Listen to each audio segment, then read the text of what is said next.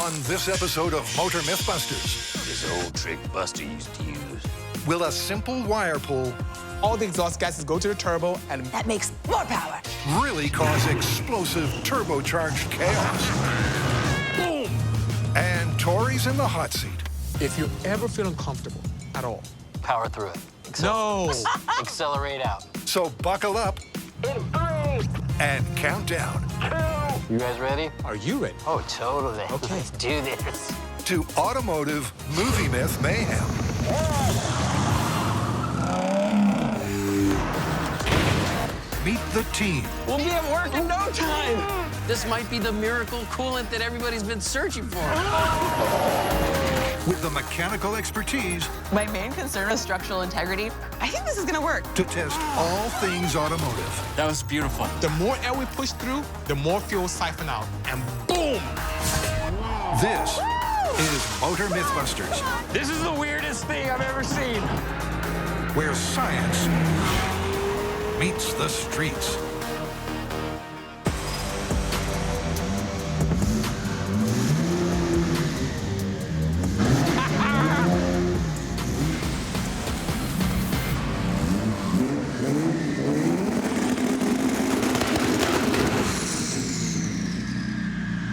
Dude, this car is sick. Thank you. Did you build this? Is this Yes, one of your... it's one of our 935s that we put together. It's a lot of fun. 900 horsepower, runs on ethanol. So shiny.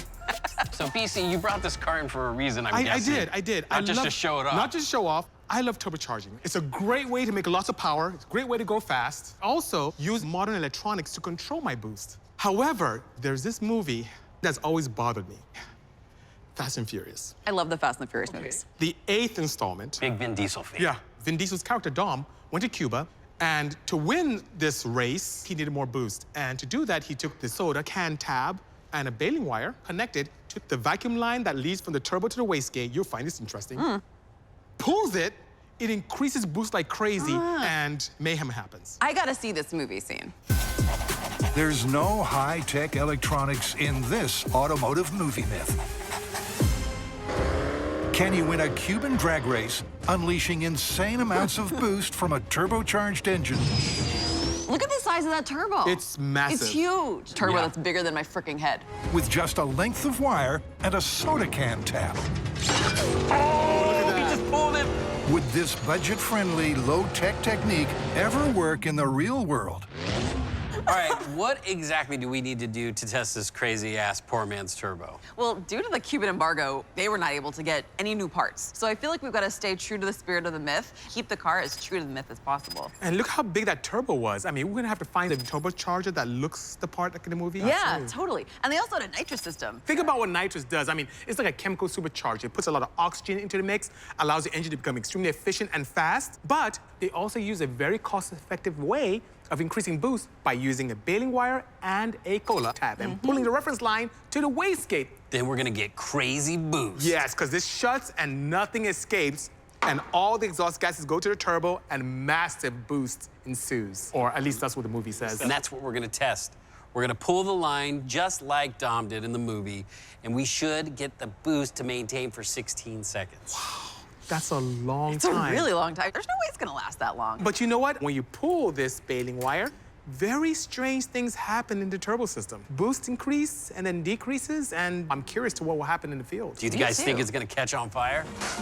Oh, now that's he's on not fire. good. In order to replicate the car just like it was in the movie, with that massive turbo, we're gonna have to make sure we get enough air, we get enough fuel, supporting modifications, fabricating all that charge piping, adding the nitrous system. Like, this is gonna be a huge project. I have a vehicle in mind that may suit the bill. What you got? How about a Monte Carlo?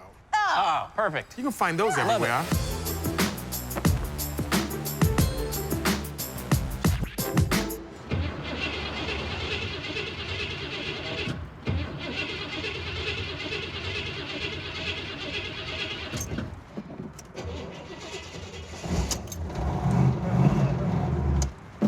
Ah, stop it.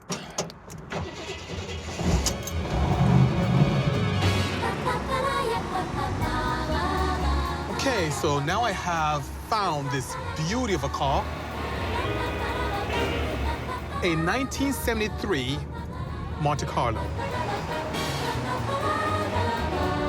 There's nothing beautiful about this car. It's absolutely ugly. But it does a great job in fulfilling what we need for this myth. Now, it has a 350, which is great. The engine bay has tons of room, so we can do lots of modifications. But how will it handle the rigors of racing? Oh, no. Oh, no. Oh, I think it's dying. Oh, come on. Yeah, it just cut off.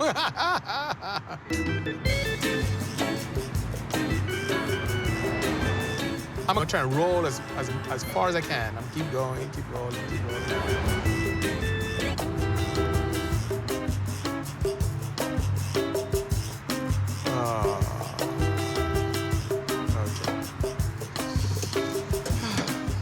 Hopefully something simple.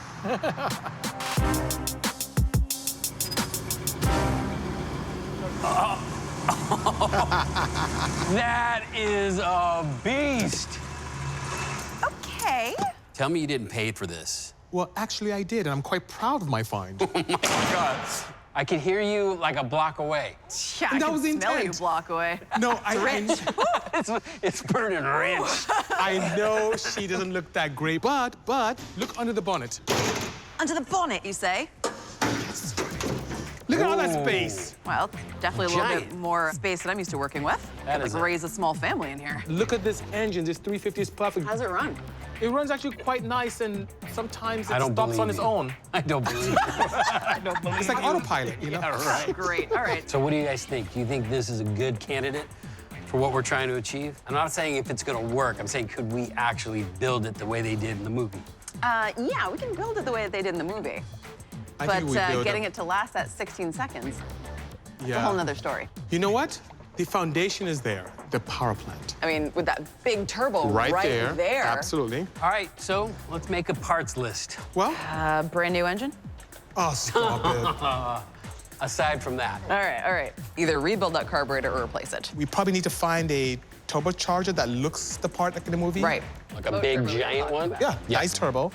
An intercooler piping, And Yeah. an external wastegate that we can control with our baling wire and our... baling wire, and a cola tag. For the sake of science, we're gonna have to like monitor everything on this engine to see That's a like good point. when exactly this thing blows Yeah. up and if there's anything we can do, driver, to prevent it from blowing up. I have a So, smashing idea. Yeah. Maybe we can have some kind of digital dash that can data log. Ooh. Important data things like logging. air fuel Exhaust gas ratio, temperature. Air EGT. fuel ratio. Boost. Yes. Very good. Power? Air temp. Yeah. Absolutely. This is So awesome. if things do go awry, we're able to Find out why Yeah. I love as it. we analyze the data. You guys are missing the most important part. The car? The driver. Oh. Yeah. Oh. I am not driving this thing. I would love to, but I'd drive I may it. just give Yeah. Tory the opportunity to have fun with this thing. All right, so initial impressions of this thing, I'm definitely stoked for this project. And this is the perfect place to start from. I mean, small block Chevy, I mean, everyone and their mom has one of those, right? So fortunately, there's a lot of aftermarket support. Get our cheap turbo kit, find a nice turbo like they had in the movie. That being said, looks like this vehicle's been sitting for quite some time, and that's like never a good sign, especially for gaskets. You can see all the leakage that's happening around here. The engines want to be run and keep those seals nice and fresh. Another huge concern of mine is the fact that we've got this brand new master cylinder and brake booster. A lot of times when you cycle through a bunch of new brake fluid, you can end up flushing through a lot of garbage that was in the brake system, and it'll eventually cause your brakes to fail. Ask me how I know. I'm a little bit concerned that after we put a whole bunch of horsepower to this thing, we're gonna come across a stopping problem. And of course, keeping our beloved Tory safe and sound. But I'm just glad I'm not the one driving it. All that's gonna go away, so we can just work on the Okay, turbo. so while these guys are geeking out on how to turn this into a turbo, we have to do a few things. We're gonna have to rip off a lot of the parts. We're gonna have to find a turbo, and more importantly, since I'm gonna be driving, we hope it doesn't catch on fire and explode.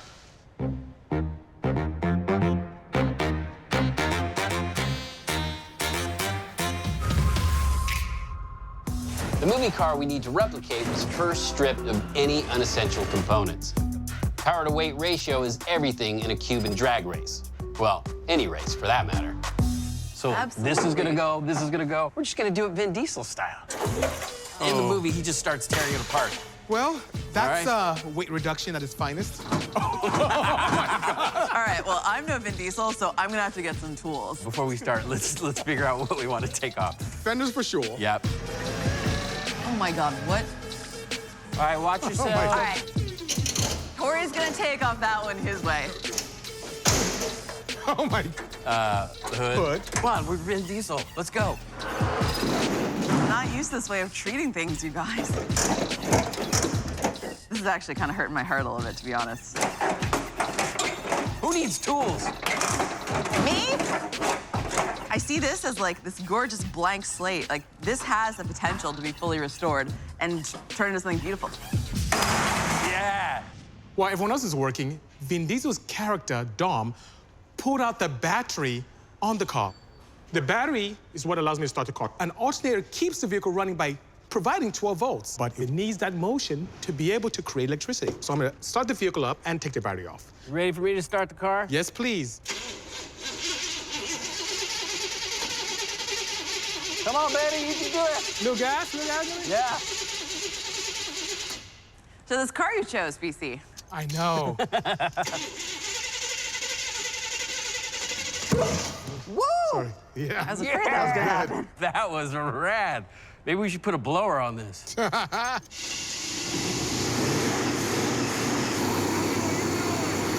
gonna take off the battery. Look, it's running. Here's the battery. Okay, so that was a fun demo, but unlike the movie, we plan on using a battery for the field test. This is magic. But we still want to strip it down like Dom did to achieve a better power-to-weight ratio. That was awesome. Are we cool with taking the doors off? Oh, absolutely. Okay. What the? That's a fire. Woo! God. Carry on, don't mind us. It's like the 4th of July. Oh, that was awesome. Yeah! Building stuff. American made. Look at this, looks cool. It looks badass already. real. Fast and the Furious got nothing on us.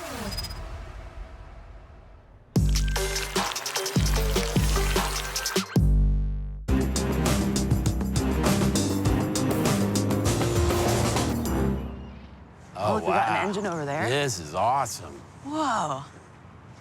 All right, so this is not the junkyard like I was picturing in my mind, like, you know, an automotive junkyard. There's a little engine. Yeah. Oh, that's cute. Oh, it is cute. That's not turbocharged, though. No. Do you want to check this one? You mean, like, go inside? Yeah. Wow, look at this. Whoa, look I at the bet size of that turbo. That's huge. exactly like what we're looking for. You got a wrench? Wait, what? Are you serious? No, I'm kidding. We should get off this boat before we get caught. Why a boatyard? Well, in Cuba, they couldn't get new parts, so they'd use whatever they could find. And it's assumed that in the movie, they used a turbo from a boat engine. So that is why we're here. Makes me kind of want to go sailing. You know, I lived on a boat once. Yeah? And I realized I got incredibly seasick. Look down there. Hey, that might be the right size. It spins, but I mean, it's a little corroded. And it's got epic shaft play. The amount of work to get that thing working. No, that it's is not worth seized it. in there. There's no movement at all. Got a bunch of sailboats over here. Yeah, that's not gonna work. Yeah. Oh, Faye, I think we found our candidate. That I looks mean, perfect. I mean, Let's it's see. big enough. I mean, yeah, it's like it's about the right size. Yep, it's spinning. Oh, nice. There's no corrosion. It's the perfect candidate, really. Yeah. It might need some cleaning up, but it matches the movie for size, for look, and for Cuban resourcefulness of using whatever spare parts they could get their hands on.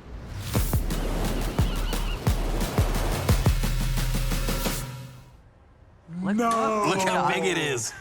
Now that's a proper turbo. Why don't you guys work on this? I'm gonna go source some nitrous oxide. I got a guy. Sounds good. Excellent. Good luck, you guys. All right. Oh, this is gonna look so badass when we're done. I'm It's gonna look really so excited good. about this. I'll take Cool. this beautiful. I'll start on this exhaust manifold. Okay, so we have to install the essential components to support that massive turbo. After that, we add the nitrous. That'll give us a healthy boost of horsepower. So when we pull that line, we know that we're running the engine at its maximum capacity, just like they did in the movie. All right, so one of my biggest concerns is that we're gonna be breaking off every single one of these exhaust studs because this is the hottest part of the engine right here. And these bolts have seen some epic heat cycling. So this is a factory carburetor, but we're not gonna take this off. Oh, look at that. Replace it with a 4-barrel carburetor that will feed this turbo an appropriate amount of fuel, a lot.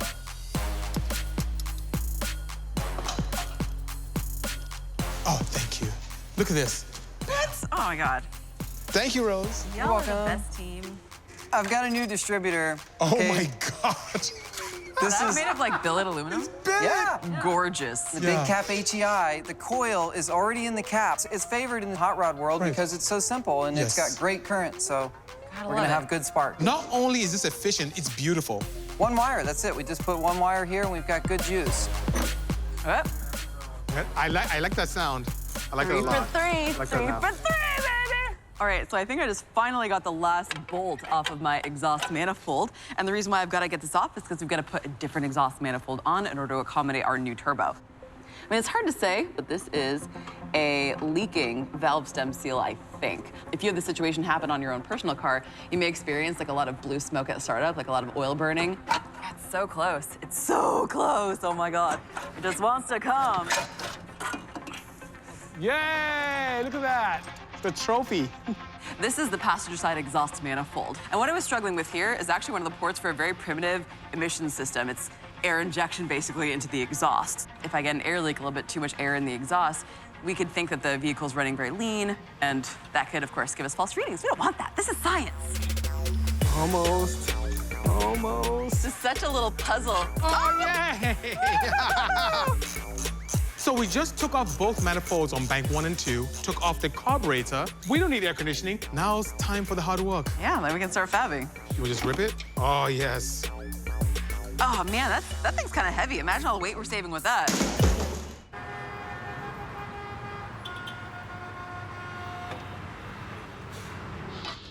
Hi, I'm here to see Dr. Kehani. Perfect.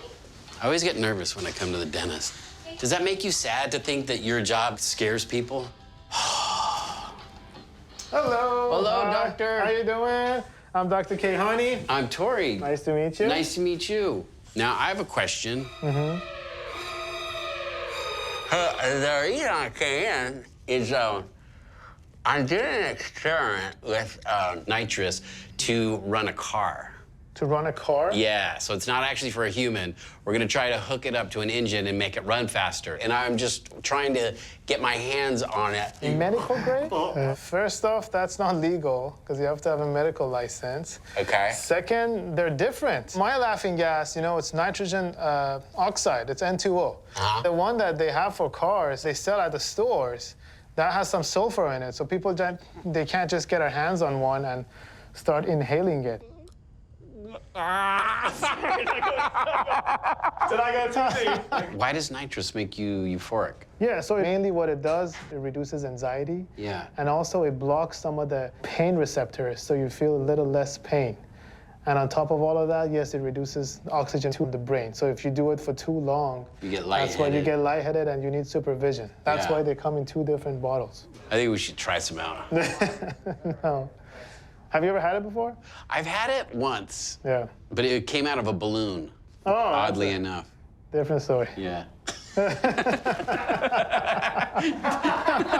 Oh, I think I found something here. Let me see. I thought you were just doing a cleaning. Can I get some nitrous now? No.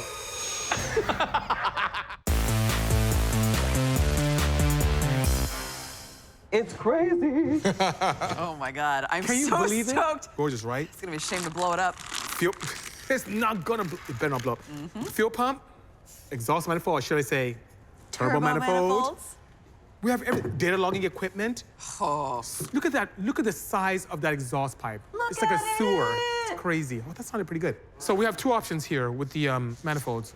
You can put it as factory, which means that we have it this way, or we can have it above, and they have to join together to go to a turbo flange. I was thinking it'll have a lot of airflow over it and kind of keep it from, you know, burning up our butts. And that means we can position the turbo just like they had it in the movie. It's gonna look so freaking cool and keep it cooler.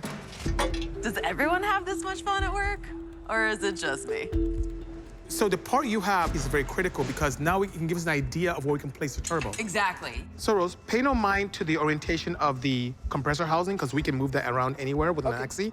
So we can do that, we can do this, we can do anything in this plane. Okay, and is it a problem if it's tipped too far forward, then it gets to be an issue with intake, right? Not only intake, but the cartridge draining. Okay. If we go too acute an angle, we won't have proper drain and we'll start smoking. You know, what's interesting is that naturally aspirated engines make X amount of heat, right? When we turbocharge, we're now inducing more controllable heat. Absolutely. And this cooling system wasn't designed for it. Nope. So anything we can do to enhance cooling for the motor, the better. So hopefully that can pull right out. Yep. Hopefully. Okay, now we have the intercooler, and this allows us to cool the hot gases coming out of the turbo, which are compressed. And look at that. I love how massive and aggressive this thing is gonna look. That is good. This is sweet. So Rose, what are your thoughts on using these as mounting points off those tabs? They won't fall off.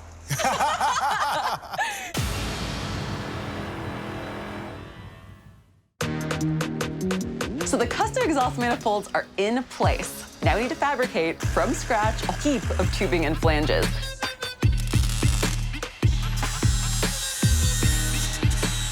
To get a head start, we roped in our lead builder Rose and her team, while Bisi and I do a little Turbo 101.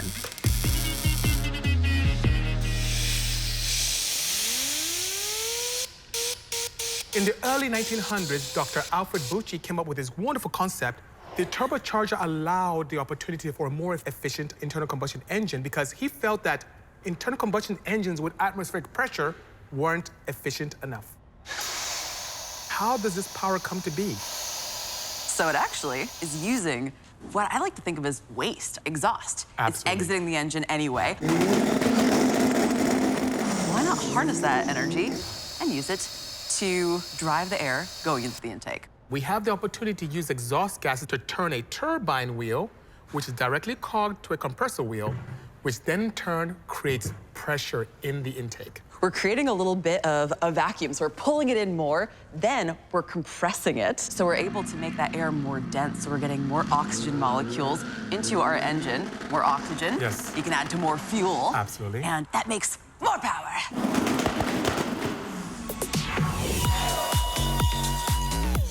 But you only reap the rewards of that recycled waste after you've constructed a pressure-sealed system with hundreds of sections of tubing. Perfect. So this is where we're gonna end up. You good with that? Okay. That's great. My God. That's awesome. Each pie cut and elbow precisely designed to combine the flow of exhaust gases from each of the manifolds back through the turbo. So this carburetor is extremely important because it allows us to give the appropriate amount of fuel for the amount of air that's not going to be ingested by the engine. If Faye and I were silly enough to keep the original carburetor on the car and try and force induce with that, we will experience a lean mixture, and that will result in an engine catastrophic event. In other words, we'll blow up the engine. Yeah. So this little ball was placed on the linkage of our old carburetor, and it fits perfectly into the end of our throttle cable. This is what is actually attached to the pedals, like, you know, when you hit the gas pedal, it moves this. This then in turn opens up the carburetor. So we basically are trying to put this on here, but these holes are too small. Now I know how they felt in Cuba. Yeah, with like how little that they have to work with. Yeah. That's what like amazes me too, is just like how creative they still get with cars down there, despite having nothing to work with. I read something once that in Cuba, because they didn't have brake fluid, they used shampoo. I don't know how true that is. Get out. I'm serious. That wouldn't work. I can't believe it. For brake fluid? Yeah, yeah. I'll try and actuate that. Wide open throttle? Oh. Really? She's showing off now. Look at that. Oh, yes. Nice. Isn't that beautiful? It's so beautiful. It's absolutely gorgeous. How awesome is that? So, on top here, we have created this wonderful pipe that's going to allow us to put force-induced air from our turbo into the engine. And these small little 4 holes here are venturis. The more air we push through, the more fuel siphon out and create amazing reliable power for us.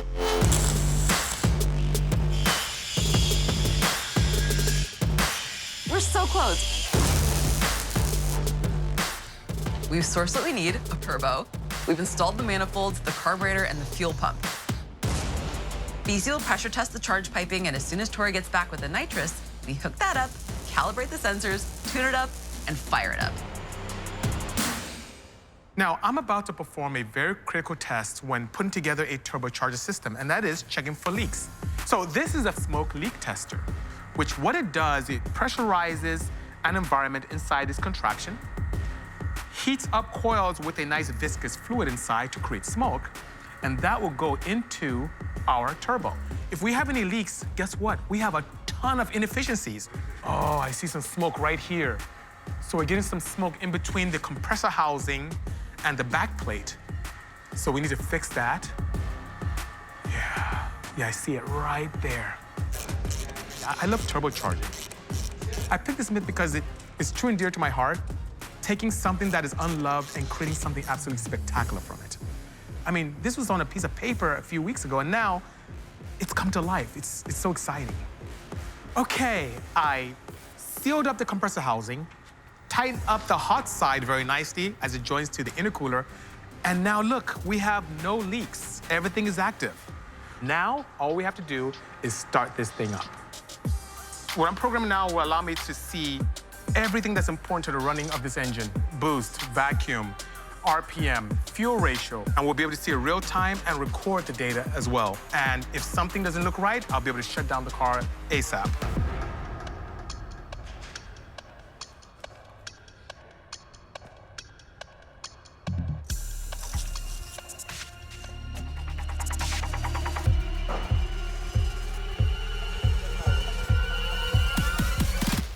The calm before the storm.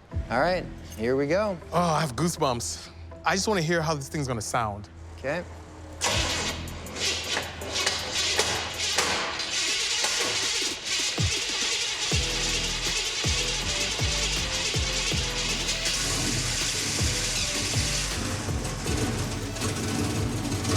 High oil pressure. Yep. Fuel ratios are good. It started. That runs. It started. It worked. That started. runs. All right, okay, let's try again. Here we go.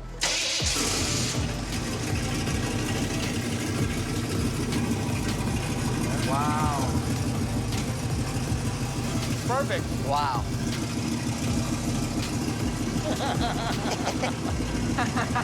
This sounds great. That's perfect. Pretty amazing. Is this true? I'm in disbelief. Pinch yourself. Make sure you're not all. goosebumps. It's amazing. I have never been this happy in months. Rose, I look. I can't wait to have Tory see this. Tory and Faye, floored. they're gonna, it's just, and it sounds so good. It would only be cooler if it was a monster truck with a turbo.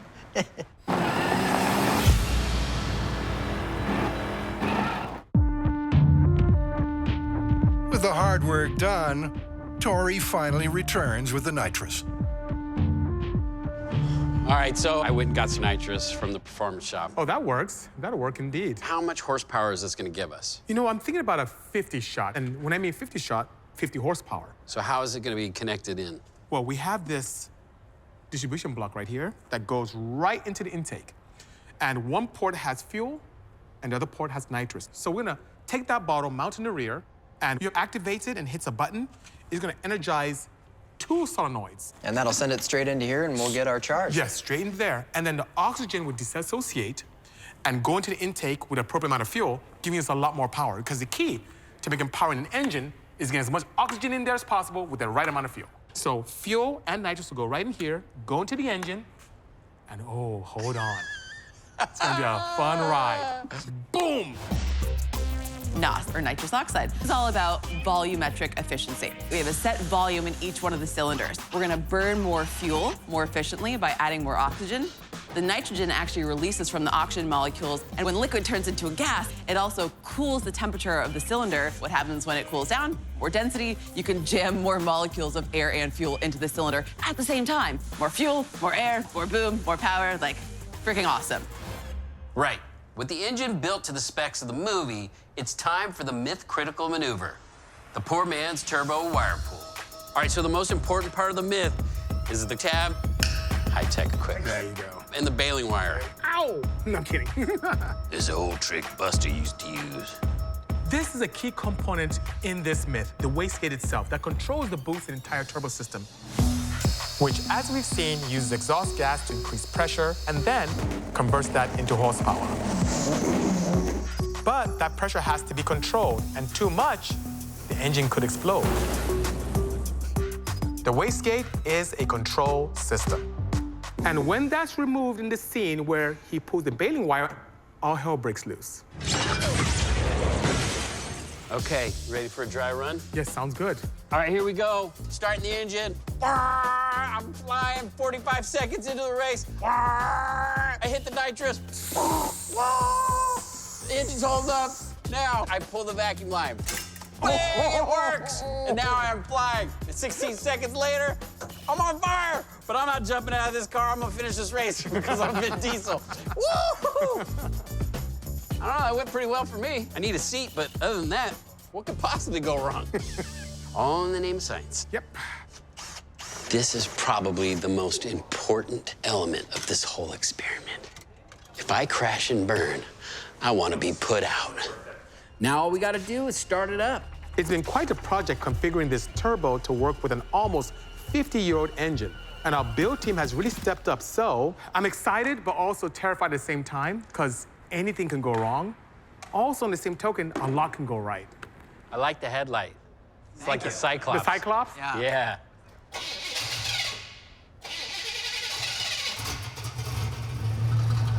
It started. That's a plus. Oh my God, that sounds amazing. The best sounding Monte Carlo in the world. Oh, it's beautiful. Beautiful.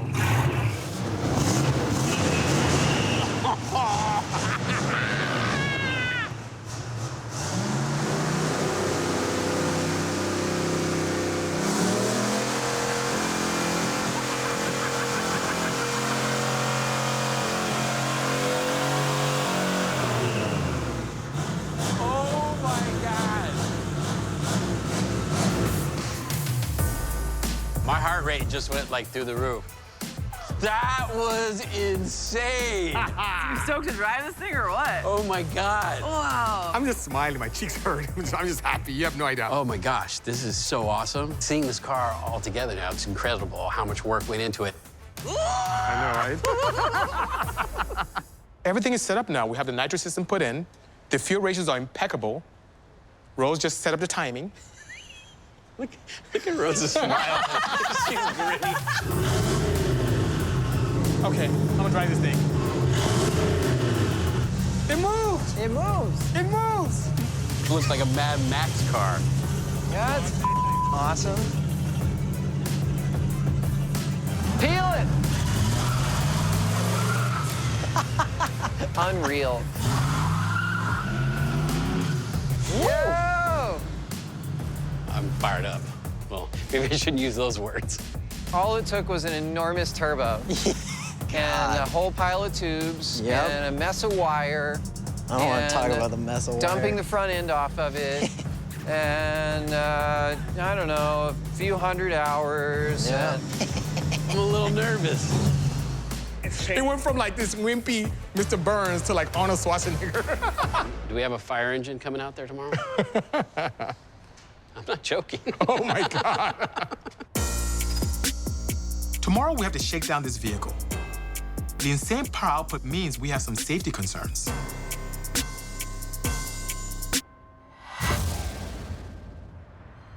Oh, I've been waiting to do this since we got this car. Does this old car have the structural integrity to handle the horsepower? We're going to ease in to make sure there are no surprises when we take her to the track for the real test. So, Tory, take it easy, okay? It's not my vocabulary. Good luck. Thank you.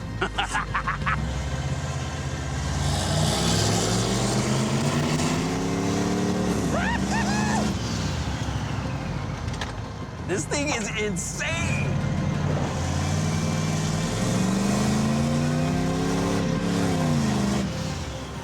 Yeah, so when I took off, just rolling into it slowly and not just mashing it, right? So it's just like feathering it in. It was perfect. That's good feedback. And that's like without the NOS. Yeah. Imagine we do that. Ugh. Oh, it's gonna be on. Forget it! Ugh, I got chills. So a ton of work, and the Monte Carlo looks solid. How it's gonna handle the movie myth race conditions on the runway, we're about to find out.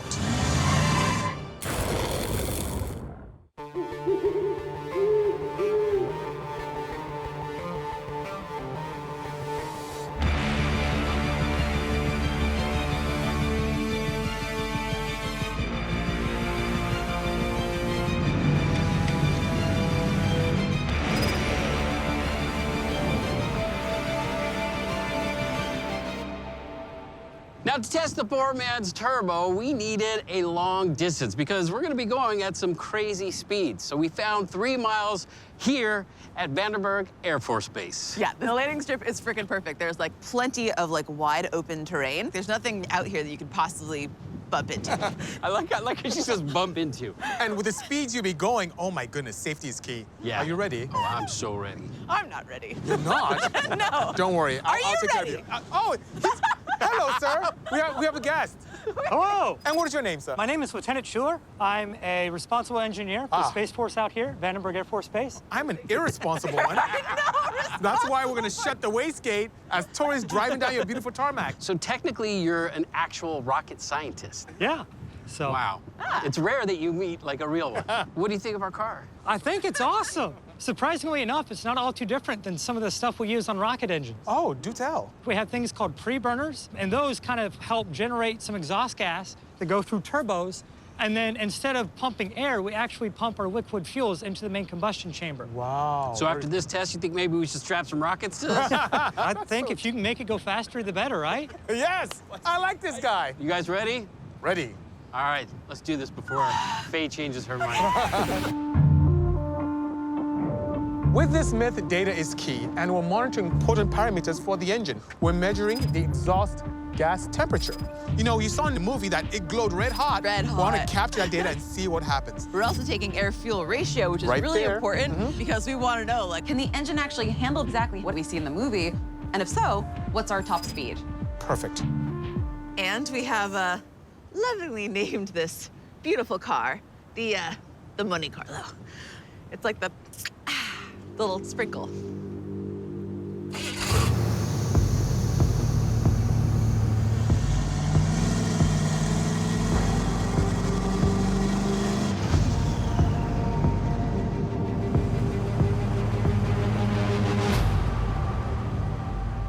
So, Tori, here's the procedure. You see that button right there on the dash? That Okay. arms your nitrous system. You arm that, then Gotcha. you begin your ascent. Then I'm just gonna smash it. I'm gonna Yes. smash the accelerator. Yes. And when you're full throttle, Yep, that's when you hit the nitrous button. yep. And pull the baling wire. And then keep your foot on the floor. Wide open throttle is very important. And we gotta for hit 16 seconds. that is. seconds. All right, If you ever feel uncomfortable at all, power through it. no, Accelerate out. let off. All right, It's safety Yeah. is key. you guys ready? Are you ready? Oh, totally. Okay. Let's do this. Okay, so what is a successful poor man's turbo gonna look like? Purging. Yeah, that's it. Done. Well, after Tory pulls that line, the boost pressure should rise way past 3 PSI, keep on going for 16 seconds until the excess pressure sets things on fire. Hopefully the fire trucks are on standby, right? Oh my God, I'm so nervous. Don't I'm be. so nervous He'll right be now. okay. He's a good driver. I feel like I'm gonna...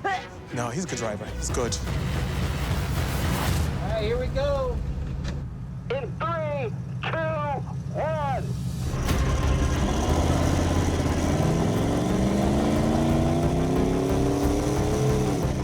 Oh my God. Okay, there he goes. Okay, gaining speed. Full throttle and hitting the nitrous.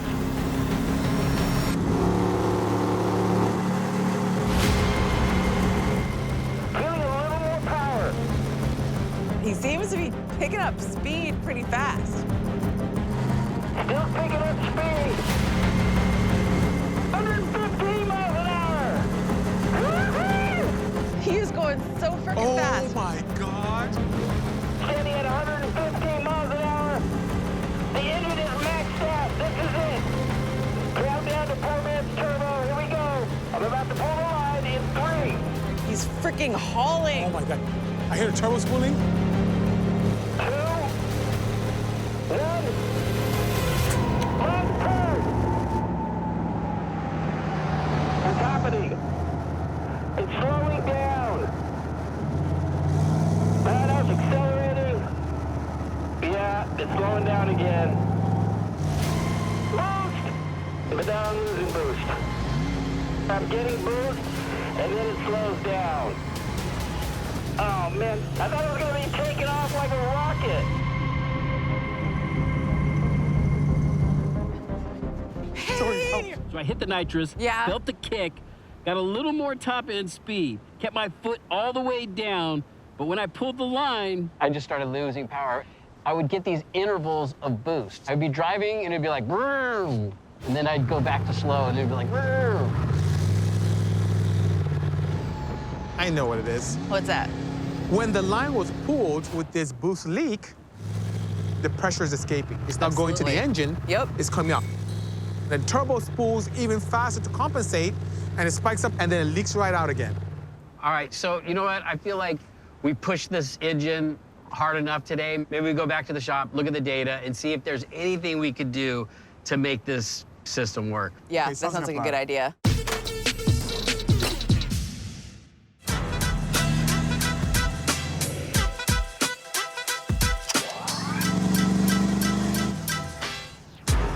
We turn an old beater into a Mad Max mean machine. But the question is, what exactly happened when we pulled that line? And in science, repeatable results are crucial to confirm your hypothesis. I've never had a car this interesting on my dyno. So we brought in a dyno. We're gonna put the car on it and recreate what happened and see if the car behaves the same way.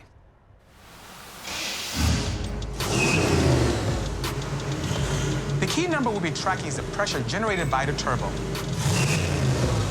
Ready?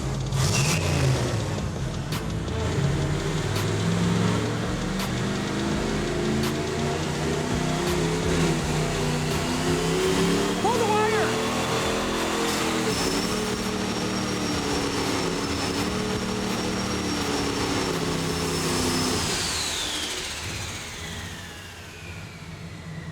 What happened?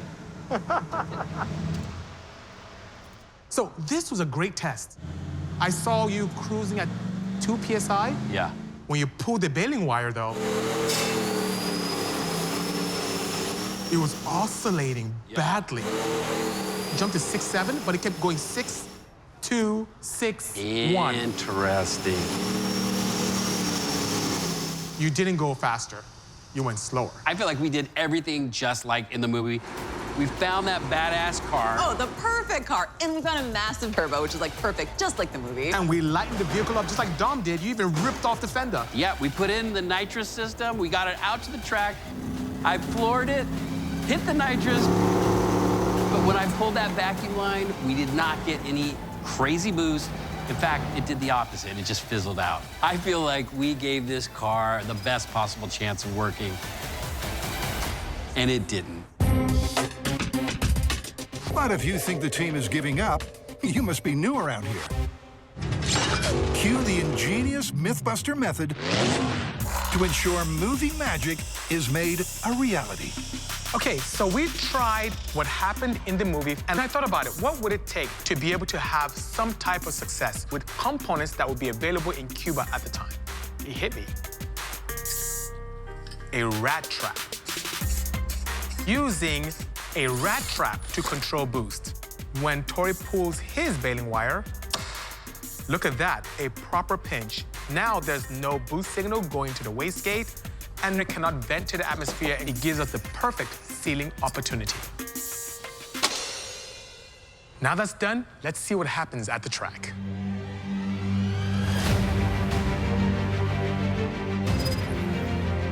This is it. We found another airstrip to do our final test. This is my favorite part.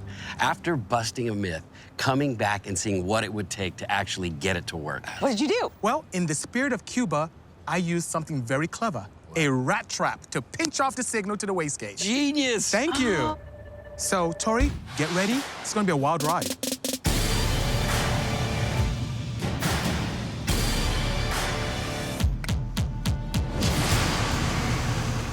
What could possibly go wrong? With a support team like us, you can't fail.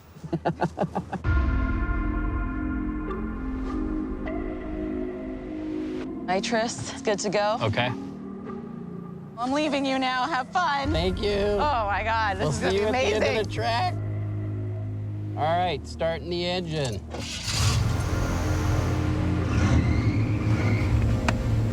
This is poor man's turbo, final test. In 3, 2, 1. All right, I have the accelerator pin. What? There he goes. Oh my God! 100 miles an hour. Hitting the nitrous. Oh, he must hit the nitrous. Look at that. Pulling the rat trap. In 3, 2, 1. Oh my God!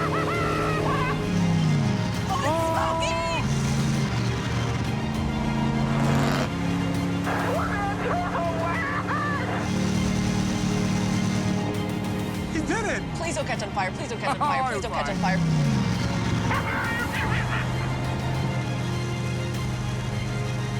I got up to 130. Can you believe that? Oh, Tori, you how'd are it go? flying. Oh my goodness. This thing is crazy. Like, I hammered down, hit the nitrous. Oh, how did it feel? He was like, wow! And then as soon as I hit the rat trap, it was like, boom, you felt the boost.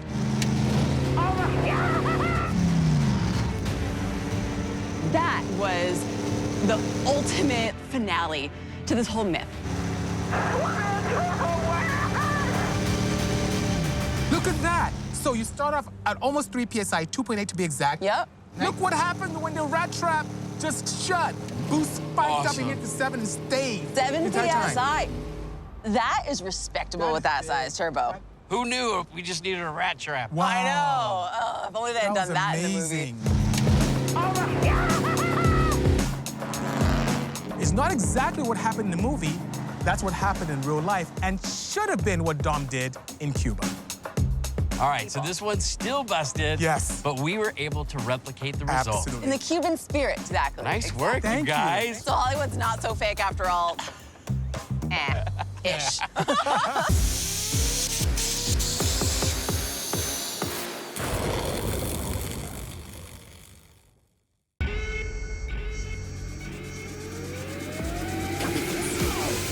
On this episode of Motor MythBusters, Okay, everybody, let's just take a moment. can the team bring a prehistoric cartoon car to life? This is the weirdest thing I've ever seen. And they're rolling back the clock It was in the movie Ferris Bueller's Day Off. on a classic automotive movie myth. People are like, what are these idiots doing?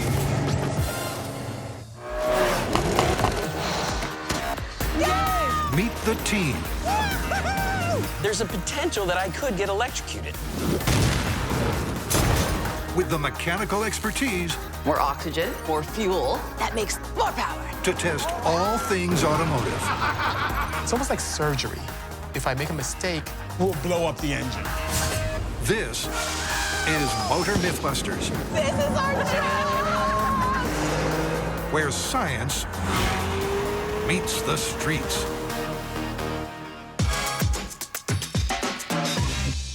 Now, when I was a kid, I drove across the country with my parents to the Grand Canyon, and we stopped at this Flintstones amusement park. Wow. It was the weirdest thing. You walk in, and it's like you're in the cartoon, but it was like super creepy because it was just me and my sister. The place was empty. They had actually fabricated a Flintstones car. Wow. We got in, tried to push it, but it was, a prop. It wasn't going anywhere. But ever since then, I was like, someday I want to build that Flintstone car and see if it would work. That's what we're going to be testing in this myth.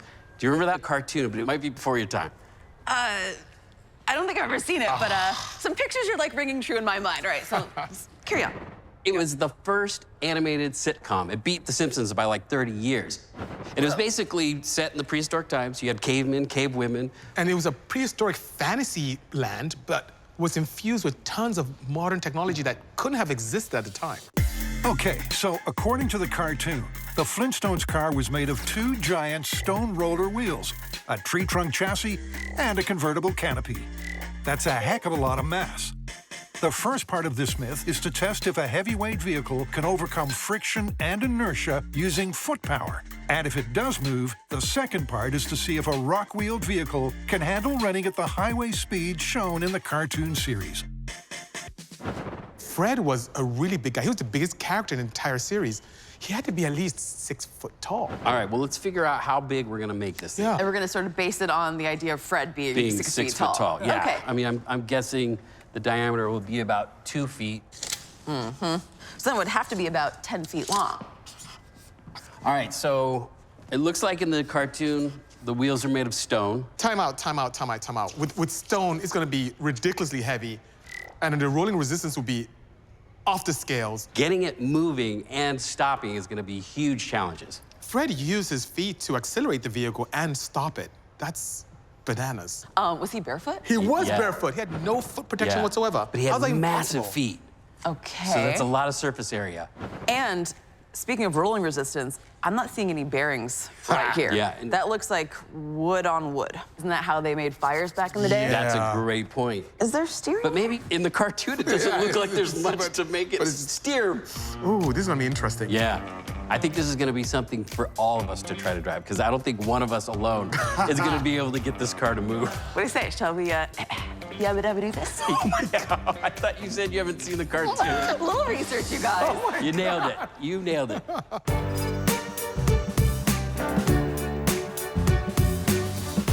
Before we can road test our foot power and see if this thing will actually move, we need to build it. So Tory sourced some prehistoric materials. Oh my goodness. I got the perfect material for the wheels. Material for the wheels? Limestone. Okay. It's gonna be perfect because it's gonna be soft enough where I can actually, carve it into the shape that we need. Right. But it's gonna be durable enough that we can use it as wheels. Oh, all right, sure. So I'm gonna reinvent the wheel here. Literally. Fair enough. All right, what's up with these? The crystals? Oh. These are actually my tools. I'm gonna use the quartz because it's gonna be hard enough. I mean, I figured back in prehistoric times, they would have had primitive tools. Right. So the quartz would, I could use them as chisels to carve my shape. What do you think?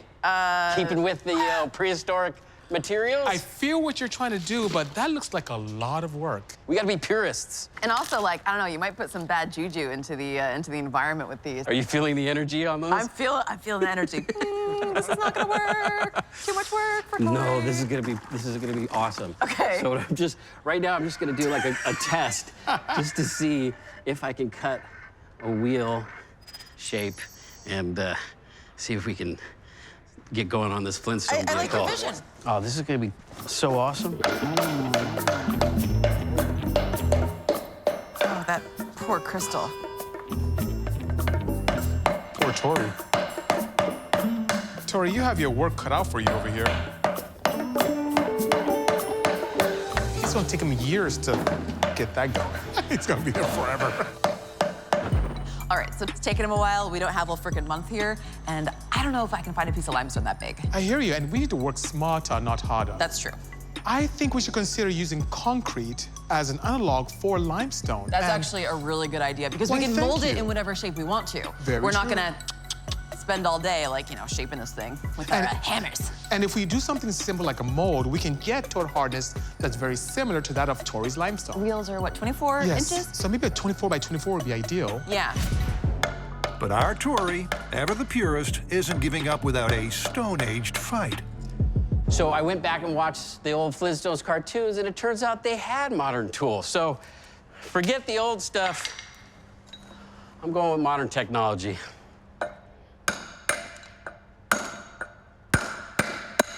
Much better. Just in case Tory's whittling approach doesn't work out, we're preparing for Plan B. Beautiful. How's it look there? Looks great. Starting with a small-scale test to compare the strength, density, and durability of limestone and concrete. Oh, yeah, this is perfect. All right, so one of the hardness tests that we're gonna be performing requires a really smooth surface in our concrete. I mean, smooth as silk. Well, at this point, all we have to do is wait. Killer. What is that noise? What the heck? Whoa. What do you think? Oh my God. What the heck? It's my Flintstone scooter. I could feel that in the ground. That's actually pretty crazy. sweet. Whoa. I just wanted to... Those are your wheels. These are my wheels. I just wanted to do a job. proof of concept, but it took way too long. So I think I'm gonna scrap the whole limestone wheels for the Flintstone car. We might have predicted that would be the outcome of your venture there. So, I was trying to be a purist. We've got concrete in here. We're gonna just like do some tests to make sure that this is like gonna be similar hardness, similar weight. Awesome. So, yeah. Perfect.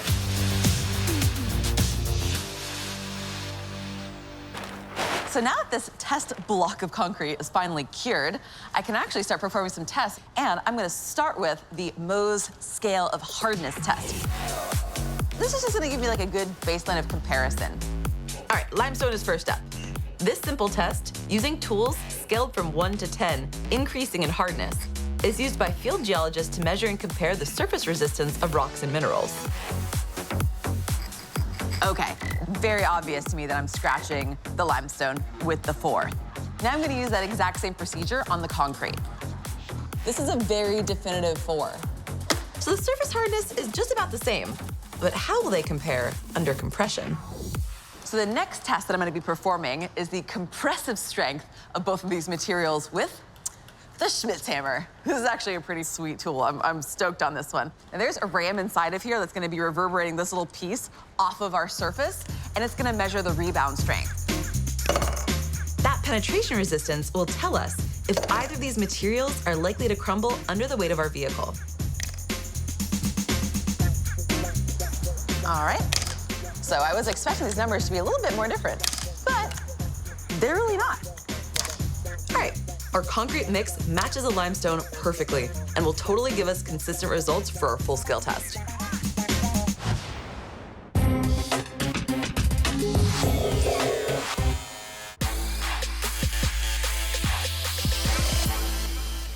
Look at that. Oh my goodness.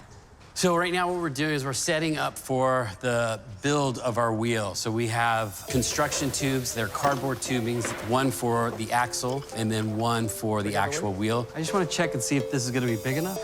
We're going to set that up, glue it to the plexiglass.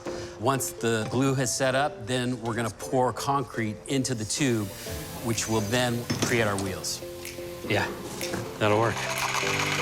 The axle holes are integral to the build and ultimately the Myth's outcome. If centered and aligned with the chassis, the wheels will rotate smoothly around the axle. Nice, nice. If they're even slightly off kilter, the wheels will skew and grind our axle to a halt. We are set. Whoa. Our concrete mold is ready to pour. Awesome. Oh my God, this is gonna save us a ton of headaches. Oh my gosh, absolutely. Nice, nice, nice. Okay.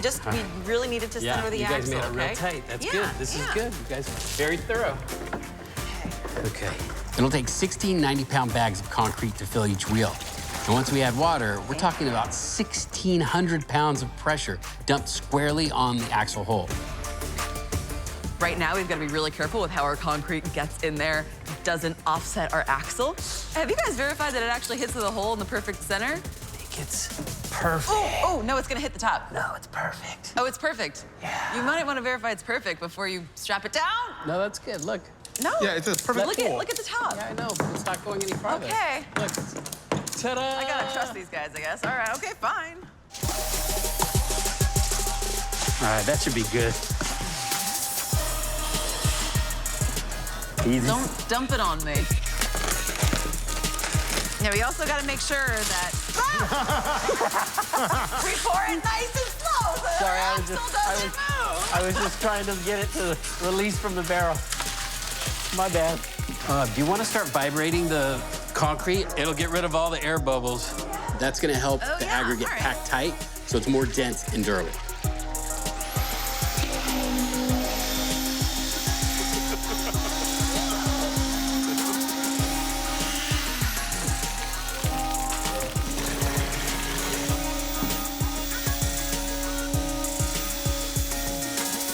All right, this may be the last pour, and then we will have our prehistoric wheel set. Number 1.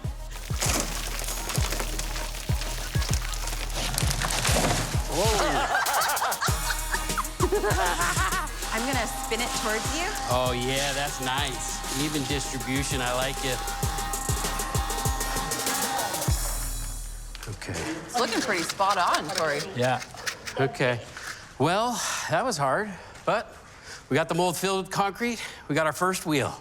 1 down, 1 more to go. Yeah. Whose idea was this? I'm gonna wear a tarp next time.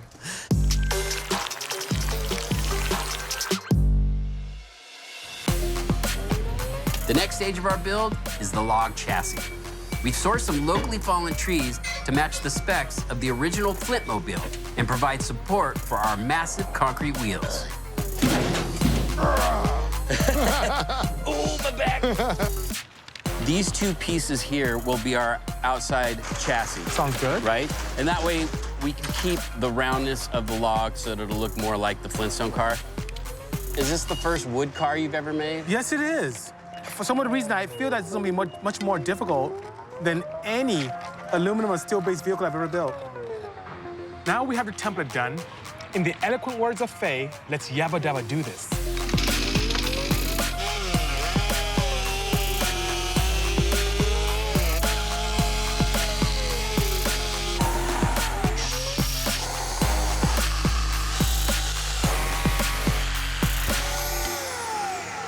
So the Flintstone car is coming together beautifully.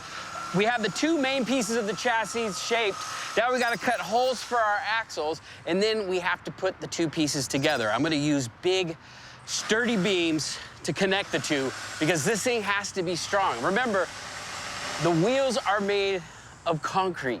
All that weight is gonna be sitting on 4 points where the axles come out of the wheels. That's a lot of weight on our axles. That's a lot of stress. Now, our axles are a little bit over 5 inches in diameter, so I have a 6-inch hole cutter. We're gonna drill a pilot hole, cut our hole, and then we can put our wheels on. This could be disastrous if Tory drills a hole and we go sideways. It's already gonna be a challenge to get this thing to move. Us screwing up is not gonna help. No, not at all. This stupid thing better roll, that's all I gotta say. I hear you. I'll be so vexed if it doesn't.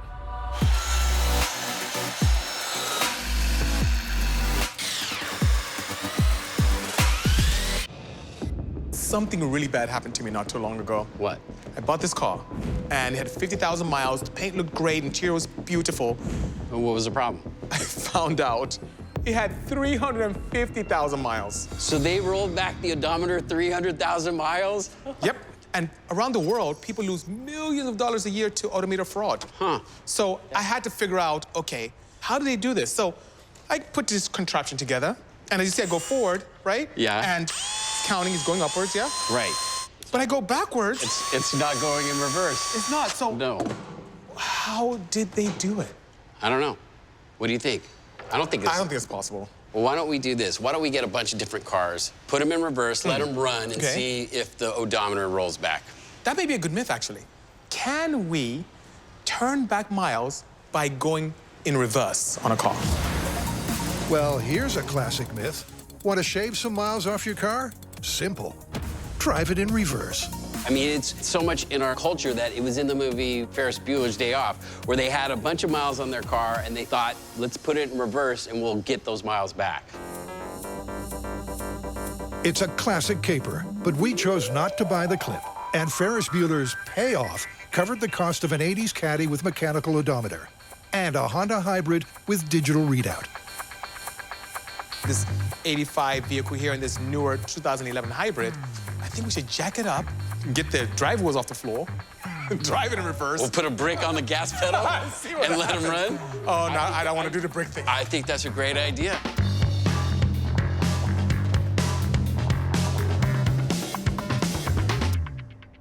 All right, so we have all the odometers recorded. I say we just start up the cars, put them in reverse, let them run. How long are you thinking? Half hour. Sounds good. All right, are we sure that these are front-wheel drive? We'll find out in a second, won't we? That's hauling. That thing is fast. I'm going into CRZ. Cool.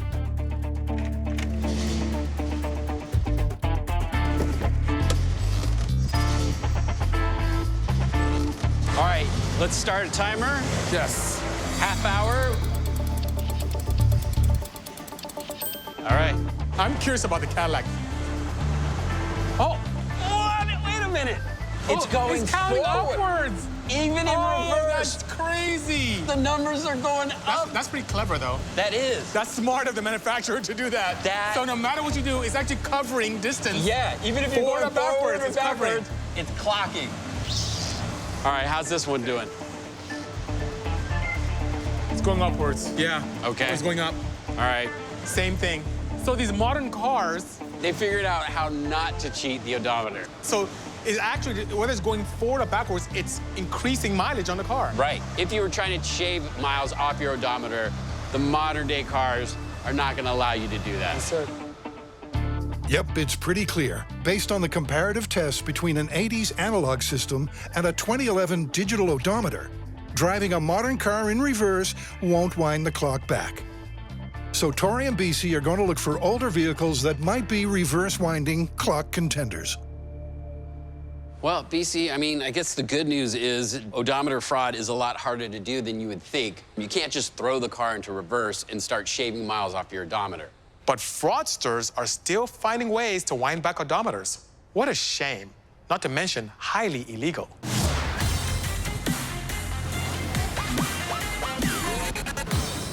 You know, every day millions of people drive their cars and they look at their gauges, they see the speedometer, the odometer go up. Right. And they have no idea what's going on behind the scenes. So this is a perfect representation. So we've broken what's down. in the car.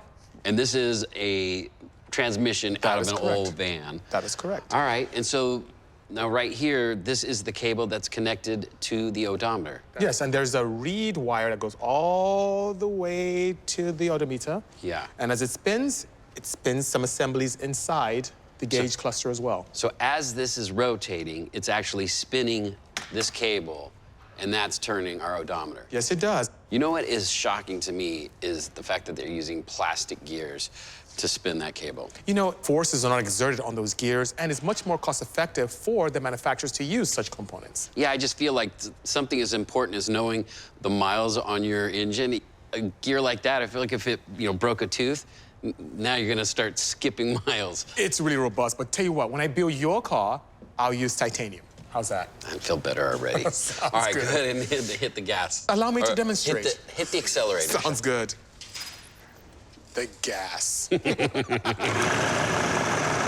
right, so that's the transmission is just spinning, and that's spinning this gear, and inside here there's a cable that's spinning and attached to the odometer. Yeah, you see the miles moving up. It's painful. All right, well, why don't we see if we can actually break into an odometer and roll back the numbers? Remember these words, folks. It's illegal to roll back your odometer. So there's basically two types of odometers, digital and mechanical. I want to explore the electrical side of things. Okay, and I'll look at the mechanical. Sounds good. So what I have right here is a mechanical odometer from the 1980s. And I have the cable attached to a drill just so you can see the mileage increase. Now, as I'm spinning the cable, it's recording those miles. Now, the top part, that is the trip mileage. Down at the bottom is the mileage of the overall life of the engine. So right now, I have 322 miles on this odometer. So what I'm gonna do is see if I can open this up and figure out a way to roll that 322 miles back to zero. I mean, obviously, you're probably thinking, why don't you just put it in reverse and make it go backwards? Well, if I do that, you can see what's happening here. That little lever, as it's rolling forward, it's pushing this gear forward. But when you go in reverse, that arm lifts up. It uses a gear-free wheeling ratchet that rotates and spins the counter up when going forwards and idles when going backwards, just like a bike does. Pedal going forward, freewheel when not pedaling. One other thing you can look for to know if your odometer has been tampered with is if you pop this gear off, the numbers will never line up completely. All right, as you can see, I've got it back to 0. Now I'm just gonna put the odometer back together and see if we can detect whether or not I've been tampering with this.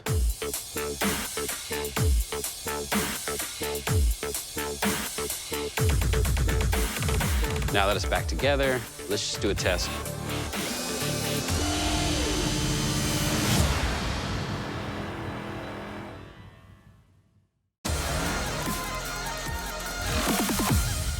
So while Tory is investigating the mechanical odometer, I'm going to use this specialty tool to look at how easy or challenging it would be to modify a digital dash display. How does a digital odometer work? In place of a mechanical drive cable, a magnetic sensor tracks the number of gear turns in the transmission. Then it is conducted by wires to the onboard car computer, which interprets and converts the information into a mileage count. So what I'm going to do is I'm going to attempt to change the mileage on this vehicle. This tool is actually a professional tool that allows for odometer calibration in the event that you may have an odometer that went out and you need to correct it, or you had a vehicle that had a discrepancy and you want to get it back to the original format. What's interesting is that this particular device only allows for kilometer measurement. So I'm going to convert my mileage to kilometers and have the opportunity to put this back when I'm done. So we're now at 106,264 miles. Let's knock off a good 30,000 off this. So 70,000 miles. So I'm going to go ahead and put this in. There we go. Enter. There's a bunch of checkered lights coming on, some flashing of the dash itself, and now it says my adjustment is complete. And look, it gave me 69,615 miles, so it's slightly off. So now let's put it back to its original mileage. Okay. This is a professional device. Not everyone can get access to it, but where there's a will, there's a way, because unscrupulous characters can actually change your mileage. So what could we do to prevent you from getting a vehicle that has been tampered with? Well, vehicle history reports are one good place because every time a vehicle is serviced or registered, that number is put into the system. Wear items like the pedals.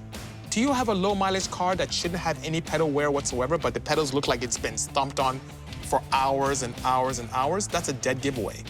The headliner, are there rips and tears there? How easy is it to bring down the visor? It doesn't have that nice tautness to it. Check the manufacturer date on the tires.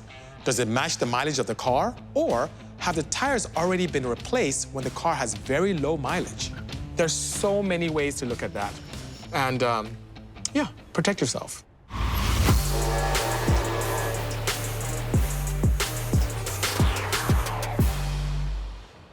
So how did your experience go with the digital odometer? Tell me about yours first. Oh, man. So it was unsettling how easy it was to pull this thing apart. And then I was actually able to roll it back to 0. And I put it back together and I thought, this is like too simple. I mean, we're basically showing people how to change an odometer. However, watch what happens after I put it all back together.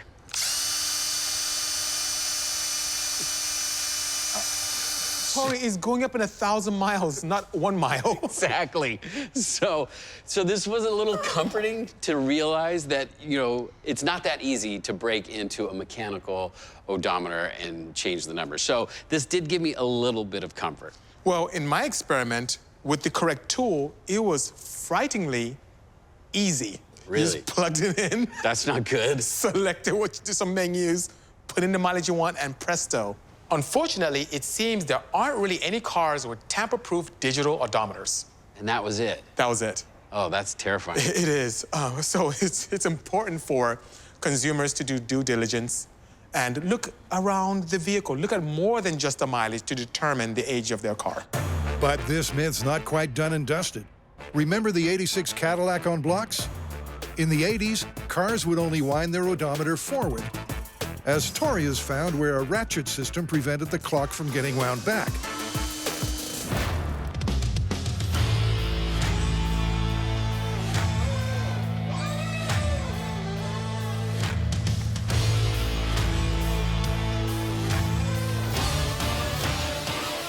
I can't believe the producer's letting us drive his car. Backwards, no less. I guess you want to drive. Yes, I do. All right, let's go. It's like some 70s cop show. Hit it. There's crime in progress. Oh. Feel that rumble? Yes. Yeah. He's very concerned about us. We'll be fine. Don't worry. I don't need a guide to get out of a garage. Bisi drives backwards all the time. Yep. He's super protective of his car. You look nervous. Go easy on her. She's old. And, you know, there's parts that, you know, might break because she's old. So let's take it real nice and easy, okay, guys? Of course. What could possibly go wrong? Nothing at all. We're driving backwards. How fast are we gonna be able to go? Well, you'd be surprised in this old beaut. All right. I'm gonna take off. He's talking too much. Look at he's so concerned. All right. You ready to see if this thing rolls back? I mean, I can't. I'm having a hard time believing that. Well, we'll find out now. There we go. You ready? Okay. All right. Go. So right now, we are at 96,486.9 miles. Barely broken in.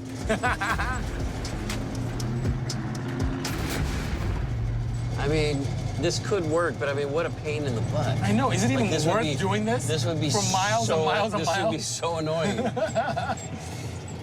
The amount of money we're gonna spend on fuel doing this Right. with this V8, it won't even be worth No.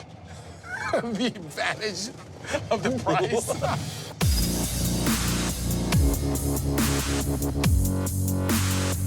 Oh, that sounds good.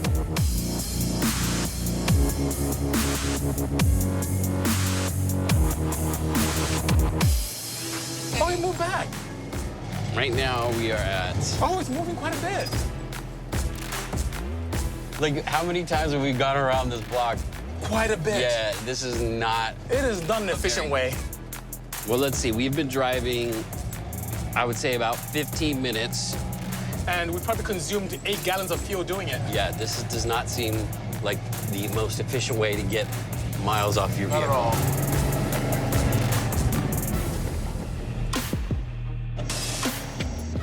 We didn't hit anything. Yeah, she's in good hands. Everything went well. Yeah? She runs like a grizzly bear. Yeah, Smells like one, too.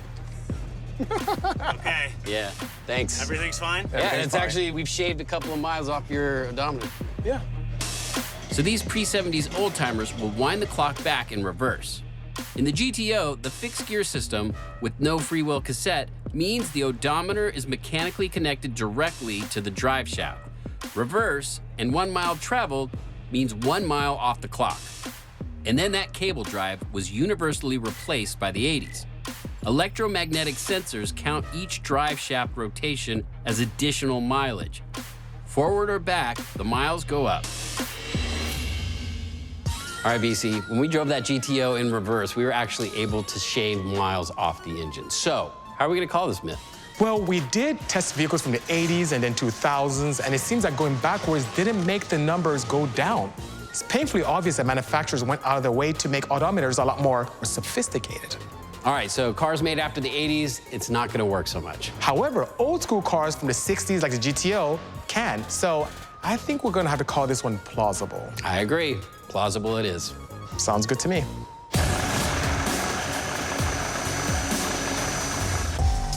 While Bisi and Tory get the chassis in shape, I'm turning my attention to the mechanics we need to get this thing rolling once it's all assembled.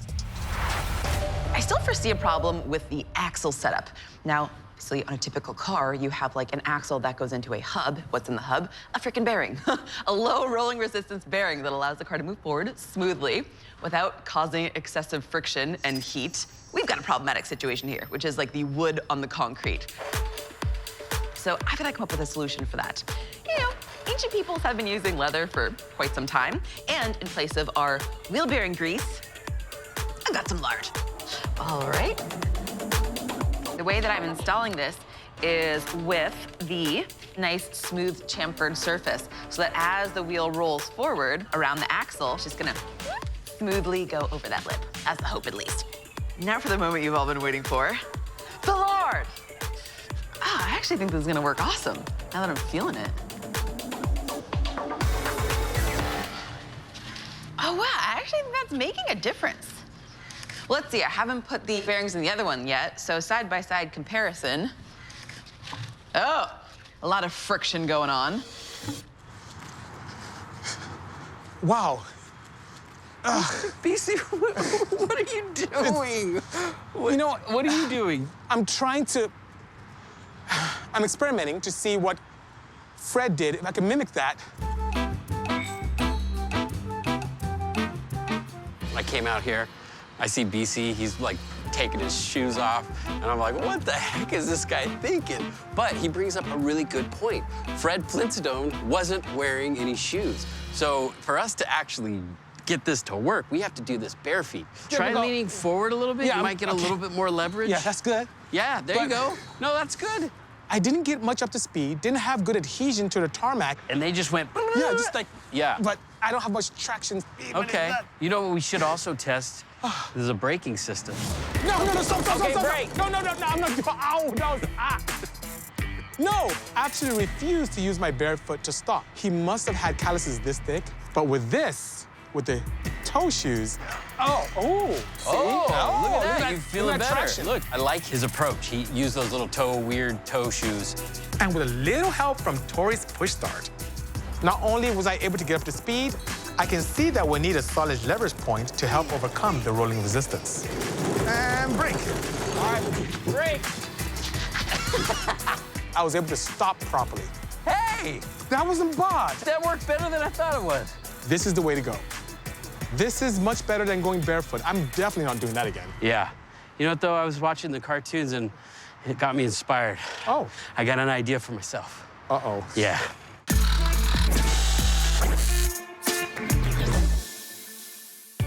Fred's feet are ridiculously large, and I think that could be the secret power we need to drive the Flipmobile.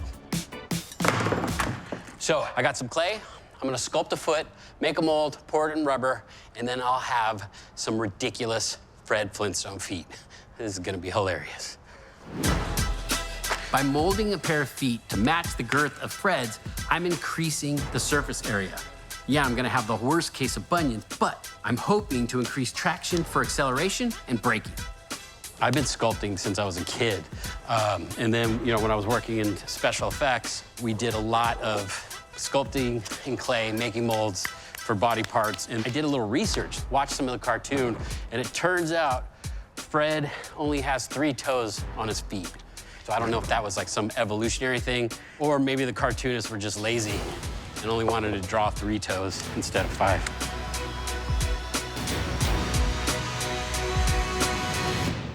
So it's been an hour since I've poured the foam.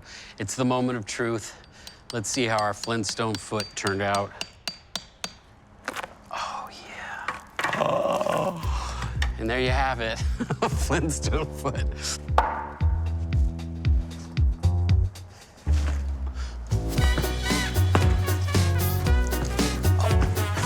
I got so much foot power right now. 1 down, 1 to go.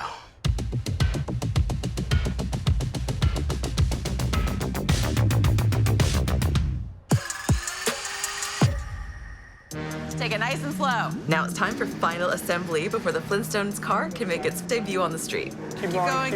Right there. These concrete wheels must stay in the molded tubing for protection until our maiden voyage. Look at this for a second. It's awesome. It's coming together. Oh, my goodness.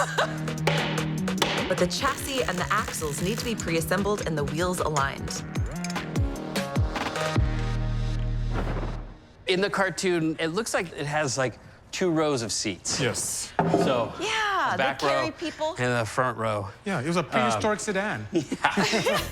In the cartoon, the illustrators occasionally adjusted the car to suit a scene. It could be a 2-seater, or sometimes it carried 6 passengers and a dinosaur.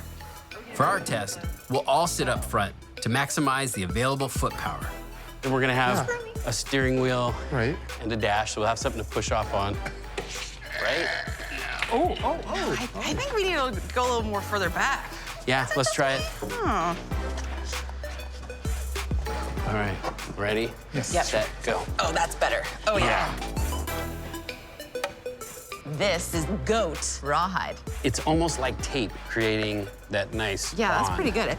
I keep worrying about like the angles need to be perfect, the symmetry needs to be perfect. No, it doesn't. It's a Flintstone car. There weren't any steering or electrical components to house way back in 10,000 BC. And although we're only testing the car's ability to run in a straight line, our dashboard still has an important job. Now, it's not just aesthetic. This one actually has to be structurally strong because we're gonna be pushing all of our force on it to get the car moving. If this thing's weak, this thing could just break forward and we're not going anywhere.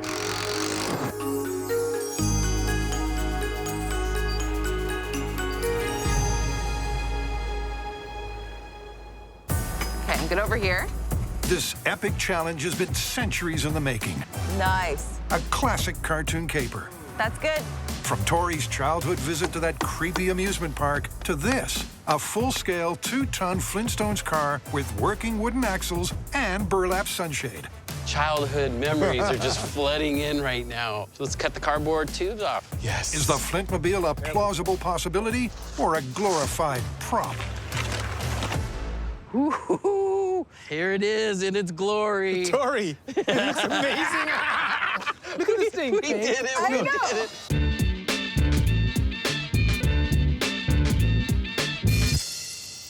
Well, we can't forget this. Oh, that looks good.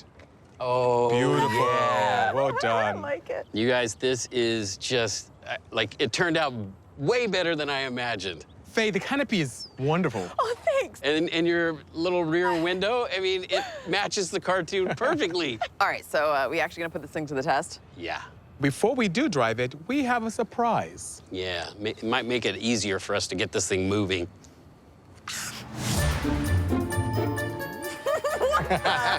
What do you think? Are those to scale? Pretty much. After watching him experiment with those ridiculous shoes, it gave me inspiration. I thought, hey, what if I made actual giant Flintstone feet? It would give us more surface area and maybe help us move this vehicle. Who wants to drive? Well, you can drive since this was your childhood dream. Yeah, thank you. For Myth Part 1, the guys will attempt to overcome the friction and inertia of that 2-ton Stone-aged vehicle using foot power. All right, you guys ready to test this? I'm gonna count it down. Here we go. 3, 2, 1, go. Oh my God. Okay, now do I say I told you so? Maybe let's rock it. Let's see if we can get momentum going. Okay. 2. We're moving.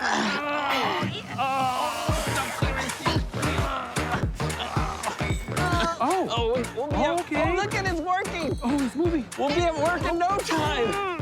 I get my butt up the seat. Yeah. All right, let's try standing. All right, hold on.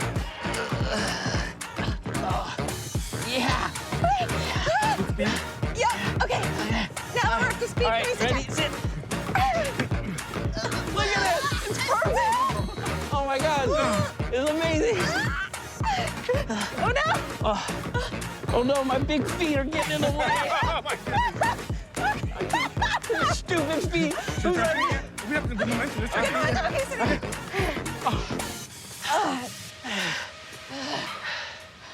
That's a good workout.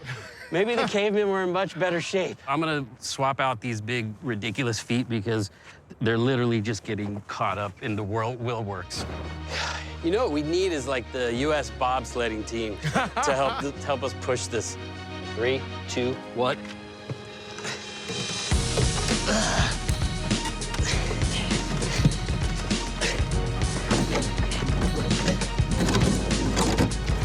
We got this. We need a downhill road. Yeah, we do. It'd be so much easier if we were going downhill. You know, this is not an efficient means of transportation at This is all. not an efficient means of transportation. But it's a great form of exercise. By the time we get to work, we'll be ripped. Okay. All right. Okay. All right, let's coast. Isn't that nice? Oh, I feel that. A few seconds of coasting. Oh, That was heaven. Faye, do you feel that burn? My legs Yes, are. my quads. Yeah. They feel like they're on fire. Okay. We should have picked a better route to work. Yeah. We should have chosen one that was all downhill. Yeah. All right, you guys. So, what do you think? Well, I think, we did cover some good distance. yeah, and I feel like we have proven that you can get it started just by feet and stopping it just by feet, but we, didn't come anywhere near, like, road speeds. I couldn't drive this to the office. Yeah. What do you think, Faye? You still doubting this vehicle? Is that really a question right now? If we were to get it up to speed, would this vehicle even hold together? Oh my God. Faye, he has that look in his eyes again. You bet I do, Bisi. Time to test the second part of the myth. Let's see if this beast holds together at bedrock highway speeds. Once we have this hooked up, we'll back a truck up, hook that up, and then we're going for a ride. Fred's a pretty big cartoon dude. I figure he can get to a max running speed of, let's say, at least 25 miles an hour. That's a lot of friction for our leather and lard bearings. I hope they hold up. All right, say hello to our cave busters. Since this is too dangerous for us to ride in, we're gonna have our busters driving. This just got like 100% weirder. There! We good? All right, so we have our towing hitch attached to our Flintstone car. We're gonna drive down the road and see if this vehicle will even hold up under those types of speeds. I'm smiling because I think the undulations in the road are gonna destroy this thing, but we'll see what happens. We'll see. Do we place bets? I'm cautiously optimistic. Okay, everybody, let's just take a moment and just realize this is an historic moment. This is the first time this car has ever driven like this in 30,000 years. She's holding together. What speed are we at? 7 miles an hour. We're looking good. Look at 10 miles an hour. like throwing up debris. Yeah! This is the weirdest thing I've ever seen. 15. What's that back wheel? This thing's bouncing around like crazy. It's so apart. Look at the wheels moving. Slow down, slow down. Let's stop and take a look at what happened. So, this thing was bouncing around. Okay. What did you get up 15. to? 15. Oh, we lost our backseat driver. Oh. That's the problem. Maybe that's what That was happened. the problem. 'Cause So, this thing was bouncing around like yeah, because we lost one of our crazy. busters. So our backseat driver got dislodged and got actually stuck underneath the back wheel. And that's when the back end of the car started Sorry, bouncing. So we're gonna remove him and go for another test. It's working! This is it. We're going for the running road speed of 25 miles per hour, just like Fred in the cartoon. All right, Bisi. How fast are you going? 5 miles an hour.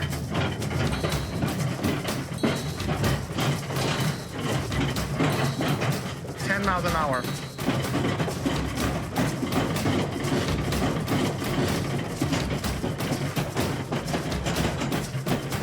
Oh my God, look at the back axles. Yeah, it's... Oh, the pin's about to come out. The pin's about to come out on this side. 17 miles an hour. Little pieces of debris are coming off the wheel. What did we get to? It was too much. All right, why don't you go ahead and stop it? We'll take a look. Giant chunks of concrete were coming off the back of the wheel. I saw that, and that's why I pulled back a bit.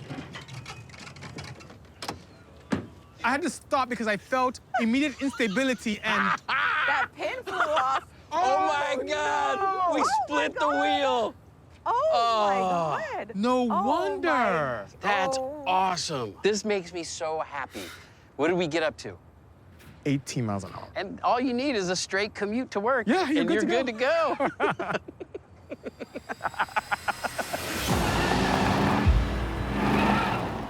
That was so much fun. I can't believe we built the Flintstone car, and it was better than the one I saw when I was a kid in Arizona. Yeah, this was no prop. No one's as surprised as I am. I did not expect that thing to roll at all. And your bearings, they work perfectly. So what do we think? Well, I feel like the first part of this myth is plausible. We were able to start it with our feet and stop it, and we got the vehicle to roll. Yes, I agree. However, the second part is totally busted. There's no way that it's practical to run this thing on the highway. I agree. When we got that thing up to speed, it pretty much self-destructed. Yeah, that was awesome. I don't know about you guys, though. This was a childhood dream come true. Would you say Yappa Dabba did it? Oh. You win. The feet of shame.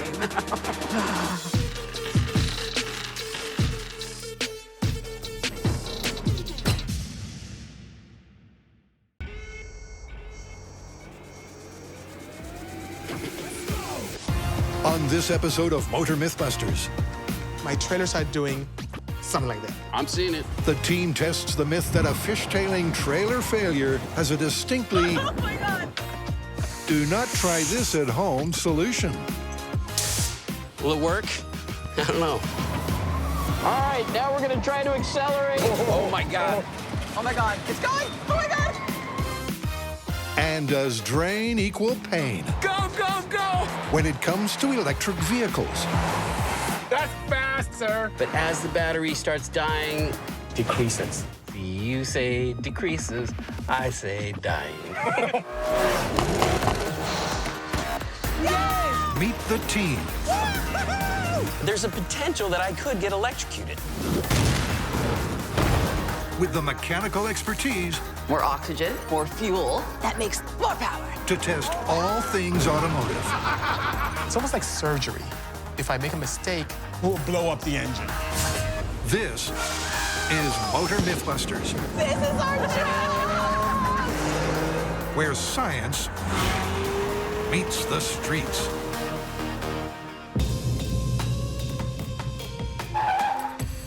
Tori, Yes. Faye, Yes. something bad happened to me this weekend. What Really? happened? I was towing this Porsche, and my trailer started doing something like this. See that? See that? Your trailer- My trailer was doing that. I'm seeing it. Yeah, there you go. So that's exactly what So happened. your trailer started swaying. Yes, I started fishtailing, and it was And then you went to like pucker factor 4. yes, you can say that.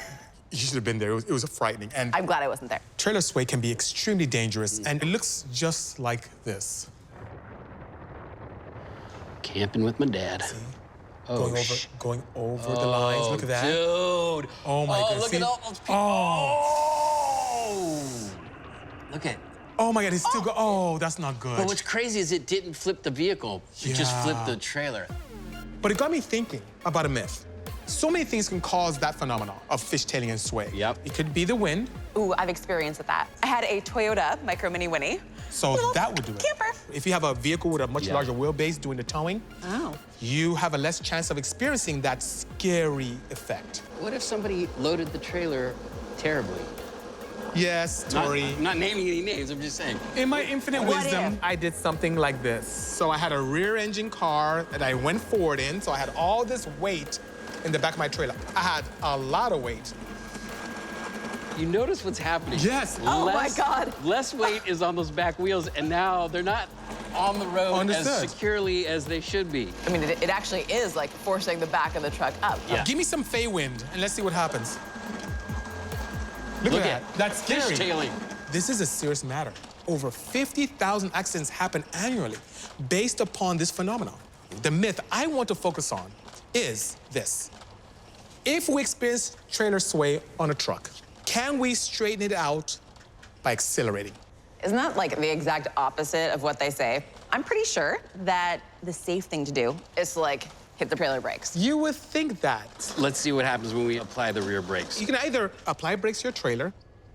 Wow. We're back to All right. straight. Yeah. Sturdiness, okay. Or go faster, elongating the wheelbase to give us some integrity, and it'll give us the same effect. So just power through it. If you start swaying, if you get fishtail, power through it. Well, that's the myth. I want to see if that's possible. Well, it's not the safest solution, but let's see if it works. I might sit this one out, you guys. This is scary and serious. Yeah. Sounds like the perfect myth. We could potentially be saving lives. So we just need to do this full scale. Yes. All we need is a truck and a trailer. I'll find a red one. It's an all too common phenomenon. But is acceleration the answer? Is Bisi's hypothesis a highway help or potentially fatal fiction?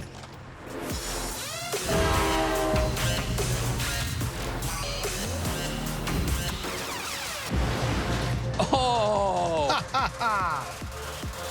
It looks just like your model. Isn't that perfect? Perfect.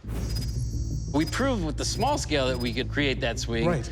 Now we have to see with the full scale if we can recreate that same exact fishtailing. We get this wrong. Our lives are on the line. Since you've driven a trailer and had that sway, I've never experienced that, so I'm kind of curious. But before I step into that truck, I want to make this thing as safe as possible. We could put training wheels on this. I know it sounds ridiculous, but they use it for highway patrol training. Right now, I'm trying to figure out how far out we're gonna put this outer wheel to keep Tory and Bisi safe while they're out doing, you know, the dumbest thing ever. You like it? Yes. I mean, we can even go wider, but I don't want to get too crazy. It's your world. I'm living in it. Honestly, what do you think? I say flip the truck. Who cares? Well, no, my friends are gonna be inside the truck. So I kind of want them to survive a little bit, but also learn a terrible lesson. You don't have more friends? Faye's got this great dead axle from a minivan, and we're gonna chop it in half, make it a little bit wider, and fit it to Big Red. Do you like torches? Yeah. I bet you love torches. I'll torch the out of this. So what we're thinking right now is potentially we could use this bar to bridge the two axles together to give us our width that we need. Oh, that's sweet. My main concern right now is structural integrity, but I'm feeling pretty confident that this is gonna hold. Have you ever seen like such ugly, huge welds before in your life? But it doesn't have to be pretty, it's just gotta work. It's like an extra axle, basically. Just for stability. Yeah. It's just there in case the truck starts getting a little crazy, it'll just keep it on the ground. Now, the other thing, I want to put a roll cage in there. So this is a halo of our entire roll cage system. Because if this thing does roll, whoever's driving is going to have a bad day. Ta-da! If perfect is what you want, then I guess that's what we got here. This is extremely important to improve the structural integrity of the truck. Oh, fork. There's a fork.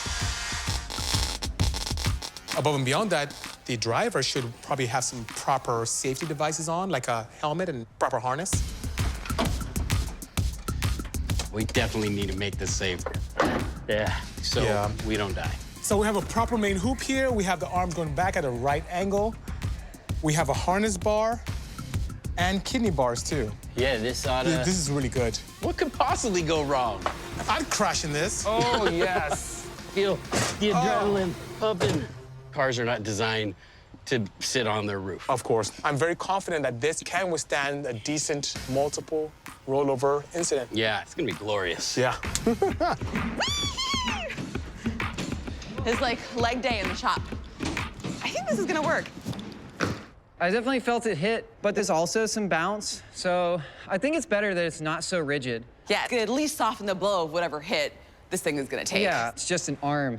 You know, if you fell off the swing and you caught yourself and broke your arm, it did break your fall. The thing is, even if this doesn't live to survive another day, our friends will. We can buy more metal, but there's no more Tory, there's no more Bisi. That's true, yeah. And I mean, we could find replacements, but they're not gonna be as cool. Not nearly. Nah. The training wheels are looking awesome. I'm feeling good about it. So we could give this thing a test. Absolutely, I can't wait.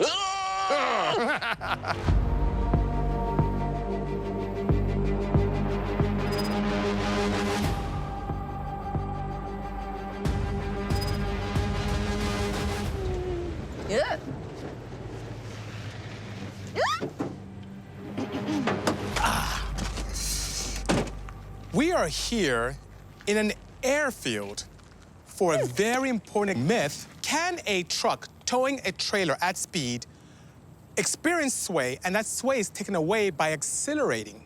Now, to ensure sway, we have 4 barrels of water distributed unsafely on the back of our rig. Look at how horribly we've loaded that trailer. Perfect, perfect. Well, good thing we're out here. There's not a lot to crash into except airplanes, Aside really from expensive these airplanes. planes. Yeah. All right, let's get the training wheels on and see if we can get this thing swaying. Yeah, that sounds good. Excellent. We have affectionately decided to call this truck Big Red. Now, when we get up to speed, which on the first run will be an easy 40 miles an hour, then we'll ramp it up. So when we get this trailer to thrashing around, which is what we're planning on, do you have the other nut? I'm right here. Those wheels will keep us flat on the ground. They're stabilizing wheels, not training wheels. Now, if you remember from our experiment earlier on, to initiate sway, we want to move as much weight as possible to the rear. And we're going to use water. And each drum weighs 467.5 pounds. And it's working because 10 to 12% of the weight of the trailer should exist on that hitch. But now with all of this weight on the rear, we're not experiencing that. The back of the truck is now jacked up. As a matter of fact, we're already losing some adhesion to rear tires. So I hope Tory is ready for this because it's going to be a scary ride. With the trailer loaded for a catastrophe, the question is, at what speed will this specific rig be susceptible to fishtailing? Just so you know, this is not how you load a trailer. Yes. The plan is to build up slowly until they find that sway sweet spot, and then, per the myth, try and straighten it up by accelerating. You ready to do this? I'm ready. It was nice knowing you. Here we go. Okay, be careful, you guys.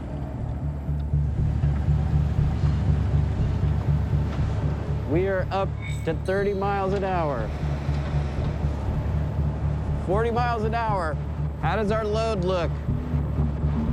It looks uneven and weird. And you're bouncing. Wow. We can definitely feel the bounce. We're doing 42 miles an hour. Oh my God. Make me a little nervous. How did it feel? Weird. Yeah. It felt like the rear end kind of not feels planted. Okay, let's go again. Accelerating to target velocity, 50 miles an hour. 40 miles an hour. 50 miles an hour. Oh, oh my God. Oh my God. All right, now we're gonna try to accelerate out of the sway. Okay, hurry. We're still Oh swaying. my God. I need more power. What? Yeah! Oh my God! Oh my God! Holy that trailer was out of control. So it looked like it was side to side for like quite a while. I was flooring it, and it wouldn't stop swaying. We got the car going up to 50 miles an hour, and then all of a sudden, it was swaying pretty aggressive, and it was doing its own thing at that point. I was wondering if you guys thought we should go again? I can do 70. You're nuts. All right, make it a good one, you guys.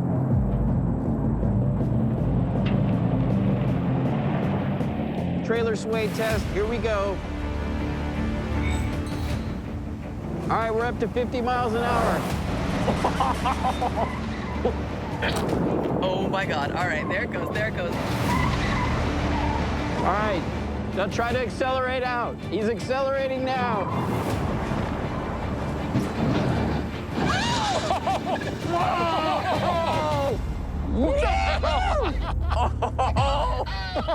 Abandon ship. Yeah!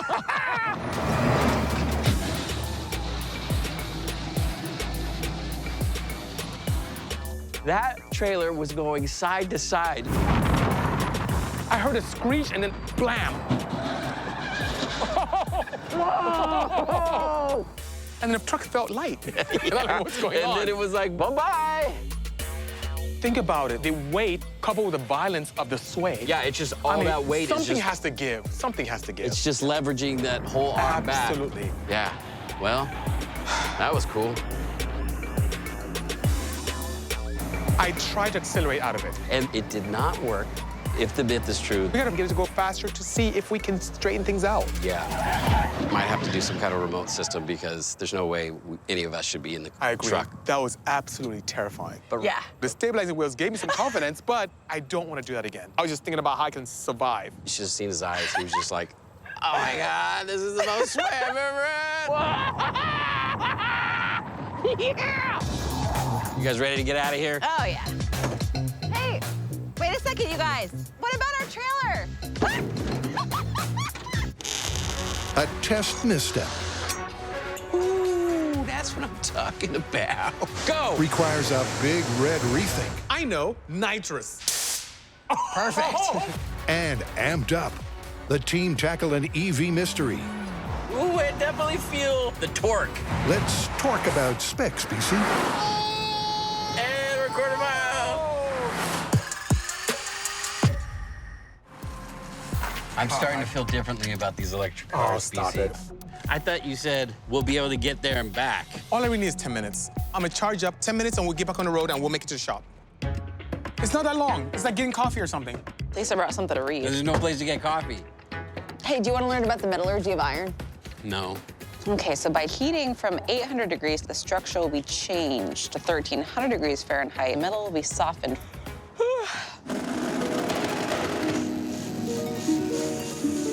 Crazy. Oh, good, it's an EV. Crash it, Tory! Kill it! All right, so can we drive this thing home yet? I'm at 25% charge right now. Will that get us home? Not very quickly. Why not very quickly? Well, at 25%, I don't think I'll have as much energy or power as when I'm fully charged. No, that's not what they say. People think that electric cars will perform the same no matter what the state of charge of the battery is. And you're saying that's not what you're No, experiencing that's not my at all. experience. There's a myth here, folks. Help me out. All right, so the myth is an electric car with 25% charge will not perform as well when it's fully charged. I would like Perfect. to test that. All right. Sounds like we're going to the racetrack. Yep, testing this tall tale will need speed and space to put the pedal to the metal. Ask any auto owner if their car's performance fades as the fuel gauge falls, and you'd be laughed out of town. But when it comes to an EV, BC believes battery depletion decreases acceleration and reduces performance. To test that, a relatable mid-range family EV will be put through its paces at full charge and 25%. And for an objective baseline, it's gasoline-powered twin. All right, you guys. So we got our cars. What do we know about these cars? These are perfect chassis to test this with. Okay, It really all is. right. I have a lot of information for you. Is this going to be a long lecture? No, Yeah. very short, actually. You'll find this quite appealing. I don't okay. like lectures. Nah, me neither. Before we get out of control, I'll share with you that these vehicles are quite evenly matched. Okay. And I'll show you how.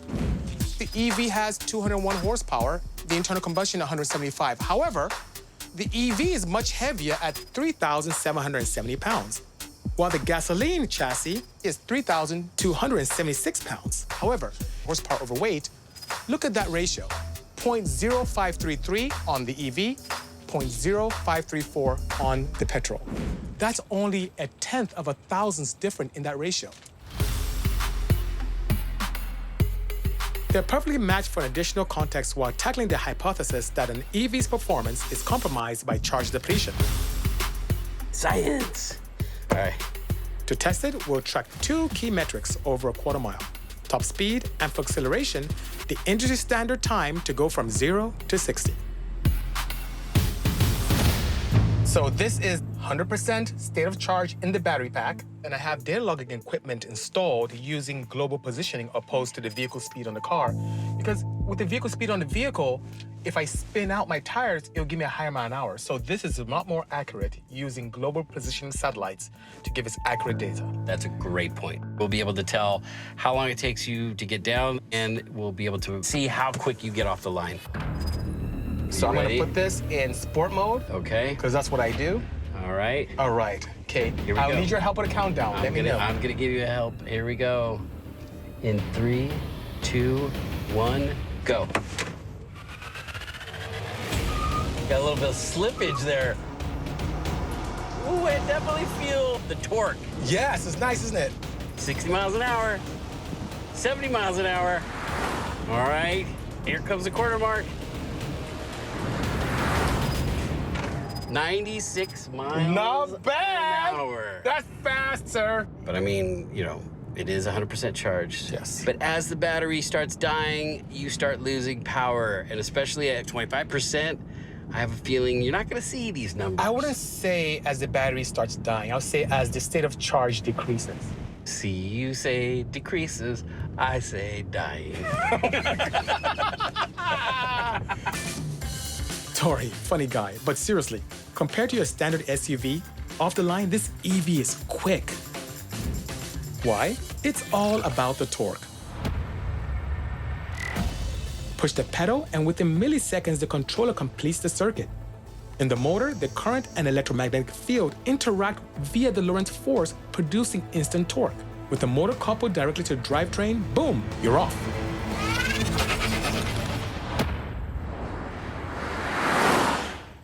And to find out how effective that near-instant torque is, Tory's jumping into the EV sibling. The gasoline-powered partner with near-identical power-to-weight ratio will provide an interesting objective baseline. You do not trust me. No, you're right. I don't trust you because I feel like you might lift. Why would I do that? I don't know. You're so excited about the electric car. I am excited, but I am a scientist first. Data collection is very important to me, especially honest data collection. Okay, BC. Speed, performance, internal combustion engine. Yes. We're in sport mode. Sport mode. On the start line. On the start line. And on 3, 2, 1, go.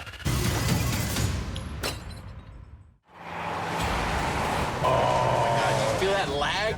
Does the car know we're doing a test? Do you realize we're trying to go fast here? 70 miles an I hour? can't push the pedal down any farther. 80 miles an hour? Not quite, almost there, and that's it. Ooh, 88 miles an hour. that's slower. Yeah, despite having equal power-to-weight ratios, top speed and acceleration are way down. And you know why. Oh my God, you feel that lag? A combustion engine takes time to fire up and get those pistons cranking. Yeah, I mean, it was kind of obvious. The gas took a little bit more time to get going. The EV, it's gone in 60 milliseconds. While the battery is being drained to 25% for the Myth's critical comparison, Tory, well, he just wants to beat Bisi. His plan? Lighten the load to increase power-to-weight ratio. The beauty is that at a quarter tank of gas, you've instantly lost 85 pounds of weight. Go mean and lean by dumping gasoline. Yeah, it's like kicking out a passenger. Small child. Yeah. Solid theory, unless Tory forgets to do the math. But that'd be foolish. All right, BC. Okay. We ready? Quarter tank, ready when you are. All right, here Ready? we go. 3, 2, 1, go. Oh, that was good. It's still. That's good. It's No, that was still good. a little sluggish. That though. was good, though. You hit the gas and it takes a second for it to wake up.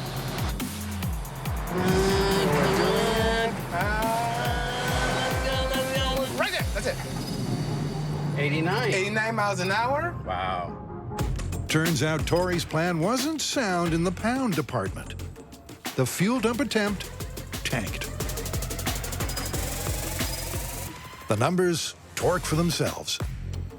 Yeah, I mean, it was kind of obvious when we were doing those runs.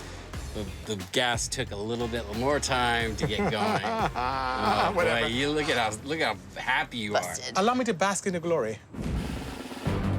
But the myth in question remains unanswered. Let's run the test again, but with the battery down to 25%. Will the undercharged EV's performance be adversely affected over the quarter mile? Okay, here we go. Here we go. You ready? This is 25% capacity of the electric car. Make sure I'm in sport mode. Ready to go. Okay, here we go. In 3, 2, 1, hit it. Not as much kick as when we had it at 100% capacity. Absolutely not. Oh, 75 miles an hour, 80 miles an hour. And we're quarter mile. All right, you guys, I'm really stoked for these results. What do we got? What do we got? So this is EV With a 100% state of charge. versus 25% capacity, 0 to 60. And top speed? Numbers don't lie. No, they do not. But so far, all we've done is like straight line stuff. Yeah? And that's cool and all, but like, what about a windy, twisty road course? I'm game for That that. sounds like a great idea. This is going to be interesting. The quarter mile focuses on off-the-line acceleration. But what about a more relatable drive for the average owner of a car like this? Over, say, 3 laps, 7.5 miles, will the performance variables change? I think we should do 3 laps, and then we'll just average the times and see which one's better. Okay, sounds good. So that'll be the metric we use in the final test. Compare the undercharged and fully charged EVs. But first up, for a baseline and to help Bisi set consistent lap times in the real test, let's take my old gas-guzzling friend for a spin. This is internal combustion engine lap time test. Here we go. In 3, 2, 1. Man, off the line. I know, it's not the same as the... No, the electric car has way more torque. Are you? And that's what happened initially. My foot's to the floor. Yes. Man, this thing, 1.6 liters of fury. Foot's on the floor. I have a feeling. My foot's on the floor! Tori, Oh my how God. dare you? Your time is better on this second lap, though, that's for sure. Push it, push Final lap, it. final lap, final lap! See, it's good to have us here to keep it true. I feel like you wouldn't be pushing as hard. Almost there, almost there. That was good. It was pretty consistent. It's kind of what you would expect. You would expect to see that just consistent power. Okay, now I have a feel for the track, and we have a lap time benchmark. You came away with an Right. average time of 1:45.1. It's time for the fully charged EV. I hope Tori's wearing some brown boxers. Okay, here we go. 3, 2, 1, go! Oh, look at that. There's so much torque. Oh, we just lost grabbing. traction. Yes. Oh. The torque is amazing. It's like there's no lag whatsoever. I can't even full throttle this thing. It's so much torque. He's got it full throttle. You are such a good driver. Oh my God. This is all power. Lap 2. Wow, that's pretty fast. Yeah, that was pretty good. You okay back there, Dave? I'm doing good.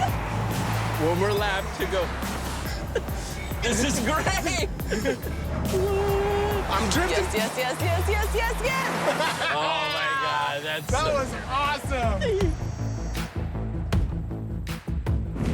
Well, Bisi, that was some incredible driving. I had so much fun with that thing. It was peeling out and just, oh my God, so responsive. I love EVs, I really do. Go! The instant torque speaks for itself. The fully charged EV, driven by an amped-up Bisi, It's so much got it full- torque. He's got it full throttle. provides a wild white-knuckle ride for the brown boxer baseline. Yes! Oh my God, that's That was awesome. Now for the myth-crucial comparison. Okay, here we go. This is electric car, 25% battery capacity. This is it, Okay, 3, the final countdown 2, to test the definitive real-world scenario. 1, go! Oh yeah, Okay. that felt Yup. so different. Oh my goodness. There was no like off See? the line jump. No. I mean, I didn't even gotta spin say, tires. Oh, this is not good. Go, go, go. I know. All right, so we're going into the first lap. Oh, my God. Come on, baby, you can do it, you can do it. Come on, big girl. Oh, I can feel it struggling on the uphill. It has changed. I feel like my foot's on the floor and I'm barely doing it. We're not going that fast. Wait, you're calling this not that fast? Come on. Oh my God. I wonder if we're gonna make it to that third lap. Oh my God. As the battery is dying, we tend to be going slower. Interesting. You can do it. Come on. Oh, that was the worst. Yeah. The performance kept getting less and less after each lap. Yeah. All right, let's take a look at some data here. Electric car, Yes. 100% charge. You came away with an average time of 1:42.65. Nice. That's a pretty All right, respectable nice. time. All But right. more importantly, what is that compared to the 25% EV? Okay, the electric vehicle did extremely well with high state of charges. You came away with an average time of 1:46. With a full charge, we were almost 3.5 seconds faster per lap. As the battery state of charge went down, at least with today's technology, the chemistry dictates the voltage to the motors went down, the performance suffered accordingly. But you know, I think the lesson here is don't drive around with a 25% charged electric car. So this myth is confirmed. All right, I'm taking the gas-powered car back to the shop. Yeah, I'll join you with that. Faye, you're about technology. You're supposed to come with me. Hey, it's gonna take you twice as long to charge this thing, and I'm hungry. I just need 10 minutes, Oh right, my Tori? God, just 10 minutes? Just 10 minutes. Okay. Call us if you need any help. Ha, ha, ha.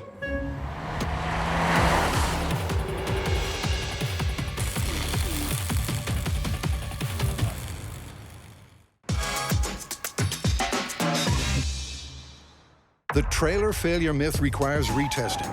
Big Red didn't have the power to accelerate fast enough once the sway started. But they're all set for take 2 with this trio of takeaways. Oh my God. Load distribution is crucial. Big Red doesn't have what it takes to punch it out. I need more power. And with more power, out go the training wheels, and in comes a remote control drive system. And if Big Red's revs are ramped up, the trailer should be camped up. Wow. What do you guys think? This is perfect for the large scale. Yeah, I know. I mean, no one is gonna have their feelings hurt if we destroy it, you know? Even though it's hideous, it will do the job. This will work. Yeah. I'm gonna head to the antique store and, like, you know, just check it out. Can we check it out? Yeah, of course you can. This is actually a really great find. But how are we gonna get this thing to sway? Oh, the smell. What if our weight started here, at the front of the trailer? If we build some kind of a track system with the cart, we put the weight on the cart, and then as we start driving, slowly ratchet it back to the end of the trailer. It's a simple system. A winch and trolley on tracks. It's like a roller coaster. Yeah. But it'll help in a couple of ways. This is the starting position. We want all the way closer to the truck, and that'll push down the rear wheels, more torque, and we get up to speed faster.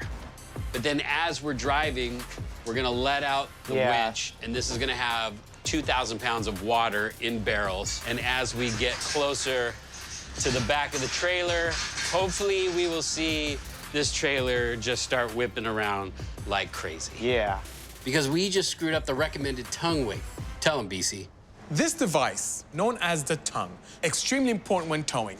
You have the hitch receiver. You have a mechanism that has a ball that allows you to attach your trailer to your truck. Now, 10 to 12% of all the weight should go on the tongue.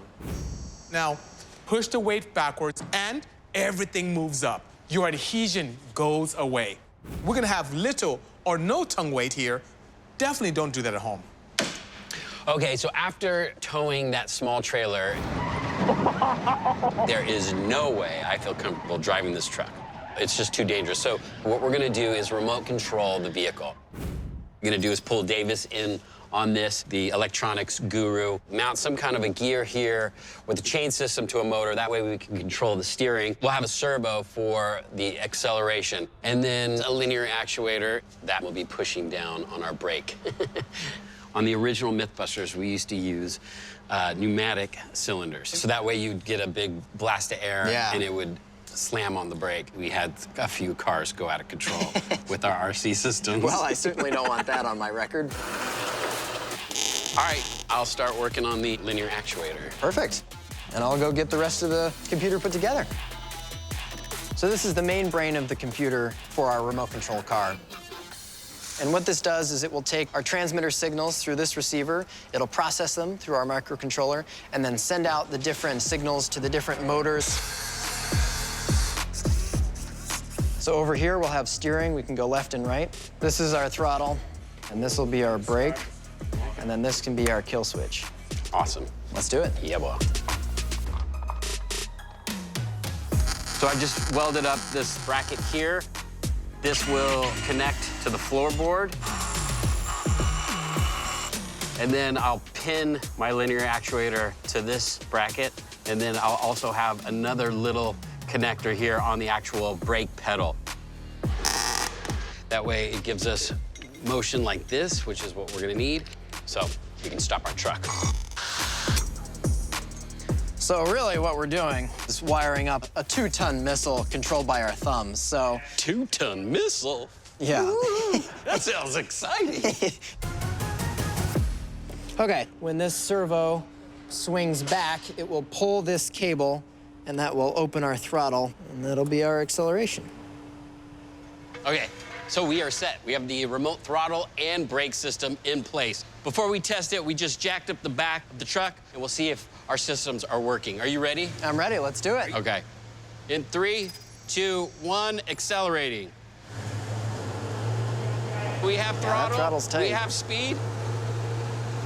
All right. All right. Hit the brakes. Let's hit the brakes. And slowly but surely we come to a stop. Nice job. It works. Oh my gosh. It feels very chicken-like, you know? This place is so me. They're not quite my size though, but not clothes shopping, Faye, not clothes shopping. I could spend like all day finding the perfect decorations for my new trailer. Those are so cute. Because 1, it's fun. I need that. 2, we need a visual reference inside the camper for how violent the sway is. Oh, chickens. Oh, the pair. You know, like a vintage G-force meter. Whoa. I definitely am gonna put one of these in the trailer. So with this truck, I have a big problem. While cruising about 50 to 55 miles an hour, can we get up to 65, 70 and do it briskly? I need more power. What could I do? I know, nitrous. 75 shot of nitrous. The interesting thing is that these bottles have a siphon tube that sits at a certain angle. Oh, so we have to maintain that. So I have to maintain that. 75 horsepower give us another 35% more power, enough to give Big Red the acceleration we need to test the myth. Davis is putting a spray plate on in between the throttle body and the intake manifold to allow some nice spray. All we have to do now is make sure everything's secure, connect the lines to the solenoids, and everything is plumbed in. The nitrous system, the wiring, everything is ready to go. We're gonna purge the system of any air and also allow us to test our remote control setup. So Davis, are you ready? I am. We're all armed inside the truck, so everything's gonna come down to the flick of this switch. Beautiful. In 3, 2, 1. Perfect. Oh my goodness! Now it's time to move on to the steering. So what we're gonna do is we have a simple motor. We're gonna attach it inside the truck. It'll be on a gear. That gear will be attached to a gear on the steering wheel. If you were my kid, this is what kind of remote control car you'd be getting for Christmas. The problem is the door's not gonna close because we're gonna be using this as a tensioner. Oh yeah, we are tight on clearance. We could technically remove this altogether. Woohoo! That's what I'm talking about. What I'm doing right now is I have a piece of angle iron just to make sure that my plane sprocket to the steering wheels are all in line. Otherwise, there's a chance that the chain could come undone, and then that means the truck's going out of control. So I've just attached the motor with the sprocket that will be controlling the steering wheel.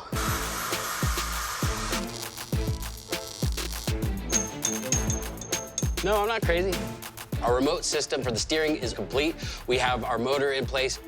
Now we just need to see if this thing steers. 3, 2, 1, go! All right, we got one direction. We got control. Look We've at that. got the other. It's working. Sweet. That is a thing of beautiful. That is a thing of beauty. I said a thing of beautiful. What does that even mean?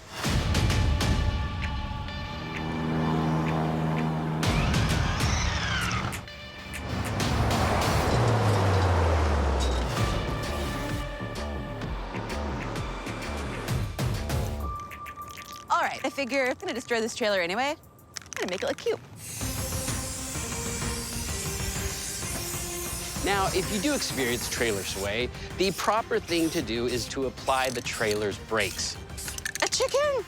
The myth that we're testing is the exact opposite. It definitely needs another chicken. If you have sway, hit the gas. I love it. We're gonna use nitrous to ensure Big Red has enough power to at least try and accelerate out of it. Will it work? I don't know, but first up, I need to dial in the RC system. It's like every kid's dream. Every kid's dream to a remote control Big Red? Yep. All right, ready? For dummies.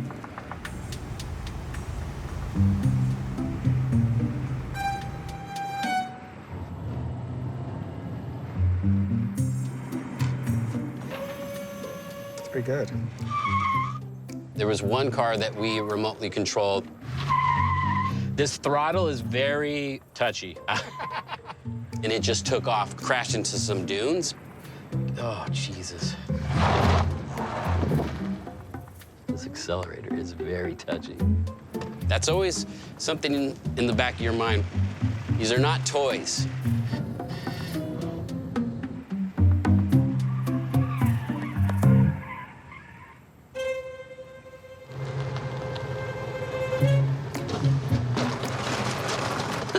That was fun.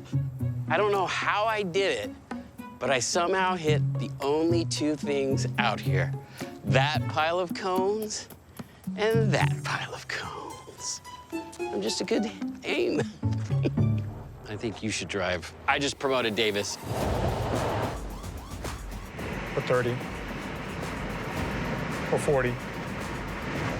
Good. You're doing it. At 45 miles an hour, you kept it in the center. I just don't have enough practice on this system. Ooh, hi. That's a stop. Davis, that looked great. Just to make things safer, Davis is gonna drive. We had to make some adjustments to the truck. We had to slow down our steering in order to get us more fine control. Come on, Big Red, you can do it. Good boy. You can go ahead and say it. It was controller error. It was...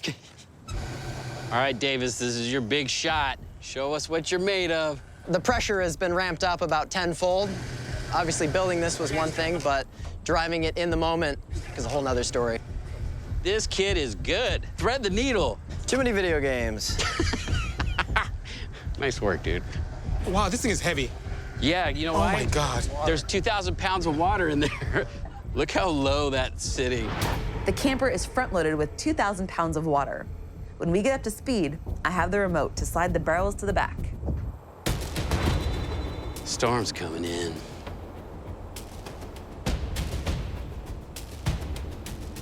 Oh, perfect. It's raining.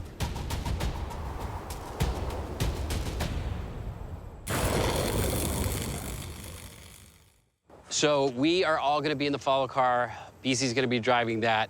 Davis, you're going to be controlling the truck. Faye, you're going to be controlling the weight load. going back. Holy look at that. It's a dust storm. Perfect. All right. Oh my God. It'll help with the trailer sway, maybe. Yeah. So we're going to accelerate down there. When you feel the swerve, then we'll hit the NOS and see if we can get out of it. And then after that, it's all bets are off. Whatever happens.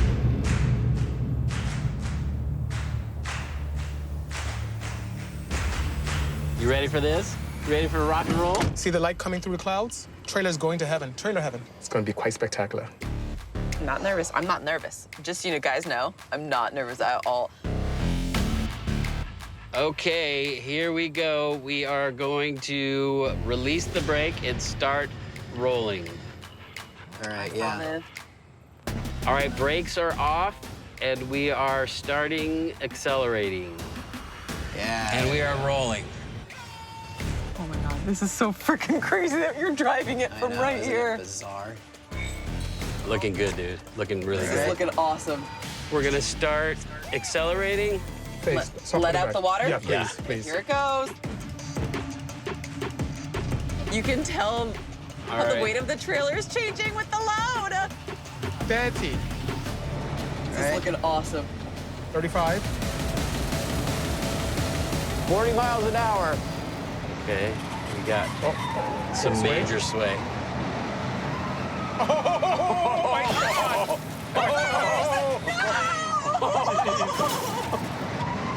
Oh my God, that looks nuts. Oh yeah, oh yeah. It's going, it's going! Oh my God! Yeah, I guess Brakes, hit brakes.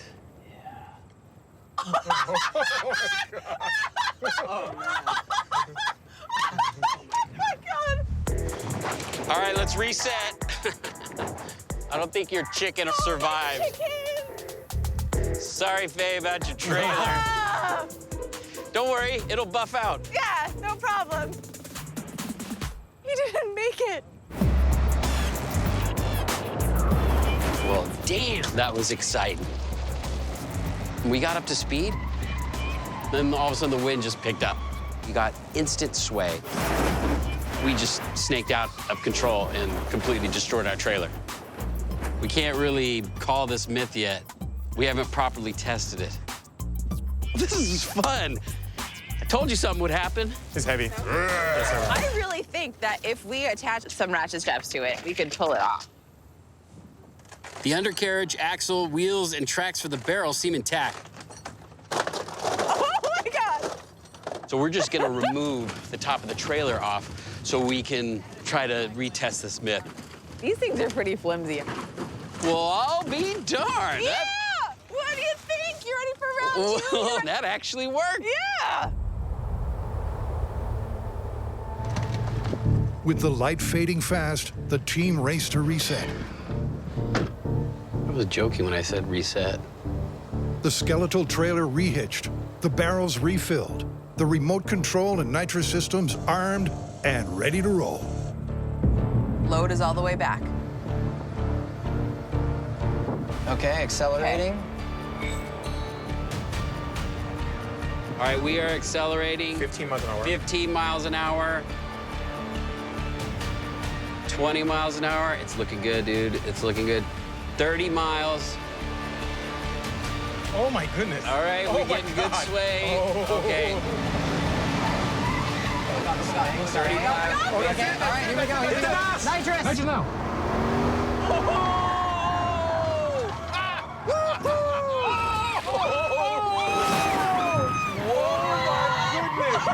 Kill it. What was that? Oh my God. That didn't look like it helped, did it? Oh no. It was so freaking cool, though, just like seeing this thing take off as soon as he hit the NOS. It made it 100% worse. Yeah. That was awesome. Jeez. Oh! Based upon what we saw here today, what did we learn? I feel like that is the worst thing you could possibly do, is accelerate out of the sway. I mean, it took a bad situation and made it worse. So you really don't think that it tried to correct at all? You know what? When it swayed left, it would have went there. If we swayed right, Yeah. same thing. Yeah. No matter where it pointed, it would have just went for it. That's not safe. Oh, this is absolutely busted. Yeah. If you have trailer sway, you do not accelerate out. That is the worst thing you could do. Busted. This trailer is trash. Didn't I tell you crashing stuff is fun? You wanted us to You're drive right. that thing. I still want to drive it. Okay.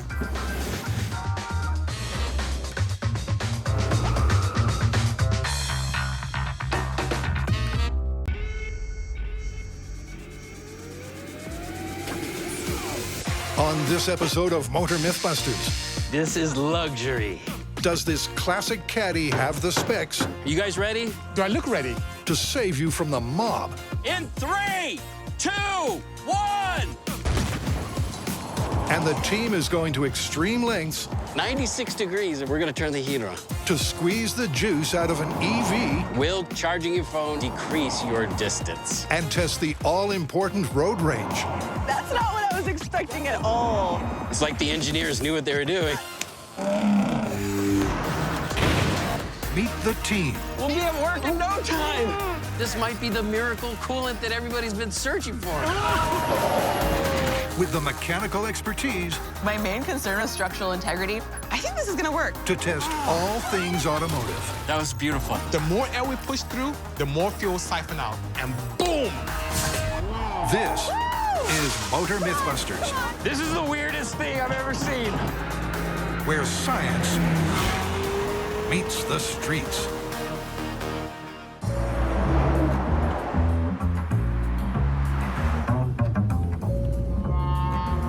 This car says luxury to me. A 1981 Cadillac Eldorado Biarritz. You know who likes luxury? Mobsters. This is gonna be fun. This myth has my name written all over it. I think we got ways to go.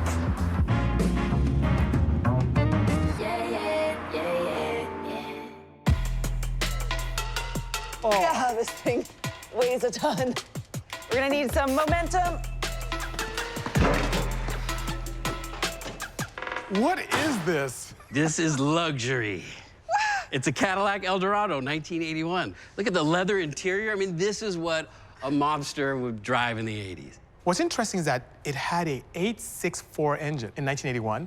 That was very unique. And you're laughing because you probably know something I know. Yeah, well, it could go from a 6-cylinder to an 8-cylinder down to a 4-cylinder, and it was supposed to be like fuel efficient, but it just caused so many problems that they just left it in 8-cylinder. Well, there is a method to the madness, and there was a plan for that. He's gonna get real nerdy on us for the engine.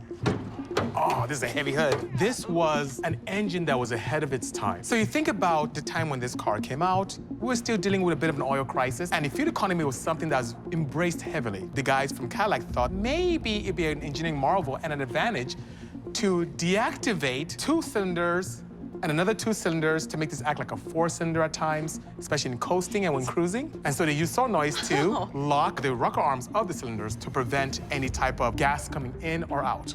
So you can imagine the intake and exhaust valve not being actuated, they kept the pressure in. So the engine kept pressurizing the empty cylinders constantly. And just think about like all the power you're gonna lose. Well, that was what the I'm goal. thinking. Less power, Yeah, less more economy, less fuel, Less fuel. more economy. Yeah. It was a good concept. Was it though? Well, I mean, they were trying to do the right thing. Yeah. Should we check out the rest of the car? Sure. I'll show you the dead body in the back. I just want to make sure this isn't a gangster's. All right, look at this. Oh, there's Jimmy Hoffa. What's that weird little motor? Oh, look at that. It's a soft close feature. You open it up, you put the dead body in the back. That's a great way to respect the dead. That's gangster. Not only that, but you can do it quietly so no one hears you slamming the trunk, you know? Oh. Oh, that's good. If this car could talk, the stories it would These have. look like actually some crazy like chairs I would find in like my grandfather's basement. You know, you think about mob bosses and being swanky, this was it. Yeah. You ever see the movie Casino? Oh, I love that movie. Casino? No, I haven't seen it. You haven't seen Casino? Of course I haven't. Big shocker. All right, well, it's a gangster movie. It's based on a true story. And Robert De Niro plays this guy, Ace Rothstein. He works for the mob, and the mob tried to take him out by using a car bomb. He's in the car, the bomb goes off, but he says this particular model and year had an extra steel plate under the driver's seat, and that's what saved his life. That is the myth that we're gonna test. According to the movie, the 1981 Cadillac Eldorado came complete with a blast-proof plate. Convenient coincidence or manufacturer's marvel? Either way, could bolstering a car's undercarriage with a steel plate actually defend against a mobster's car bomb? That's weird. It's like this 1 year of this car had that extra steel plate. It could be an engineering mistake that they're trying to correct, or rumor has it that they tried to balance out the chassis by doing that. Since this is the exact car, I say we start by pulling the seat out, see if that plate is even there. Good call. Can you get to him from here? Trying to. Now, I am super excited about this one. All right, clear. Because I'm a big fan of gangster movies and because I like explosions, and this has both. Well, on first inspection, I don't see a big steel plate. Yeah, I concur. Do it. I mean, if you're a gangster and you knew the driver's seat was here, right? You would place the explosive device under here.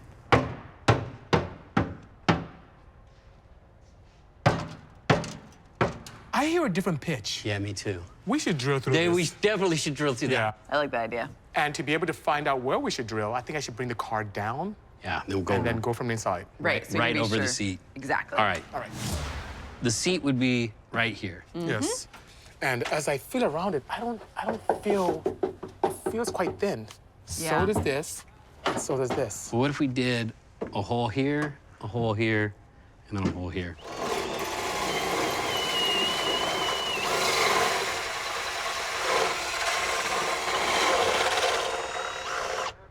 But so far, that looks like a single sheet. No, it is, yeah, 100%. I mean, you see the drill bit, right? Yep. Yes. Okay. Drill bit. Yep. Well, as you can see, there's no steel plate. So this part of the myth is looking busted. But something saved his life from the bomb. Yeah, there has to be a reason why Robert De Niro's character survived that blast. Yeah. What do you think, Faye? Well, I just checked the VIN and the build date. I'm thinking that maybe I'm just gonna check like some online service records and see if there actually was an update done to this vehicle to this year. All right, I gotta be honest with y'all. For the past like almost decade of my life, I have made my living fixing people's cars. Cars that belong to people. Those cars are cherished by those people. Those people need those cars. In this case, this car does not have a home, and the end result of this car is for us to practically destroy it, I guess. It's still a little hard for me, because like, a good mechanic should be able to repair a car, and the customer never knows the mechanic was in there. In this case, we're sort of ripping things out, throwing things away, not caring about what this thing looks like at the end, and it's a big adjustment for me. Faye keeps saying she wants to save the car. I just want to blow it up. But I'm not wanting to blow it up just for the sake of blowing up a car. We are trying to figure out if there was something underneath his seat that would have saved him from the blast. So, you know, I don't know what to say. Science is brutal. Check this out. So this is an actual service bulletin from Cadillac Corporate to their dealerships.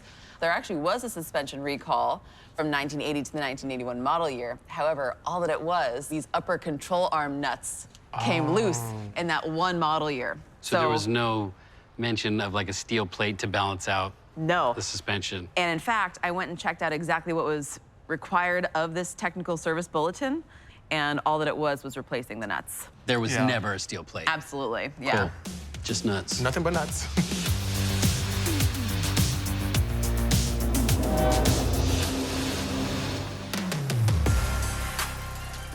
Okay, the steel plate wasn't factory. But we're testing the movie myth, and De Niro's character said that there was one in his caddy. So to replicate the film and test if we can bomb-proof the car, we're installing our own 1/4 inch steel plate. By welding it to the chassis directly beneath the driver's seat, it's right where the movie said it was. And since we don't want to be anywhere near the El Dorado when we blow it sky high, All right, look at that beauty. Bisi and Davis, our resident electronics guru, are putting together a remote control system. So this is our rotary encoder pins and our ground. So with the push of a button, from a safe distance, we can turn the ignition key and trigger the car bomb.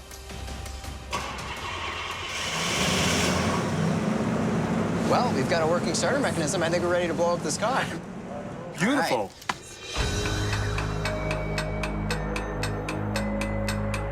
To test this myth, we're in the middle of nowhere. It's a secret location, and for good reason, because we're gonna be blowing stuff up. Now, our good friend Bob Epps, a bomb technician, is going to help us do that safely, but more importantly, he has some insight to what may have happened in this myth. So, Bob, we're looking at the myth from the movie Casino. The Cadillac blows up, he survives the blast, and he says it's because of a steel plate under his seat that he actually survived. I've heard that. You've heard this story? Yeah. What type of explosives do you think the mob would have used to set up a car bomb? In that area, there's a lot of mining, and they do use dynamite for that. It would have been very easy for the mob to buy or maybe illegally acquire a few sticks of dynamite. Steal? Yeah. Or maybe You're a just gangster. take it. Yeah. You're not buying stuff. I think the easiest, most reliable explosives to get in that era, in that area, would have been some sort of dynamite. Do you think the car would survive a couple of sticks of dynamite? I think the damage there is consistent with 1, maybe 2 sticks of dynamite. But I'd like to find out for sure. But yeah, I think it is consistent with that. It comes in different sizes. So the most common dynamite people see is about 1 inch around and about 8 inches long. Right. So that's the stick I'm referring to. And I think the damage there is consistent with 1 or 2 sticks in the rear of the car. Yeah, because I mean, you wouldn't want too big of a device because then the person getting into the car would just look under and see it. So it'd have to be small enough where it would be hidden, but big enough to do the job. But they didn't want to take out everybody in the parking lot. And they were probably looking at destroy him and his car, but not everybody. So we bought a Cadillac Eldorado the same year, same model, and we stripped it down, and it turns out there was no steel plate underneath the driver's seat. That was a big part of his story. But now we want to see if you did have a steel plate in there, would it be enough to save your life from an explosion? So you got a car, and you put a steel plate in it. I'm thinking you want me to hook you up with some dynamite. That's why. Let's do it. That's why we came here. So you have the remote system? Yes, we just need to install it, rig everything up properly, and get going. Is this like your first experience with high explosives? Oh yeah, this is my first time. The most I've seen is like an M80 firecracker for like 4th of July. Oh, you guys are in for a treat. Oh. You'll never get used to it. See, I'm smiling. My cheeks are hurting already. Yeah, it's in anticipation. It's the adrenaline. It's unbelievable. All right, say goodbye to the car. Bye, Caddy. It's kind of hard. I kind of want Yeah, I feel bad for it. We are all set to test this myth. I am super fired up. Bob studied the scene in the movie, and he's using his experience to rig the right amount of dynamite to replicate that explosion for us. Once connected to the ignition, mobster style, we can press the button. Then we'll be able to analyze the aftermath and determine whether the driver's side steel plate is enough protection to save your life from a car bomb. I'm excited to see how Bisi and Faye react. You never forget your first time.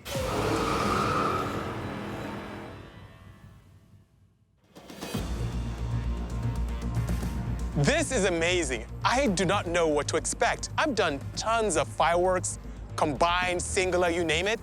But today, to see an automobile explode is just quite exciting. I'm anticipating this crazy fireball happening.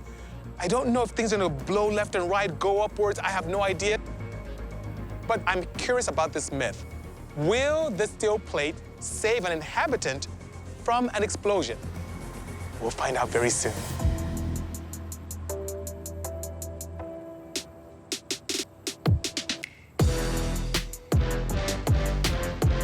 Can a driver's side steel plate mitigate the blast of a car bomb? Commence the countdown. All right, starting the car. In 3, 2, 1.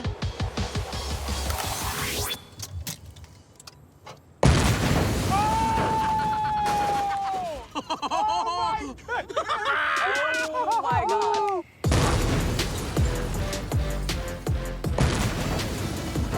What do you guys think? Oh my God. Yeah, no way. Oh, yeah. No way someone survived look that. at it. Oh, Look at it. Oh, there's no vehicle left. Oh, That was crazy. That was awesome. That shockwave is actually pushing the air. Oh my God, So that that's was that bubble crazy. you see. Look at Well, the look at windshield. like the shock wave. What would that do to a person's body? It would make them go deaf, and if you're close enough, it will actually kill you. all that energy is going straight through the floor. Car flips up on its nose and then comes back down. That's how much power this blast had. Wow, look at the metal's mangled. It's crazy. It doesn't even resemble a proper car anymore. It looks like an onion just exploded on top. Tori, it's like a yard sale. Oh, the steering wheel! Oh my God! Whoa. The whole column got ripped. Wow! Look at the steel plate. Oh, my goodness. Holy crap. That's the steel plate? It's come through the my roof. God. It's like an Oh my ejection God. seat for your car. Right. So what do you guys think? Having a steel plate is not going to save your life? Absolutely not. No. No, I mean, look at it. It'd be more liability than anything. Wow. It's like, I feel like you picked the exact amount of explosives and the perfect type. And it really looks like the movie. Like, it looks like pictures in the movie. I feel like we did a really good job recreating this. Yeah. He survived, but it wasn't because of a steel plate. Nope. Yeah. Now you've experienced your first explosion. What do you think? That's pretty cool.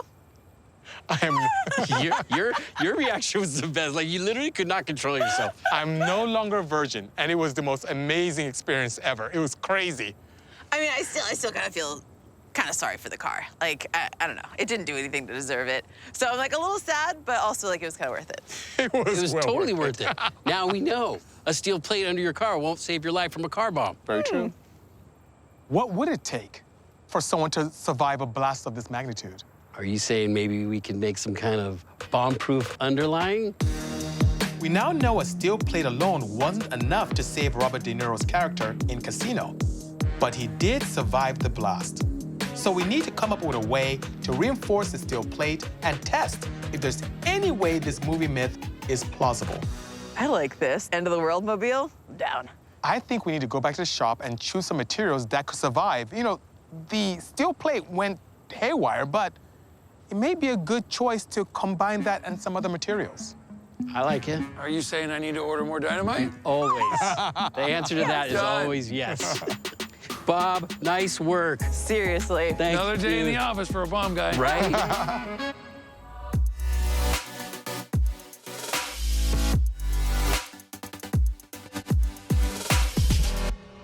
This is memory foam. Oh, that may work. Yeah. To see if we can replicate the survival scenario, we'll need another Cadillac. So Faye's searching the web for one that's destined for the scrapyard, while Bisi and I work on finding the best combination of known bomb-proofing materials and techniques. So this was giving me an idea. This is a helmet from a bomb suit. Wow. It's like a race helmet. This is the weirdest looking race helmet I've ever seen. Except it'll stop frag from killing you. Let's see here. Oh, actually, quite fit. See, look at that. Wow, this is pretty... Yeah. That is thick. Look, smells funny. Oh, yeah, because when you're diffusing bombs, you're sweating a lot. Oh, yeah. What is this material? So it's built of a few different materials. There's Kevlar, plastic, and foam. And so I was thinking, what if we took similar materials and we created our own underlayment underneath the car to make the driver's seat bomb-proof? That sounds good. These materials individually can withstand some blast, but when combined nicely... Yeah. If you had a chance to make your seat bomb-proof, what would you do? I would do what you typically see in a movie. Okay. Where someone would jump into a bathtub or cover themselves with a bathtub. Like a cast iron tub? Yeah, pretty much. Yeah, that's cool. Yeah. What would you do? I was watching this documentary, and this guy, he armored a tractor. But what he did is he built these steel, like, boxes and then filled them with concrete. So what I was gonna do is do a couple of pieces of steel and then a couple of pieces of the concrete infused board. Oh, that works. Should we start building? Absolutely. Before we attempt to bomb-proof our second car, we need to conduct some small-scale tests. We went around the shop, collected all different types of materials that we think might mitigate a blast, and now we're just gonna figure out what the right combination is. You know, Tori, where I'm from, our tubs have iron in the middle and porcelain on both sides. Oh, really? Yeah. Do porcelain on both sides. Why not? Okay. So you have multiple layers of concrete, I see. And 3 layers of concrete, and then 2 layers of steel. Aha. It looked like the helmet has foam, plastic, and Kevlar. So we have this nylon. almost sandwich it with the Kevlar. Let's see if this works. Fingers crossed. I love this It's thing. nice. Man, they do not make them like they used to. Look at this, crank windows. Yeah. Yeah, road trip.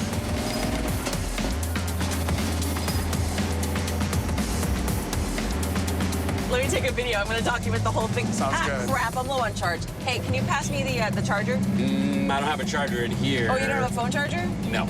It is kind of warm. How about some AC or something? How does... It's right here. You roll your window down. Wait, we have no AC? No. I can't do hours in this. It's cool for a nice weekend cruiser, but not for a long road trip. How about this? What? How about a muscle car that can give you what you need, me what I need, and satisfy his need for something old school and American? What are you, in nature. are you saying that you have an electric muscle car? Are you familiar with the Ford Mach-E? I'm not going to charge my phone in an electric car. It's going to drain the battery, and Yeah, it's going to take us that's- even longer to get there. What if we explore certain myths surrounding electric vehicles where we can look at different ways to improve the mileage or longevity of battery life in electric cars? Oh my God, you love the electric car. I really do. It is the future of mobility as far as I'm concerned. But will it sound like this? Okay, it may not sound like that, but it has its own... It may not sound like that, but it has its own unique sound. It And has above a and beyond unique that, guess sound. what? We'll have creature comforts like air conditioning, Faye gets to charge, and you get to stick with your American muscle pedigrees. Oh, really? Yeah. All right. Sounds like the road trip in that gas-guzzling Pontiac is on hold, with a few pertinent myths taking precedence.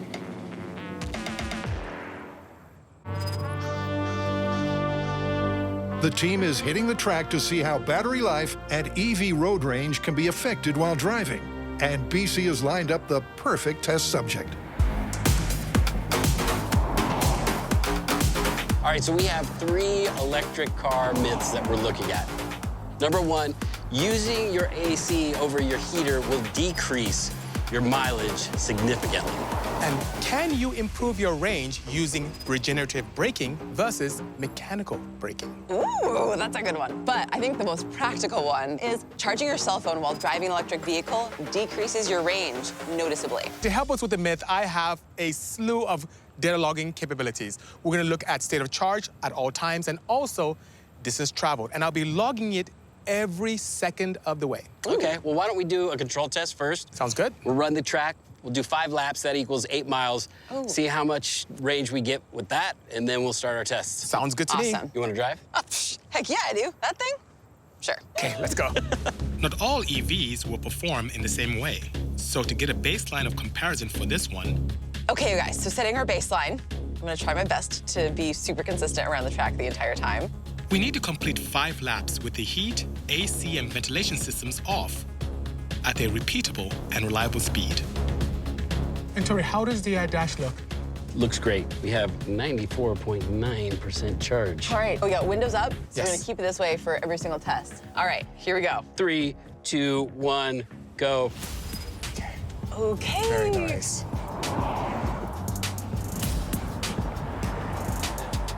I'm not a particularly crazy fast driver. I like fast cars, although I don't really drive them fast. This racetrack is the perfect control environment. I love driving fast cars fast, but only on the track. I drive like a grandmother on the street. I have to vary my speed for the different corners, but since it's not a race, I can just enjoy the drive. I like to drive any car as fast as I can, anywhere. Anywhere. Anytime. Okay, suffice to say, for the sake of the myths, the team has the right person behind the wheel. This is actually really fun.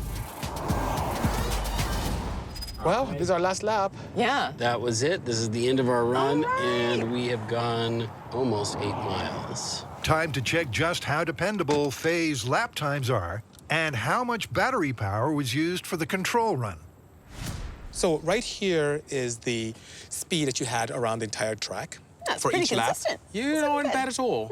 And then in yellow is our battery pack charge. We start off at 94.902% state of charge. And when we're done with our entire run, We're at 92.157. So about 2.75%. All right, sounds like a killer baseline. I agree. That does seem like we didn't burn through that much battery life. Right. Well, I was expecting us to burn through a lot more battery life. We may be able to. So what about heater? All right, so this time we're going to run with the heater on. Do you really think In that's 96 degrees. I know, but That's it's a for horrible science. idea. We have to do this. All right, 5 laps again. 5 laps? Sounds good. All right. Let's get to it. 96 degrees, and we're going to turn the heater on. With the baseline set, it's up to Faye to maintain an average speed of 38 miles per hour to achieve an average lap time of around 2 minutes and 25 seconds and ensure the data for each test is congruent. Oh, yeah, feel the heat. Let's go ahead and begin. How are we doing with a 0 miles, Tory? We are zeroed out. Good. The onboard heat in the EV comes from an electric heater.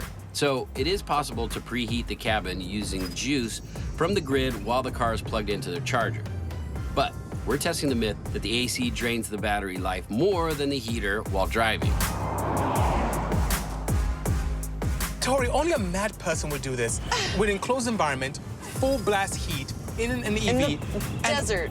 It almost feels like the seats, but did you turn the seats on? It No, feels seats like are not seat on. warm. It does feel like the It seat heaters does. are on. Oh, I'm sweating. How are you guys doing? I'm sweating too. Okay, wait a sec. I'm sorry. Girls we don't sweat. We sparkle. I'm very sparkly. That's good. I'm sparking my butt off over here. You're sparkling your butt off. I shouldn't have worn these warm trousers today. It's all right, Bisi. We only have 2 more laps to go. Yeah. 3 laps in, and Faye's lap times are perfectly consistent with an average speed of 38 miles per hour. Freaking dying in here. The cabin temperature tells us how hard the resistive heating system is working. That must be taking a toll on the battery life. Let's come up with a bunch of different creative words for hot. Okay, sizzling, Steaming. Sweaty. scorching. Seared. Hot as balls. Oh my God. Here goes nothing. All right. Last lap. I am dying back here. Yeah, I'm feeling pretty toasty. Can we roll the windows down now? Yeah. Oh my goodness. How do you guys feel? I feel like I've just been tortured for the last 5 laps. With the data from the heater test stored, the team can run straight into the AC test and compare the results at the end.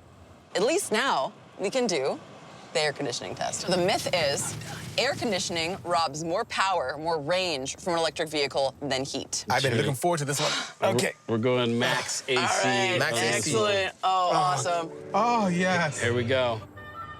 5 laps. Here we come. 5 enjoyable laps. Wonderful, beautiful laps. Oh, this is so nice.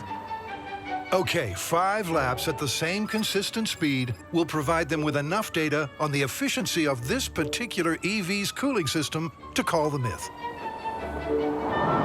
Faye, I can tell you're getting much more comfortable with this electric vehicle. I will say that I'm gonna always have range anxiety. Sometimes gathering data can be tiring.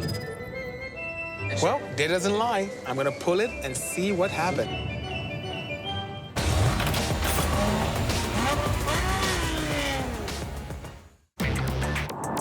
The team completes 5 laps while running the heater Oh, I'm sweating. I'm sweating too. Okay. and then the AC. Oh, this is so nice. Bisi has pulled the data, and they're all set to compare the results.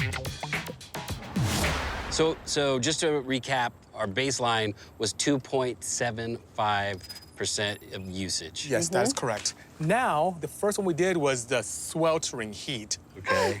Look at that number. 3.138.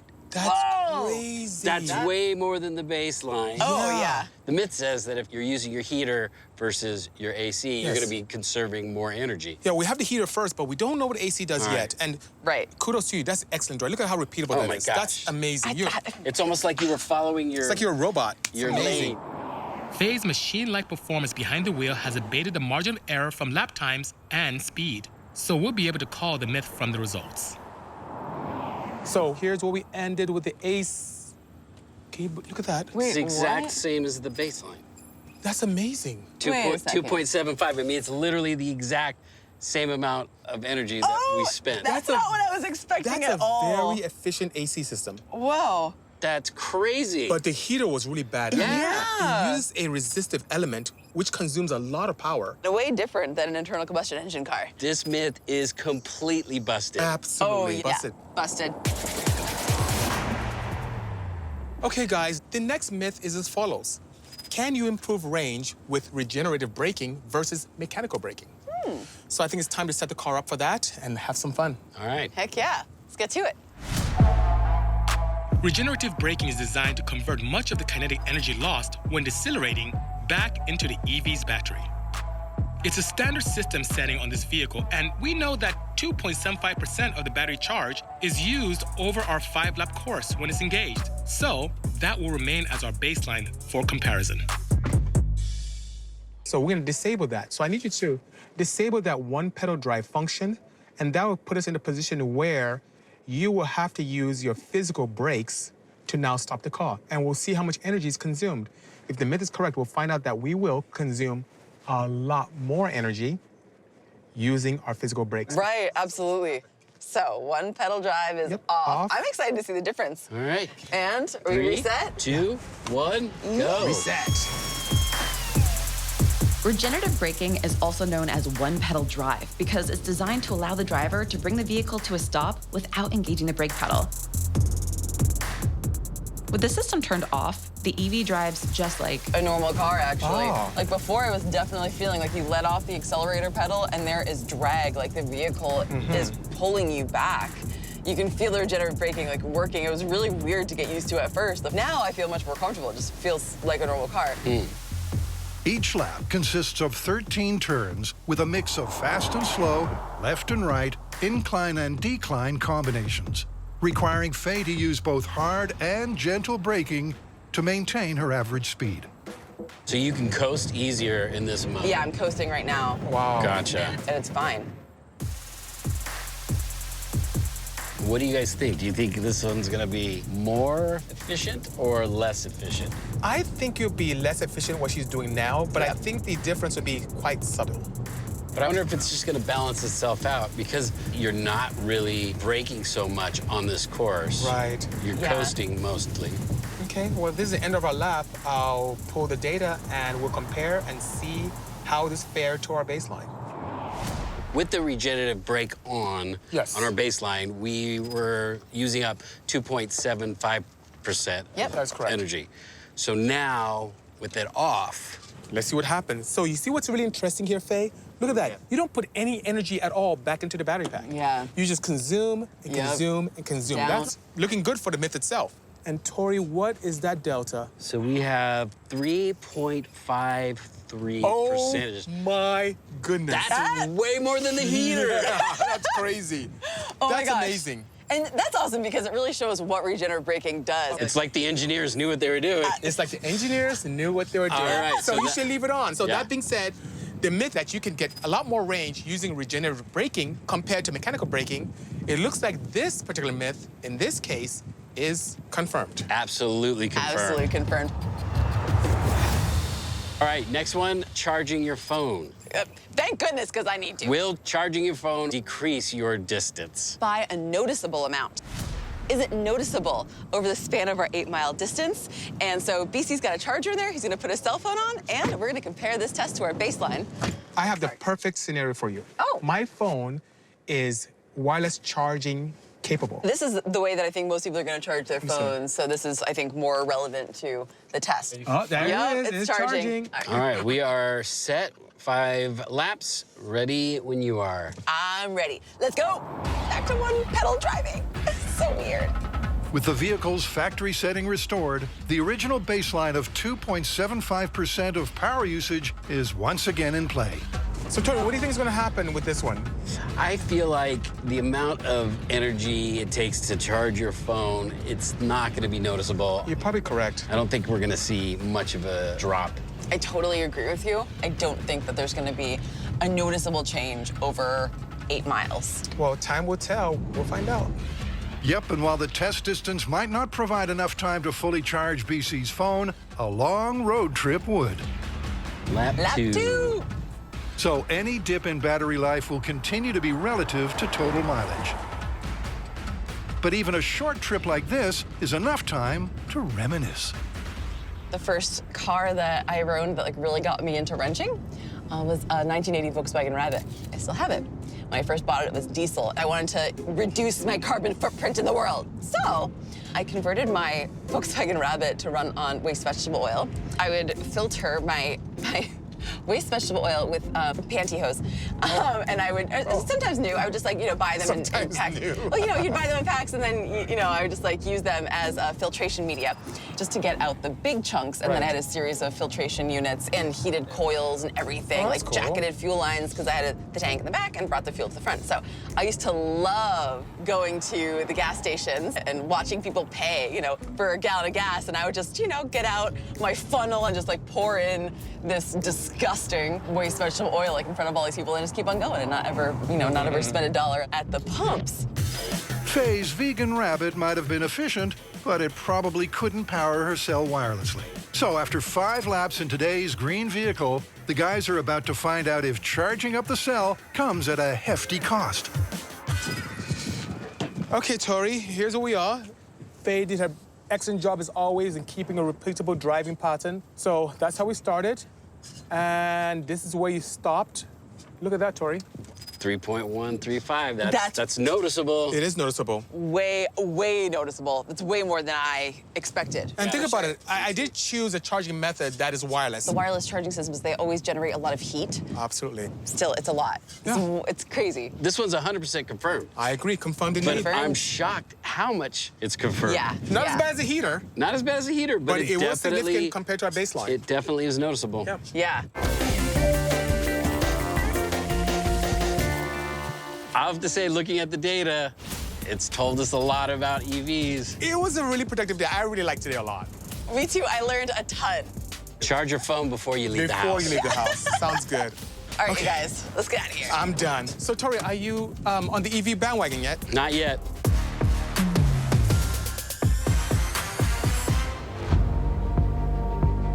To find out if a custom plate can protect the driver from a car bomb, the team needs to find the most effective components. So they're back at the bomb range for a face-off. Okay, so it's time for a small-scale test to determine which combination of materials has the most potential to mitigate the explosion we saw in the casino movie car bomb. So what do we have?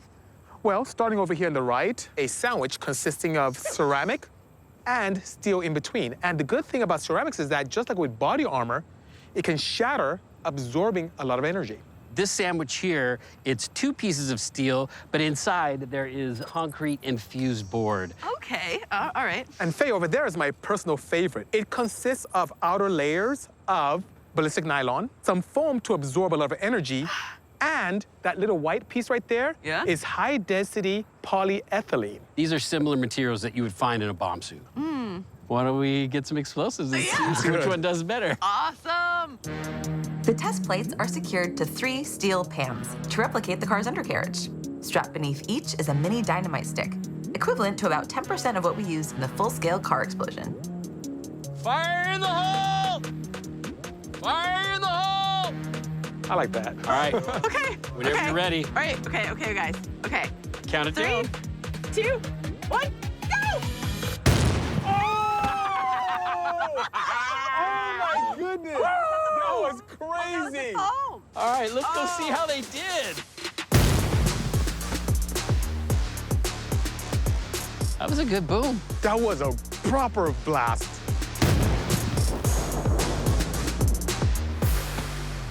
Huh. Look at that. Oh my. Oh, look at the pan. But it didn't go through. It did not.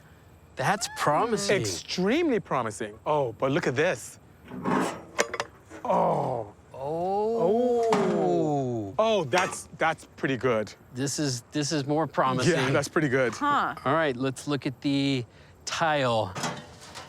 That's incredible. The porcelain completely shattered, taking all that energy. And I mean, look at the steel. It's not that bent. It's not that bad. It looks like they all worked well. What if we took the parts that work the best from all three and combined it and make the ultimate bomb-proof car. I like where you're going. To figure out the best combination of blast-mitigating materials for our full-scale test, we need to review the slow-motion footage from our small-scale experiment. And we got some interesting results here. Look at the ground. You see the shockwave? Yes. Isn't that cool how it kicks up the dust on the ground? You see that little peak? Yes. That's all the porcelain just shattering and absorbing all that energy. So Yeah, I feel like porcelain, I feel like is a great contender. yes.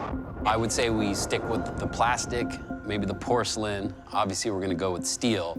But then we're gonna have to build some kind of compartment in there to protect the driver. Maybe we build like a little cocoon for the person to sit in for this blast. Yeah, we're gonna have to go above and beyond because after looking at that first explosion, there just seems like there's no way. So why don't we look at the car Yeah. and see what we can come up with? Okay, sounds good. I guess we'll start by pulling the seats out. Yeah, sounds like a good plan. This is a 1985 Cadillac DeVille. Now, it's a mid-range model. It's not quite as luxurious as the Eldorado. However, it's gonna sub in perfectly because it's made in the same era. It has a similar construction. It's got the coupe body style, and the chassis is the same. So it'll work perfect for this test. We have the floor pan of the car, and on top of that, we're using a layer of ceramic tile, which we know will shatter on impact and disperse the shockwave. 3 layers of concrete fiberboard to absorb energy and deflect the blast. Then our high-density plastic to protect from fragmentation. And to stay true to the movie myth, we are using a steel plate as the topmost layer of protection for the driver's seat floor. I feel safer already. I will then put up the side shields and just basically create a box. We're just gonna fit this one in on the passenger side. And hopefully, that'll keep us safe.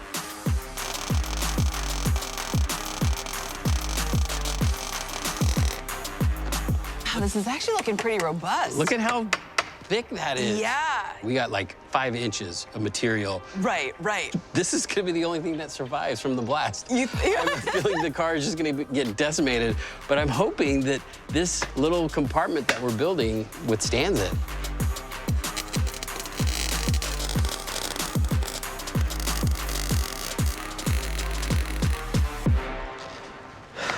All right, this thing is almost done. We have the floor in place, the side walls. I just need to weld the back wall. And then the next thing to do is take this out to the bomb range, load up some explosives, and see if this thing is blast-proof.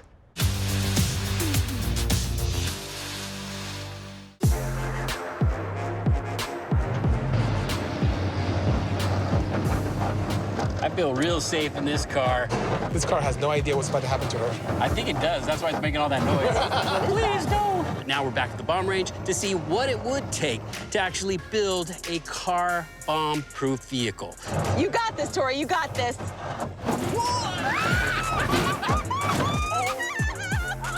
We used materials that we thought were blast mitigating. We've created a little cocoon that the driver can sit in. Now it's time to test this. Will he survive? We're about to find out. To test this properly, we do need a proper human analog. Did you visit a morgue? We need to get him into the driver's seat. Oh, God, he's heavy. So awkward. Me is stuck. Okay, try that. Oh, there we go. We got him. Yeah. There we go. Hands on the steering wheel as well? That's perfect. Well, to make sure we know whether or not he survived this, we have this. These are burst discs. Nice. Oh. And they are rated for 100 PSI. So let's say what we built stays intact. Right. It might look like he survived, but if these have burst, then we know he would have been killed by the blast. Okay. Body could not withstand the pressure. Exactly. Got it. Okay. So I figured we'd just put it plan. right here on his lap.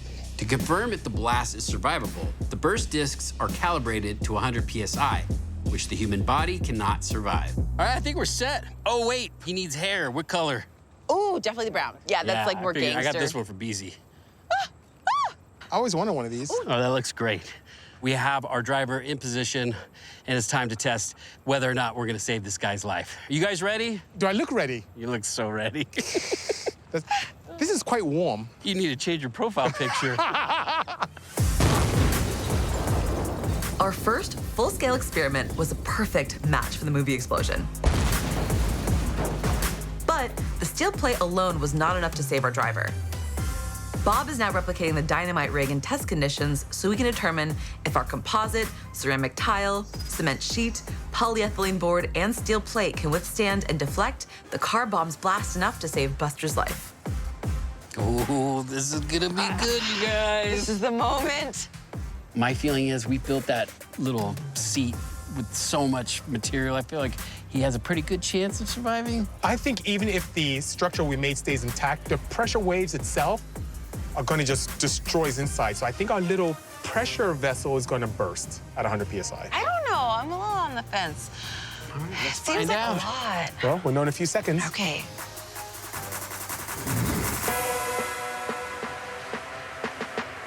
In 3, 2, 1.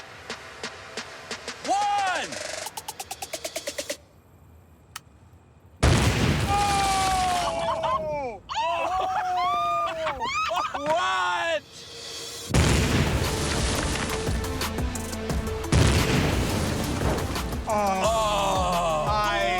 That is...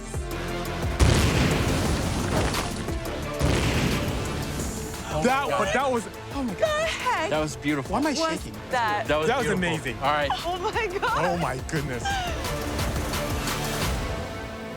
Our structure looks almost intact still. Yeah, it does. Look at all the tile. If anything, it did almost exactly what we saw in our small-scale test.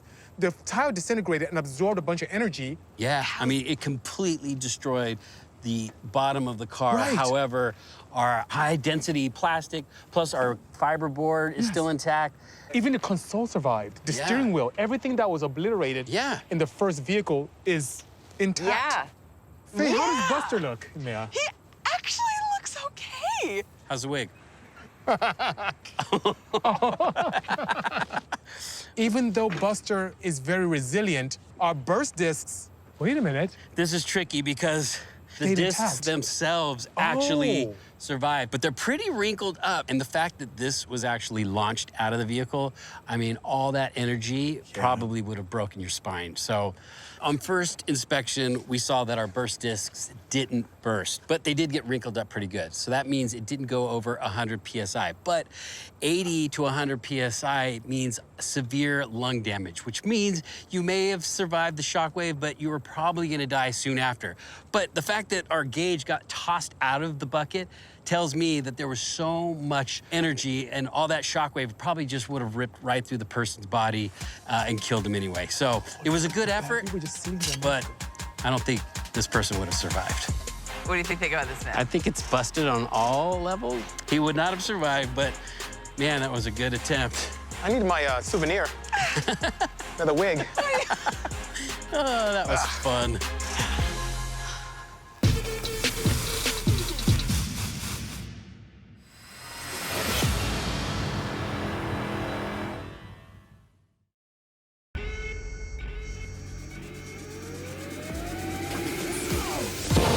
On this episode of Motor MythBusters, Wow.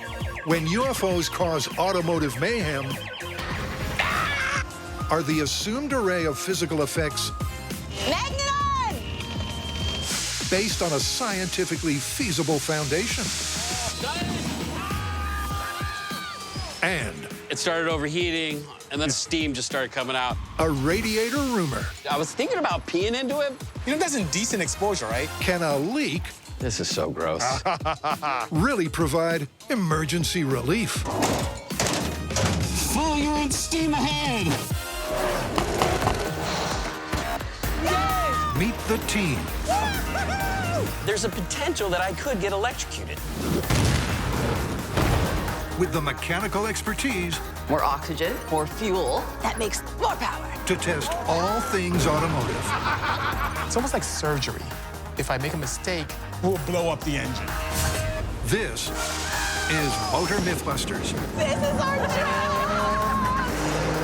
where science meets the streets. BC! Yes? Our radiators are in for the truck. So I got two of them. Because I went online and I saw there was one guy, he peed into the radiator, and that was enough to get him 2.5 miles to the gas station until it got fixed. Huh.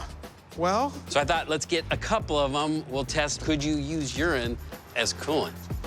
Okay. You're liking this myth, I can tell. Yeah, kind of, Here, you want to grab one? So, the myth is urine, the middle of nowhere. Your engine steaming, radiator leaking. Don't hesitate to micturate. Question is, can pee really be used as an emergency coolant?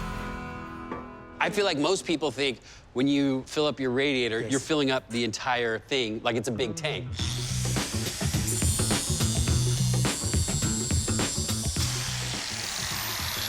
But what people don't realize is there's a lot of fluid going through each of these layers. That is correct. And then most of it is air passing through the veins to dissipate that heat. And these veins allow for heat exchange to occur from those passageways to the atmosphere. The engine typically has either an electric or a mechanical water pump that takes the coolant that's already warmed up, forces it into the radiator. And then it starts going going across these little tubes. Small channels. And all that air is blowing through here, pulling that heat away from that fluid. And the coolant then goes back to the engine and does its job all over again. Pun intended. That's so cool. So if the radiator has just the bed, I guess I should say wet the bed. What are the dangers of not having coolant going through the engine? Most engines prefer to run in the mid-180s to 212 degrees, but hit 250 and you can have some serious engine failure. I mean, you can have everything from rods bending from seizing through the cylinders. You can have head gaskets blowing. So it's always good to have a proper working cooling system. And the key, the coolant components. So what we have here is a 50-50 mix of an ethylene glycol-based engine coolant. So this is very different from water. It prevents freezing in winter, and it has a higher boiling point, 223 degrees Fahrenheit. A pressurized radiator cap can help increase that temperature, which is important in keeping the engine cool. Question is, how does that compare to pee? Oh my God. I'm ready to get that away from me. Oh my God. Is that yours? This is mine. You need some more water in your diet. I'm gonna go boil this outside. Okay. And I'll give you the data. Sounds good. You look great, by the way. Hey, thank you. Yeah, we got a little bit of drippage. You know, MythBusters, I'm kind of used to this disgusting stuff. Right now, we're trying to find out what the boiling temperature of urine is. Pee is basically liquid waste. So far, we're about 195, and the urine hasn't boiled yet. Jesus! God! I told you it smells bad. It got worse. Is it getting to you? Yeah, a little bit. We have mass. Okay. Right now, we're at 212. This might be a better solution than coolant. It may be. To cool your engine. Yeah, it may be. Okay, 217. So at 217, the urine boiled. Understood. That's exciting. You're starting to feeling like this is a good engine coolant? Yeah, except for the corrosive properties of urine. Well, what we should try to do is just do a little experiment, put some steel and aluminum in the urine and see how it reacts. Ooh, that's a good one. Yep, even if using urine when you're in an emergency is possible, what are the implications for the car's cooling system? Would pee's potentially corrosive power leave the myth done and rusted? What if you filled your radiator with urine and walked away and it just sat there for like a month? You forgot to like flush it back out? Yes. So what we're gonna do is we are going to take this chunk of radiator, which is made out of aluminum. We're gonna take this piece of water pump, which is made out of iron. We're gonna dip it into a vat filled with pee, and we're gonna let it sit there for 30 days and then see how corrosive urine is on these types of metals. Oh God, just thinking about it is so freaking gross. So you had the lucky job of helping me sort out the urine. And we've been collecting urine for months now. The whole crew have been filling up cups. Okay. Witness. Ooh. Okay, here we go. I'm just not gonna look. Now this person's getting hydrated. That's good to see. Can we just not comment on every single person's pee and just put it in there, please? All right. Oh. Ew. I feel better already.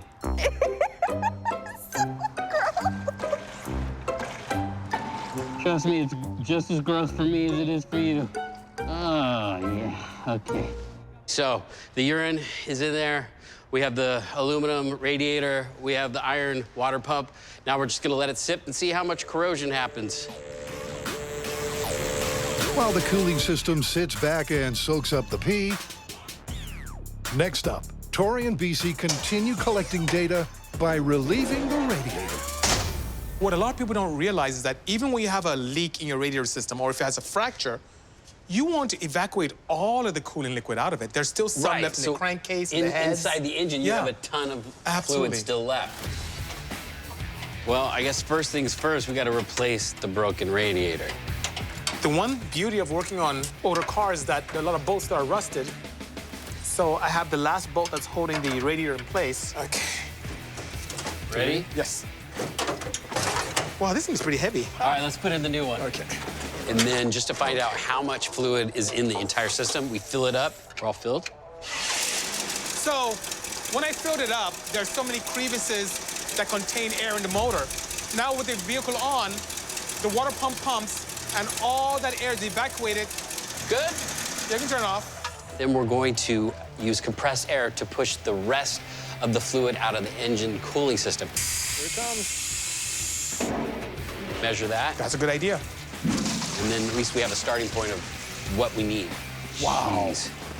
That's a lot of fluid. Yeah, that's 3 gallons. There has to be a way for us to determine what was just in the radiator versus what was in the entire system. Well, you know, we could just fill up the other radiator. Okay, stop. There we go. Stop. And then subtract that. That means another 1.5 gallons is left inside of our engine. Absolutely. So, how much can you pee?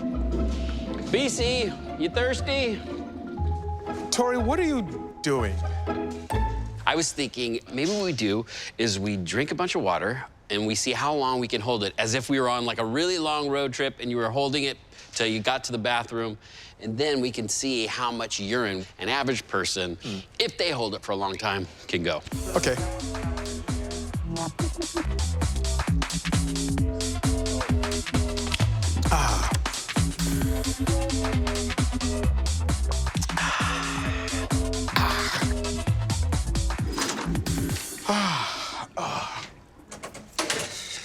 How'd you do? I feel much lighter. Look what I came up with. 1.5 quarts. Yeah. That's not nearly enough for one person to refill a radiator. But if there was 3 people in the truck, you would have a gallon of urine. Easily. This is good news for us. It's great news. This could potentially work. It could be. But you know what? There's nothing like going to the real world and doing it properly. So that's right. Cheers to that. Say cheers.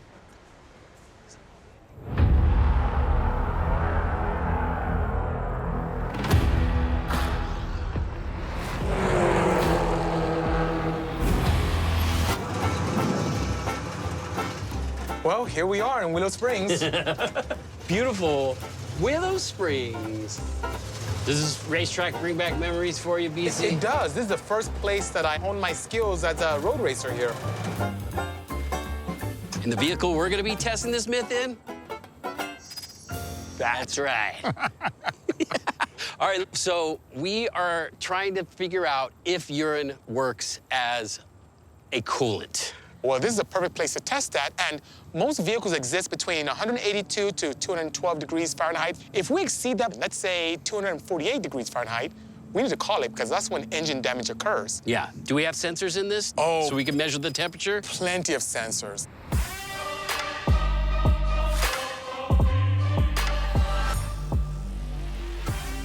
Okay, so we have drained our radiator completely. The engine is bone dry.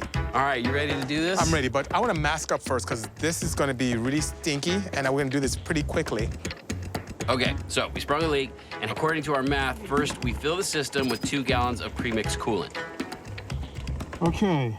Once we have that, we pour in the gallon of urine. This is so gross. Which we determined if there was 3 travelers and they held their pee for a long time, they can fill up a gallon. Yes. Absolutely. Oh, look at that. Okay, we're all filled up with We're filled urine? up. Yes, we're good to go.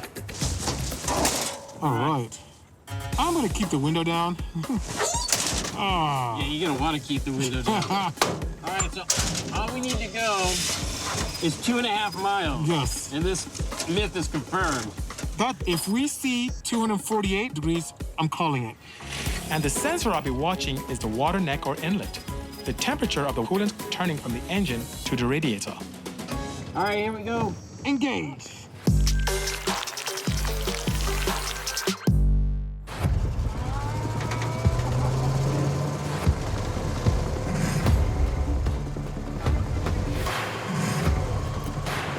Hey, do you smell that?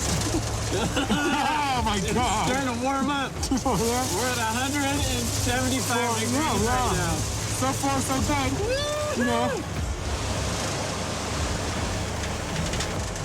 You know, we made it halfway through our course. And we're still okay temperature-wise. I don't know. This myth may have some substance to it. In an emergency situation.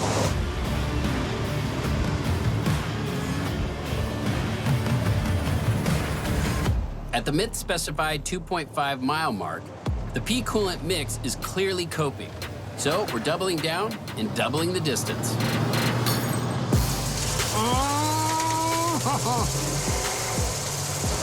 Yeah, it is starting to get a little funky.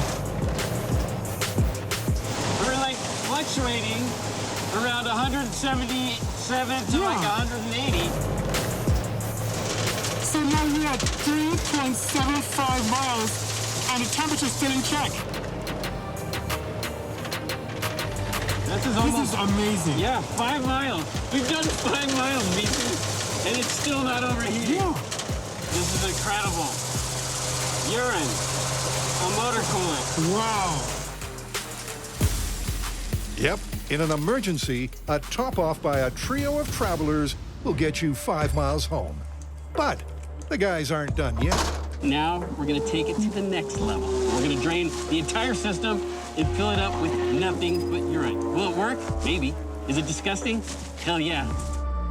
Just another day at the office, making my family proud. What did you do today, honey? I just filled a radiator with urine to see if it keep the engine cool. Okay. This is really nasty. Yeah. Now this is all completely urine, nothing else. 100% All right. unadulterated urine. I think you should drive. I'll do it. Okay, here we go. Yes, yes. Okay. Full urine, steam ahead. Get it? Full steam ahead.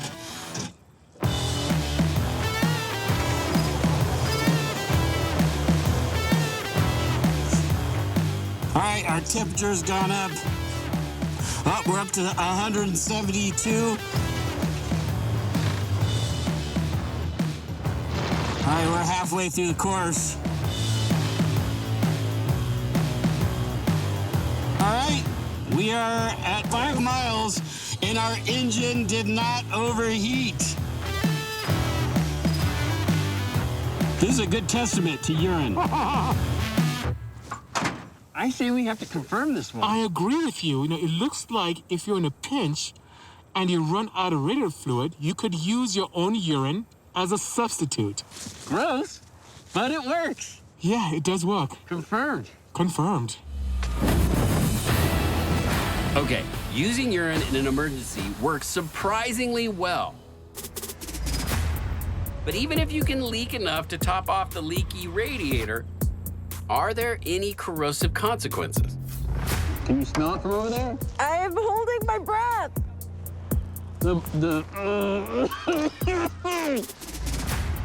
There's definitely some corrosion. Woo!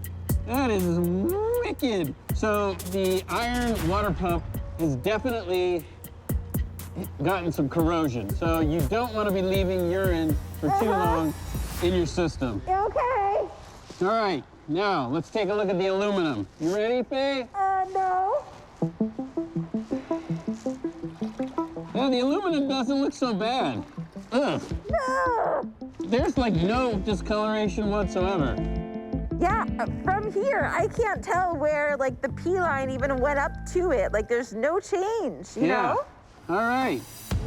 Turns out urine doesn't really affect the aluminum so much, but the iron, it definitely corroded it. Okay. So in case you needed someone to tell you, don't do this, okay? Don't pee in your radiator and then leave it. Despite that caveat, the myth remains confirmed. But it got me thinking, what if you had a leaky radiator, so ketchup, and non-Newtonian fluid. but you didn't have to take a leak? Milk, maybe you've just been out to the store. Shampoo, There we go. maybe we should add some conditioner. Alcohol? And using my shopping list as a randomized sample, I wonder what other weird emergency coolants would get you home. I mean, theoretically, if you put ketchup in there as the engine. So it doesn't transfer heat very well. No, so we're not even gonna test ketchup after that test. Alcohol is gonna be bad on so many levels. So the fact that it has such a low boiling temperature, all right, 175, and that it's so flammable, so we're not even gonna try that. If anything, it's gonna give your radiator a healthy shine. An engine runs most effectively up to 212 degrees Fahrenheit. So, to provide effective heat exchange, that's the benchmark for our potential replacements. Just a couple of dudes boiling shampoo. Remember when we first put it in, it was Yeah, very it's pretty thick. Yeah, we had 210. It's completely liquefied. I say 210. shampoo is a good option. It's not bad. We're at 200. And it's still not boiling. What is this magical juice? We're at 212. 212. So with two viable options, it's time to hit the track and test them in the truck with a freshly flushed radiator. Will either of them keep their cool? All right. So we're gonna test those other fluids. Did you say other fluids? Now this engine is completely dry. Yes. All right. This is an emergency situation. It's a milk truck. What if you had just gone grocery shopping? Okay. Is it moving through the radiator yet? We're gonna put 3 gallons of milk in it. Oh, that looks good. All right, we're all topped off with All milk. right. You ready to test this? All right. Milk truck ready? Milk truck ready. Okay. Let's go. Let's milk this truck.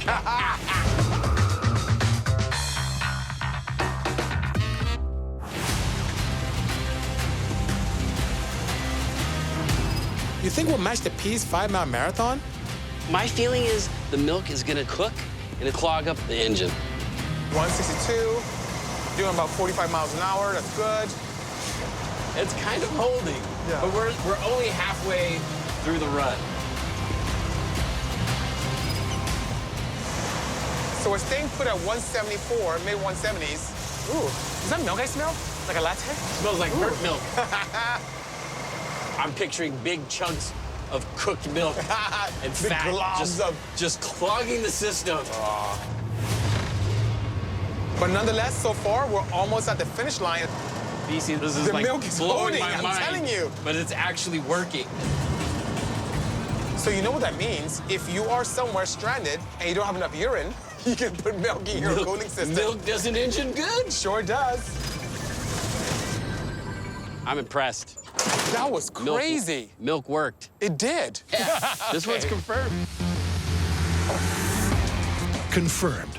But we're not done yet. Cue Rose and her pit crew to cleanse the cooling system. How's it going, you guys?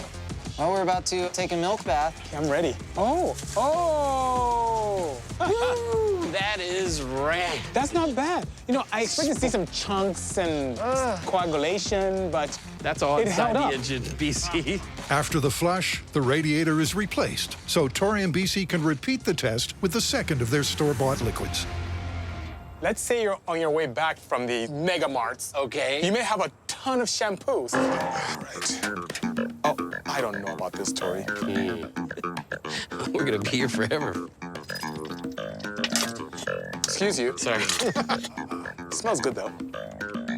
You know, we've come a long way since urine. Thank God. How do we get it in the radiator, and how do we get it to flow?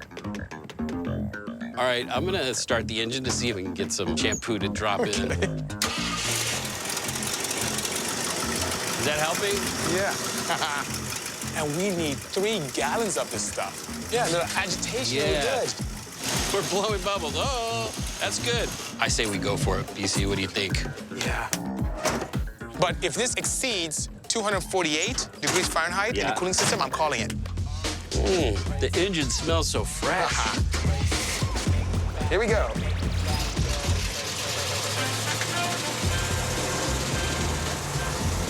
Temperature's holding. It's starting to rise real fast. Rapidly, Really fast. Oh my goodness. 209. We're at 227, 228. Oh, we're at 230. Oh my God, we haven't even gone halfway. 238. 248 is the number. We need to kill it. Oh, this is so nerve-wracking. I don't think we're gonna make it. We're at 245. Just coast because we're at 247. If we hit 248, we gotta shut this engine off. Yes! Oh, this is crazy. All right, this is the tricky part. Going uphill, you're gonna have to hit the gas. Oh no, this could be the end of our trip. 245. Uh-oh. Oh, we're going up. I'm trying to get to the next. 247. Oh, it's holding up 247.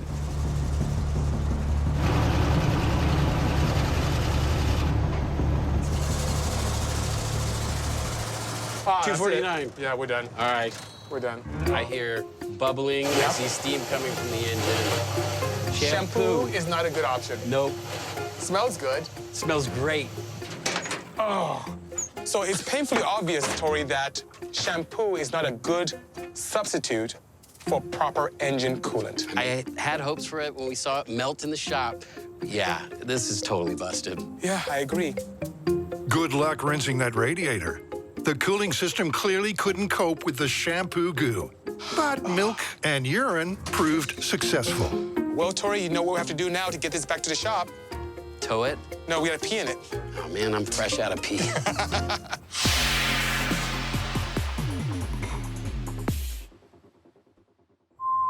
Coming up on Motor MythBusters. 3. The team counts 2, down 1. to launch an investigation into the mythical automotive mayhem caused by UFOs. Do the reports of chaos and damage really add up? There's some kind of technology that's causing this damage.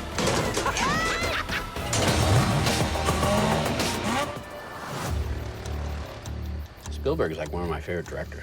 I haven't seen this since I was a preteen. You guys finally found a way to force me to watch a movie. Bring the movie to the shop. Yep. Close Encounter is a classic. Yeah, I've never seen it before. You've never seen Close Encounters of the Third Kind? It's really good. Look how cute this truck is. Oh boy. Everything's flying out. Look at the gauges. Look at the gauges. The rate. Oh. I mean, what do you guys think could have caused the gauges to react that way? I think some kind of magnetic force. An electromagnetic field is the most common explanation for the myth of UFO-induced automotive mayhem. So to ground this test in real-world physics, the team will start there. I think, Faye, we need to find an expert to give us more insights on this phenomenon. All right, while you're working on that, I have another idea that I think might give us the same effect that we saw in the movie. Okay, so could a UFO really interfere with the radio signal, stall the engine, kill the headlights, disrupt the gauges, and cause chaos in the cabin? To help shed some light on the possible causes, the team has called in an electromagnetic physicist. Doctor, I'm so curious. I mean, I saw the gauges go from empty to full on the fuel gauge, and then the speedometer went crazy as well. Is that possible with current technology that we have here on the planet? It's a possibility. So we make all of our power, like right now in the room, just by moving permanent magnets past coils of wire. And so when you have a gauge, you're just basically measuring current going through that. So if we can change a magnetic field enough we could change the current that those gauges are actually measuring. By using an induction coil in close proximity to produce a magnetic field for our small-scale test, we'll get an indication on whether this type of force could affect an automobile like we saw in the movie. So this makes a field that comes out, but what I want to do is collect that current that's being generated and amplify it with another coil. This makes the field stronger, giving us higher odds of glitching out our stuff that we want to glitch Excellent, out. excellent. You know, we're only putting in 100 watts of power, and 100 watts of power is nowhere near enough to pilot some spacecraft, Very right? true. Or even one of our crafts. Understood. Right, it doesn't need to be a UFO. Yeah. It could be a jet, or, you know, there's a lot of energy being emitted to do that. By using a portable induction coil in close proximity, they'll find out if an electromagnetic pulse can interfere on a relatively small scale with the radio signal static or disrupt the truck's gauges. Turn the radio on. Whoa. That's comforting. Okay. So we're starting with static, but we're getting more static, right? The radio interference is instantaneous. Our electromagnet increases the static by weakening the AM band, just like the truck in the movie. Would it do anything to the light? But how will the other instruments fare against the magnetic field? Okay, nothing there. So let's try, turn this down. Let's try the gauge. Oil pressure gauge. That seems pretty steady. I don't see much happening there. How about our fuel gauge? I think I saw it that. move a Yeah, little I see some bit. deflection. Oh, yeah. A little bit. There, That a little works. bit. Wow, I'm pleasantly surprised. Yeah. How about speedometer? Nope. No. Wow, so far. I wouldn't expect the speedometer to do that because that's a mechanical spinning magnet to begin with. In the film, we also saw the truck's engine stall. So for our next test, we're taking Dr. Chad's electromagnet to the engine bay. So, okay, I'm really excited about this because even though there's not a ton of electronics, there are a few that might be affected by your device. So, what should we start out with? I say we go for the ignition distributor cap because that's the part that's making all the sparks to fire all the cylinders. Very cool. Bisi?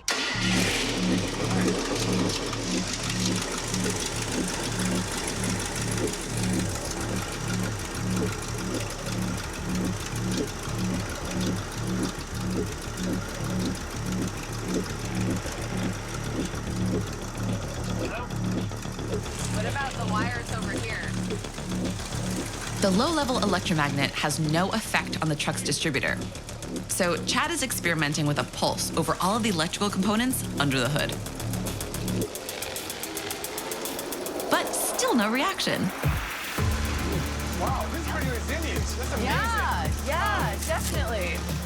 Okay, so size does matter. The pickup's engine resisted the effects of Dr. Chad's cute electromagnet.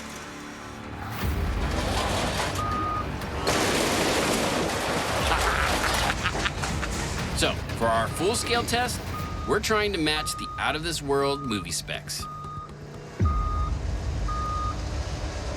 So, Faye, this is what I was thinking. A giant magnet. Oh, yeah, that thing's freaking huge. 54 inches in diameter. It could lift 5,300 pounds. Oh, my gosh. So it could easily lift up the truck, is what you're saying. Wait a second. But we are not going to lift up the truck. The plan is to not destroy this vehicle. The plan is to put the magnet directly above the engine, just kissing the engine. And then we're gonna turn the engine on, turn the radio on, turn the lights on, and then we're gonna hit the magnet and see if it affects the engine in any way. Oh my gosh, I hope it doesn't actually damage anything because we can't. Because in the movie, it didn't the damage truck survived perfectly. Okay. So to match the movie, the magnet needs to kill the engine, but without harming it. A mythical oxymoron, if you will. We're living on the edge. All right. We're ready to place the magnet. All right. Be gentle. This is our baby. Oh my God. To control exactly where our magnetic field is deployed, we'll position the magnet directly above the engine bay before we turn it on. Level it out. That looks good right there. Yeah. All right, I'm gonna start the engine. I'm gonna turn on the headlights, radio. Magnet on! Oh, it's definitely sucked down to the truck. Oh, it's affecting the radio. It is affecting the radio. Lights? I'm gonna go check the headlights. Check the headlights. Oh my God! It's affecting the radio. Lights are still on. Oh. It shut off! What did? The radio? Is the engine off? Wait, the engine shut off? Is the engine off? Oh! The engine died! Oh! This is crazy.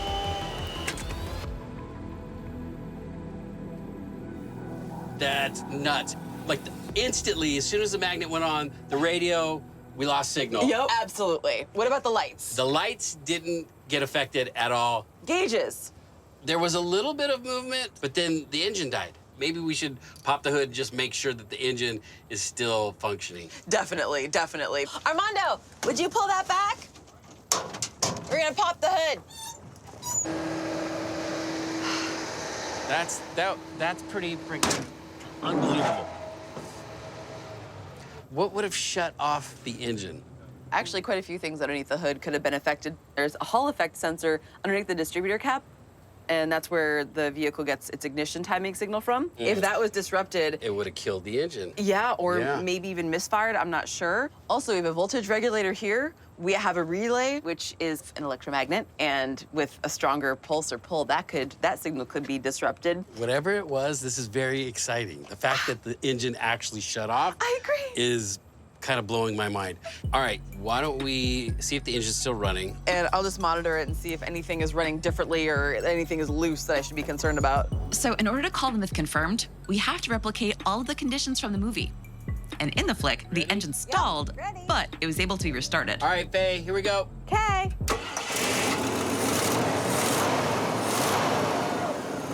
It's working.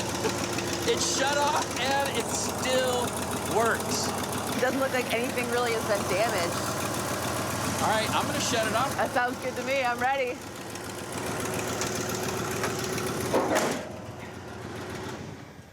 That was impressive. All right. The fact that the electromagnetic field shut off the engine, I mean, you can't get a better result than that. No, I mean, that was exactly like what happened in the movie. Even to the alternator gauge, which may have been a symptom of the engine sort of slowing down and sort of like reducing the rotation of the alternator, but still, the gauge did move. It's a result. Yeah. So to me, the gauges, doesn't matter how it happened, it's plausible. Yeah, and the radio, for sure. I mean, the moment the magnet went on, we could hear squealing coming from the radio. That one's plausible. Oh, 100%. The engine's plausible. The lights? The lights, not so much. Maybe that one's busted. What do you think? Yeah, I would have to say that was busted. Lights busted, okay.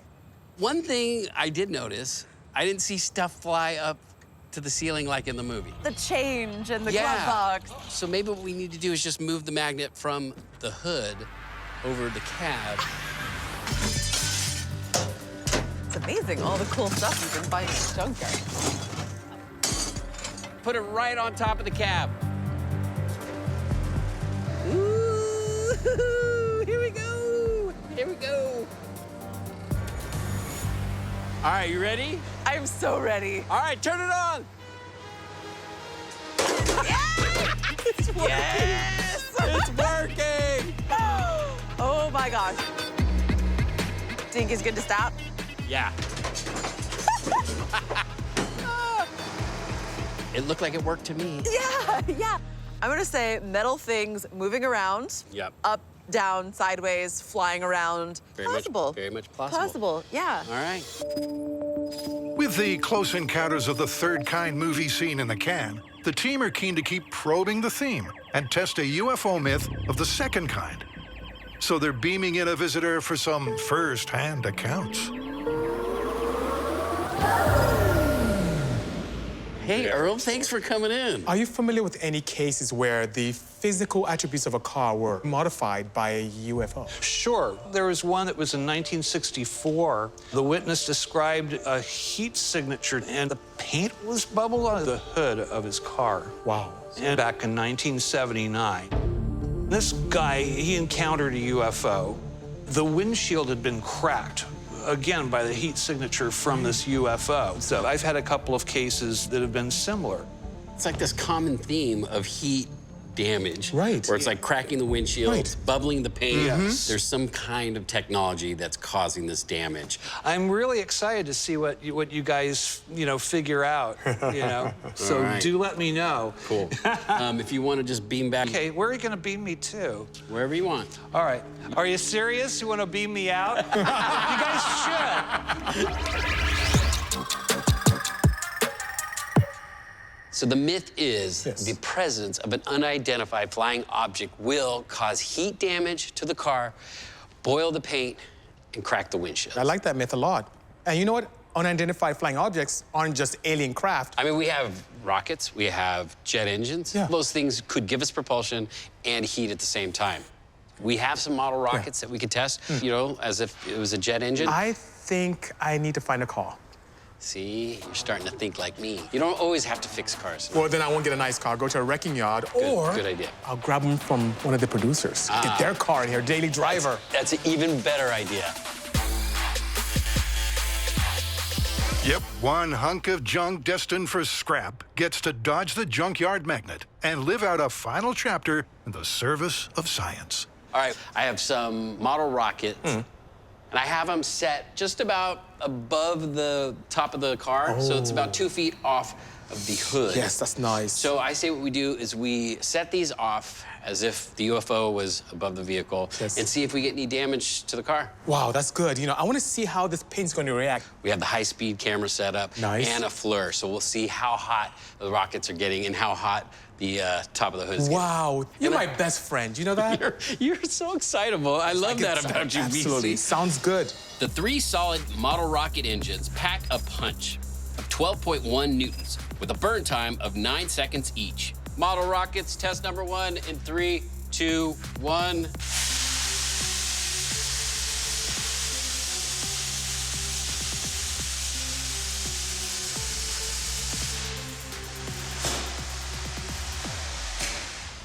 Well, that was cool.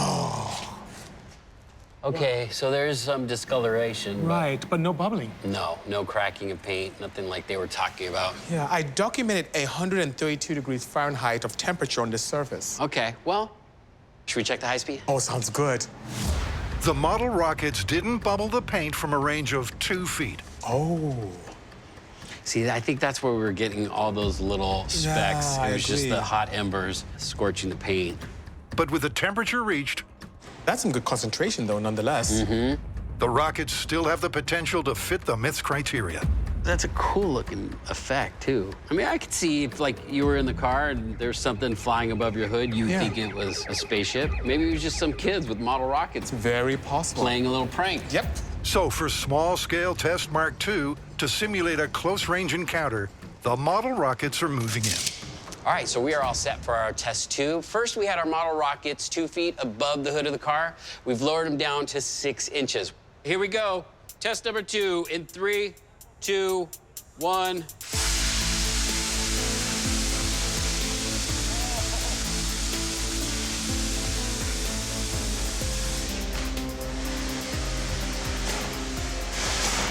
Did you see how red hot the hood got? I wonder what temperature it is now.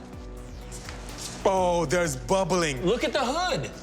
Oh my goodness, that's over 400. That can definitely burn your hand. I feel the heat right now. All right, we're really. losing the heat. But what we're trying to see is if we could replicate what they were talking about in their stories. And we have here. Yes, We've got we do. warped steel, and we have bubbles in the paint. And we didn't have to use an unidentified flying object to make this happen. All right, now in one of the UFO encounters that these people talk about, they said that their windshield actually cracked. Now, glass is a lot more brittle, so it's gonna be interesting to see how it withstands the heat of these rockets. We've removed an old windshield to test the effects of our rocket safely on the bench. And since we found the model rockets had a far greater effect on the hood when within close proximity, we'll keep it consistent and start with the 6-inch test. Here we go in 3, 2, 1.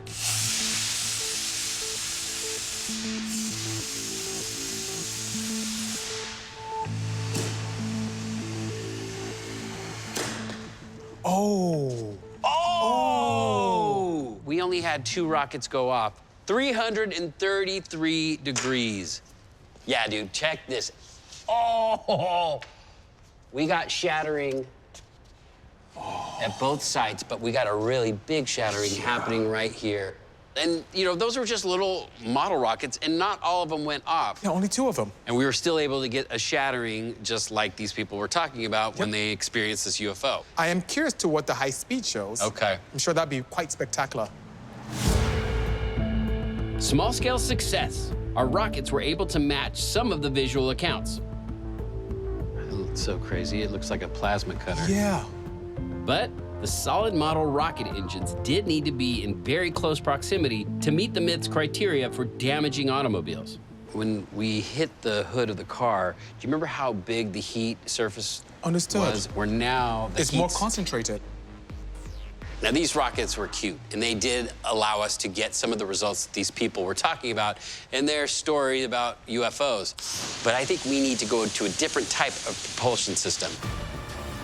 You guys ready? Ready. Like a jet engine. It's gonna give us a lot more thrust, a lot more heat, and a longer duration of heat. Go!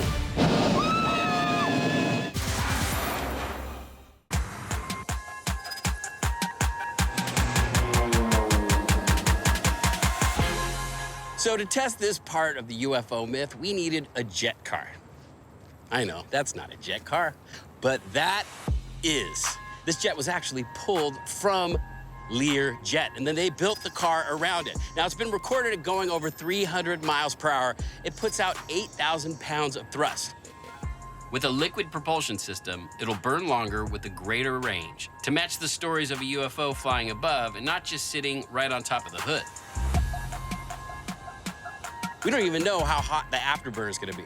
What we're gonna do is we're gonna fire this up, point it directly at our car, and see if it bubbles the paint just like these UFO stories. But before we do, we need to put a leash on this thing. We're gonna have to make sure that the car doesn't just take off that way. Right. And our car doesn't just get blown that way. So what we're gonna do is actually chain our jet car to our burn car. Okay. So it'll be like a ballast. Should be good. What? Oh Yeah, my let's God. do this. All right. The jet efflux expels hot combustion gases and air at speeds over 1,000 miles per hour. So to avoid incinerating the test car completely and to replicate a low-level flying object, we've positioned it 40 feet away. All right. Okay. You guys ready? Oh my God, I honestly don't think I'm ready for this. Okay, go ahead and start your engine. Oh. That's so cool. It's like how my electric car starts up. Just like that. Sounds like my G5. Oh, this is very exciting. All right, 15 seconds. We're gonna let it burn for 15 seconds. All right, smell that? Oh my God. That smells good. Woo! All right, here we, you guys ready? Ready. 3, 2, 1, go.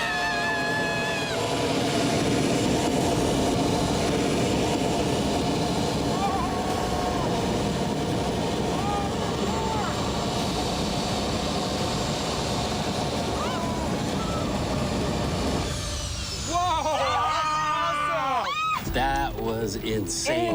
Freaking my insane. goodness. Woo! Oh, we got a little bit of bubbling. Yeah, Look it at this. actually fared a little Before you bit get better close, than I thought. before you get close, let me check this. That's still I'm not warm. gonna touch it. Don't I do dare it. You, dare you to grab No, it. no, I pass. no. Oh, look at this. We got a cracked windshield here. Oh. This is all new. And right now, what I'm seeing is Whoa. everything plastic on this side Yep. is melting, which makes sense. Definitely. We don't really see definitely. any warping Yep, the going side on marker light. on the metal. That was surprising because, like, with the way that it was rattling back and forth, I thought for sure there'd be some damage. So far, We it's got looking 2 of the like 3. this is working. Yeah. But not working well enough. So what I think we should do is bring it closer because, you know, a lot of these people said it was right above their car. So we're going to reset for another test. This time, we're bringing it in to 20 feet. All right, you guys, any predictions? Yeah. I think that car is gonna come up in the air. It's definitely gonna have warped panels, definitely gonna have bubbled paint, definitely gonna crack some glass. This is gonna make it happen. I just hope this thing damage. doesn't catch fire. All right, you guys ready? Oh yeah, wait, Here we go. Hearing protection, hearing protection. 2, 1, start it up. Oh my God, it actually sounds like it's about to take off. Oh boy. Hear those turbines spinning. Oh my God. Hit it!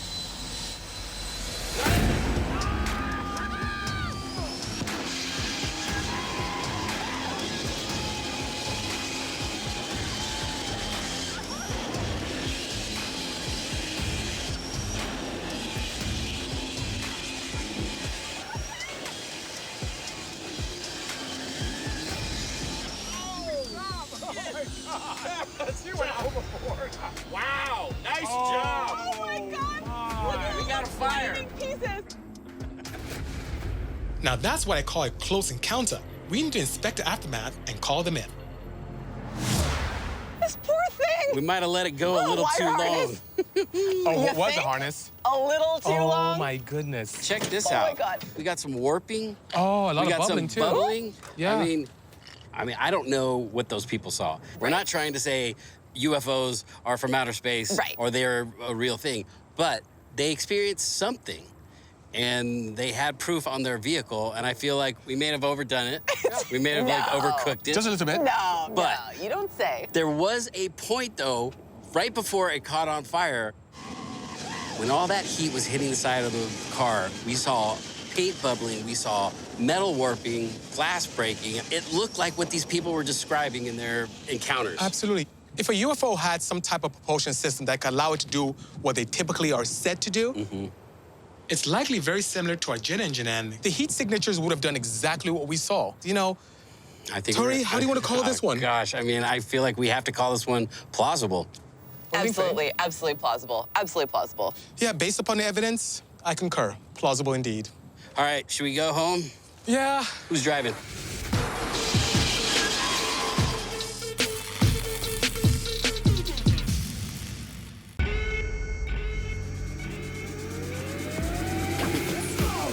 Oh, this is rad. In this episode of Motor MythBusters, Just the slightest bit of water, and these things, they don't like it at all. do an electric vehicle and water mix. We're about to find out. 3, 2, 1, engage! And 10 turds. That is crazy. an investigation into foul play Do birds prefer to poop on red cars? drops a bombshell. The results are totally unexpected. Oh, crap. Meet the team. This might be the miracle coolant that everybody's been searching for. With the mechanical expertise My main concern is structural integrity. to test all things automotive. The engine died. The more air we push through, the more fuel siphon out. And boom! This is Motor MythBusters, Hit it. where science meets the streets.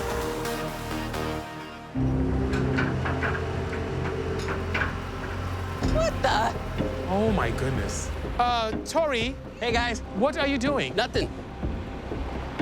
Oh my God, here's an EV. Yes, destroy it! No, that has lithium batteries in it. Tori, I don't think you're gonna do what, no, we can't. Are you gonna crush it? No, Watch this.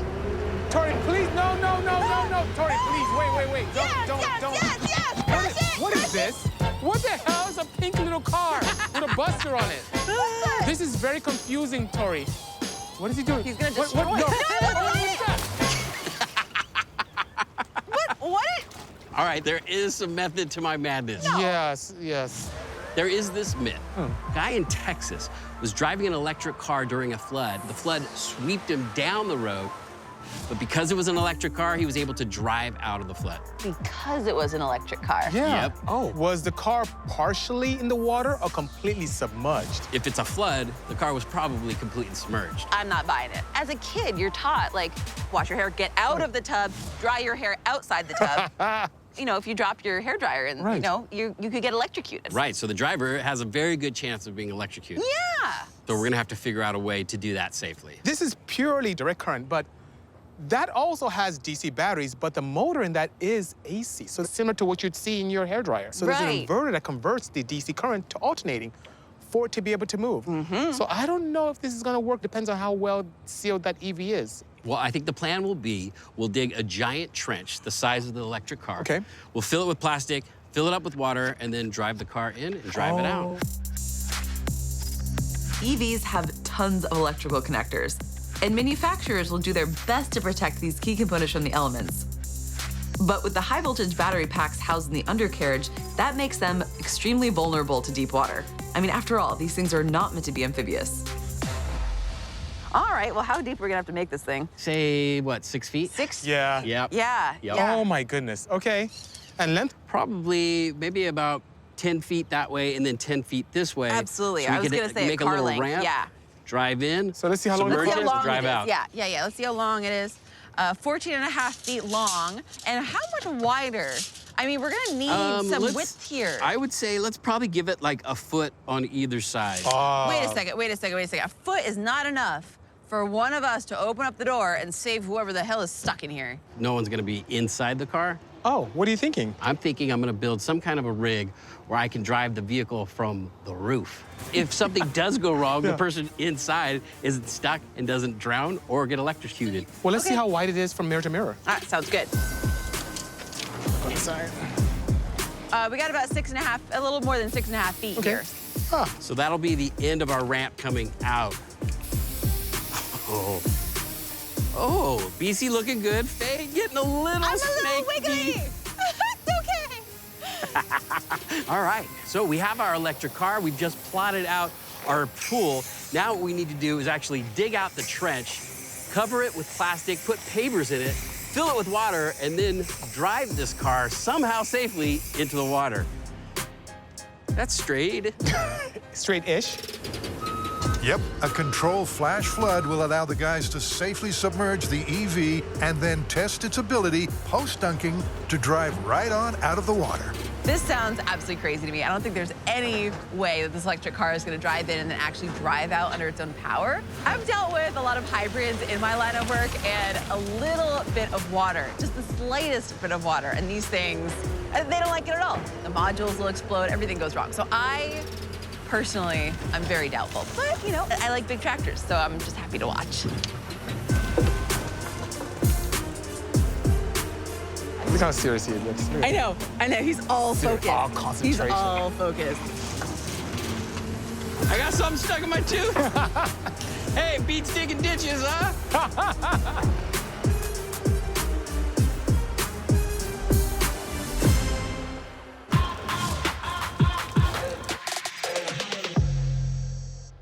We're testing the myth. If you drive an electric car into the water, you can drive it right out and nothing will happen to the car. Now, I want to drive this car, but there is a very good chance that I could get electrocuted. So I have this idea of how we can drive it still and do it safely. I'm going to extend the controls by building a set of mounts that will attach directly to the car's pedals and the steering wheel. These are my pedals for the gas and the brake. We'll just attach our rod, and then I can just hit the brake or floor it.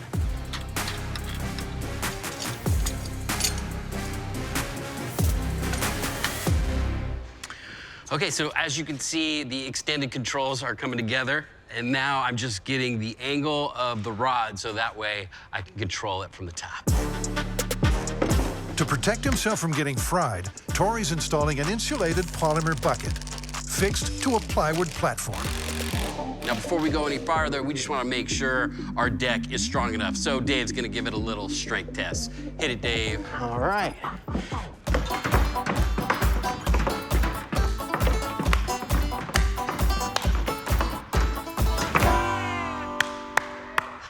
Looks strong to me. I think so.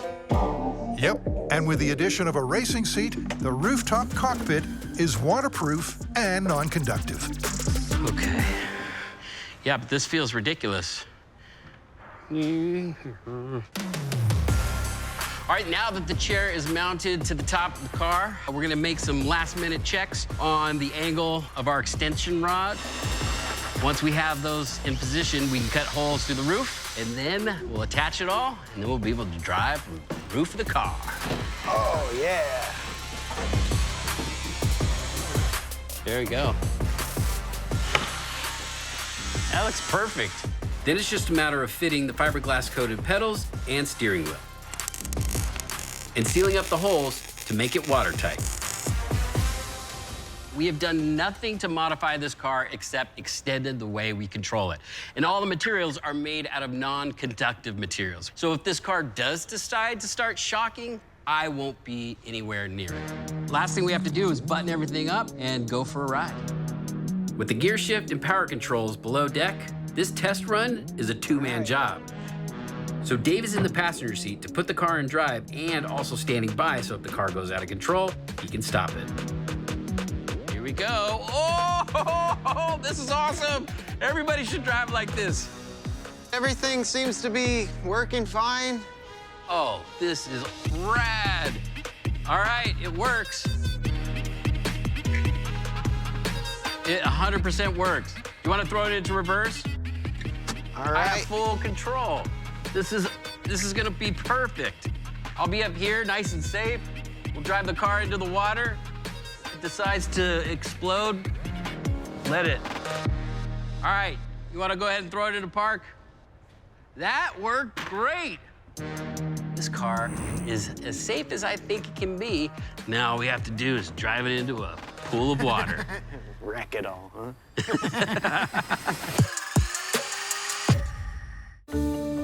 When it comes to the full-scale testing of our EV's ability to survive being submerged, it won't be safe to have anyone inside the vehicle. So Bisi's getting busy on a modification that'll allow me to kill the power from the roof if I run into trouble. In the event of an emergency, we needed to be able to disengage this high voltage cutoff switch and have the vehicle dead in the water. We have a safety tab here that'll be difficult for us to initiate, so I'm going to remove this tab by simply breaking it off, and that's it. So now, our tab can pull up with a rope and easily remove it in the case that something goes wrong.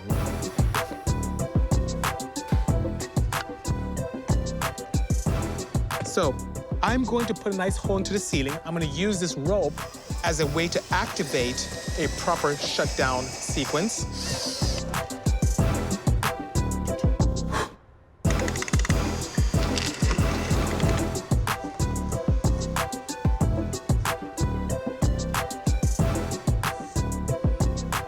Okay, now I'm going to test the system and see if it works extremely well. When I pull this up, it should disconnect nicely. Okay, 1, 2, 3. Oh, easy. I even felt a nice jolt from it, so it's working quite well. I'm gonna clean everything up, seal the hole, and Tory will be ready to go.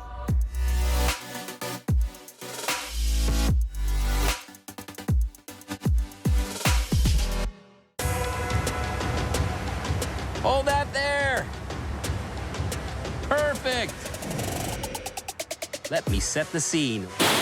We are about to test the myth that you can drive an electric car into water and drive out safely. So we've dug a ditch, we have actually lined it with plastic, filled it with water, we have our pool set, we have our car insulated, and I have the controls on top of the roof. What do you guys think is gonna happen? Do you think it's just gonna drive right through? Are you gonna go fast? Are you gonna go take it slow? I think what I'm gonna do is just like kind of roll in, because I think if I try to gun it in, there's a good chance that I might flip the car. But if I roll it in slowly, it'll probably start filling up with water and it'll allow it to sink. I think you may get some buoyancy, just a little bit. Yeah. And Oh, finally yeah. settle down. I think you're gonna be successful. Yeah. What do you think? The batteries, the electronics are on the floor, so I think it actually is gonna short itself out and not be able to drive back out. All right. It's a very dangerous excursion, and to keep you safe, I have this pull mechanism that you just grab with a rope, and it completely disables the high voltage system. Okay, that was on. Secondly, I have some sensors, one I'm gonna place in the water, another one inside the compartment, that will beep very loudly if any electricity is witnessed inside the pool of water. Hopefully, we never get to hear those go off. I also have something safety-wise that I think you're really gonna need. Let's hear it. I got some buoys. Oh, I love it. You're gonna Yeah. attach buoys to the outriggers. This is gonna help prevent the car from flipping over. Whether it comes this side or this side, it sort of acts as a buoyancy device. All right. You guys ready to drive this toaster into the water? Toaster? Let's do this. Mm-hmm. So this is just a safety precaution. I'm gonna be strapped in to this, so that way they can actually pluck me out of the car seat and to safety. My life is in your hands. I got nervous all of a sudden. Just realized what we're doing here. Okay. Good luck, brother. Thank you. See you on the other side. No, don't say that. No, the other side of the pond? The water. Yeah. Okay. Yeah. You guys ready? This is electric car driving into water. All right, here we go.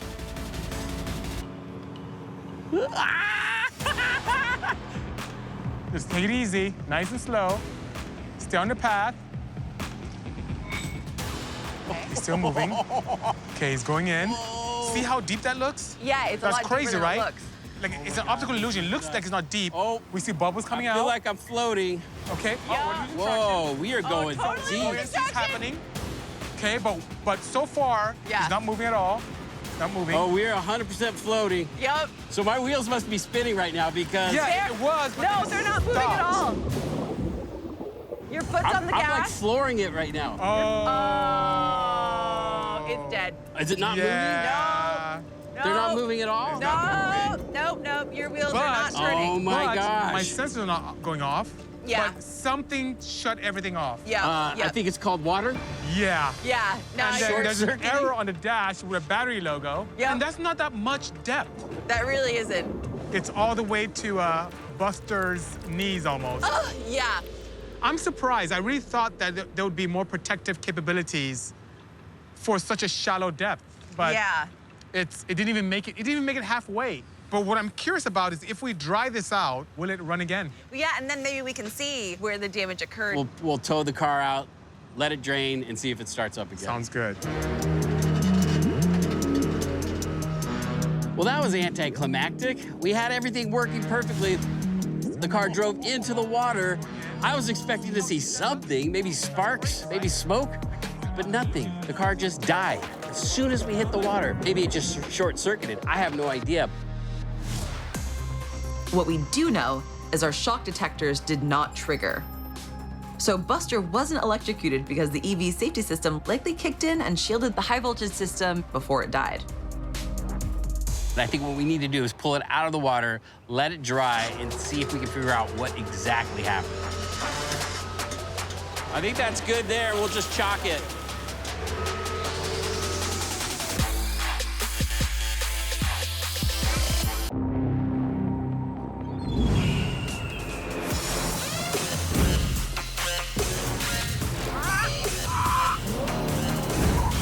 So there's anything that I'm really well known for, aside of my love of Supras, is my love of birds. I'm a total crazy chicken lady. I have 6 chickens at home. So I'm not just driving around with these birds for fun. I actually have a myth planned for these guys.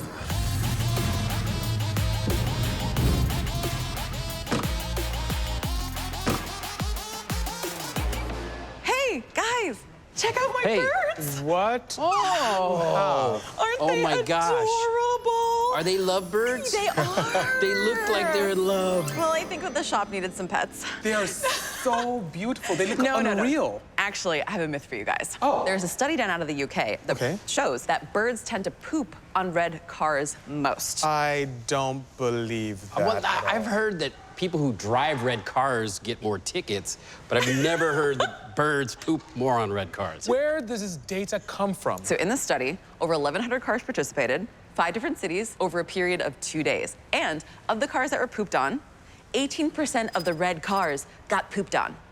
Yeah?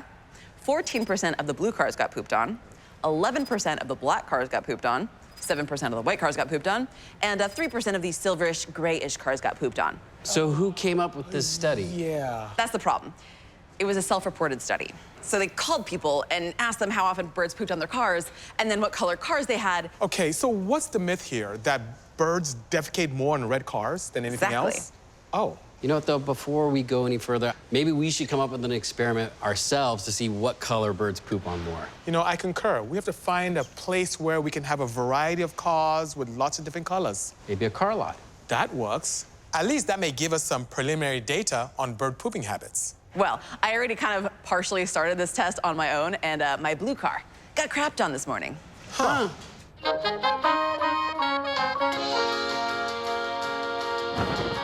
down here looking at used cars because I want to buy a used car. No, actually, Bisi and I thought it might be a good idea to come to a place where cars have been parked for a while. We're gonna look at different colors of cars, see if birds have pooped on them, and take our data. Now, I know what you're thinking, car lots always wash their cars every day, but we've talked to the owners and they've agreed to not wash the cars until we're done with our experiment. I mean, the myth is all about red cars getting pooped on more, right? Yep.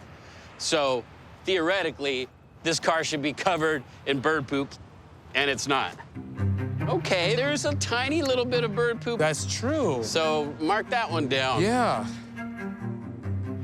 Hey, oh, this one has gotten nailed. But it's under a tree, so. I know. Okay, well, gray truck. Yep. Destroyed. Birds destroyed it. You know, this may not have good evidence for us because we don't know if there's an influence of having a place to perch on defecation happening. I mean, I 100% agree that no matter what color the car is, if you put something to perch over it, the birds are gonna poop on that car more than the others. You know, what's interesting as we analyze what he observed here on the lot, we had more white cars here on the lot than any other vehicle. Right. 19, and 3 had matter, about 15%. 15%. Which is pretty interesting. And the red, the fact that there's only 4 cars and half of them got crapped on? Mm-hmm.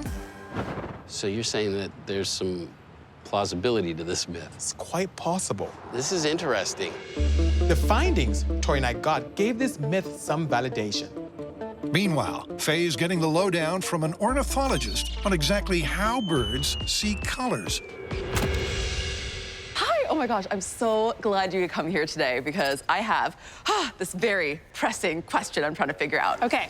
Do birds poop more on red cars? What do you think about this? Well, in all honesty, I'm a little skeptical of the myth. You know, so birds are attracted to certain colors, so that is true. Birds actually see more colors. We're actually missing colors that birds can see.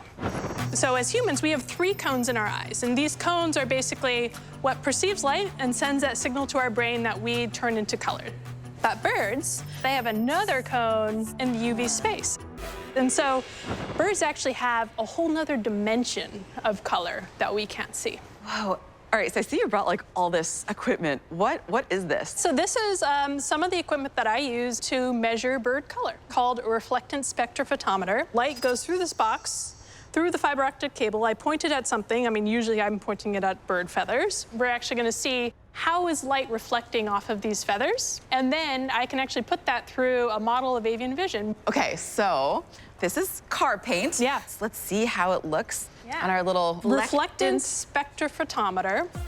Start with black, which is pretty much a flat curve because, you know, black doesn't really have color. This is showing me all the stuff that I can't see that other birds can see.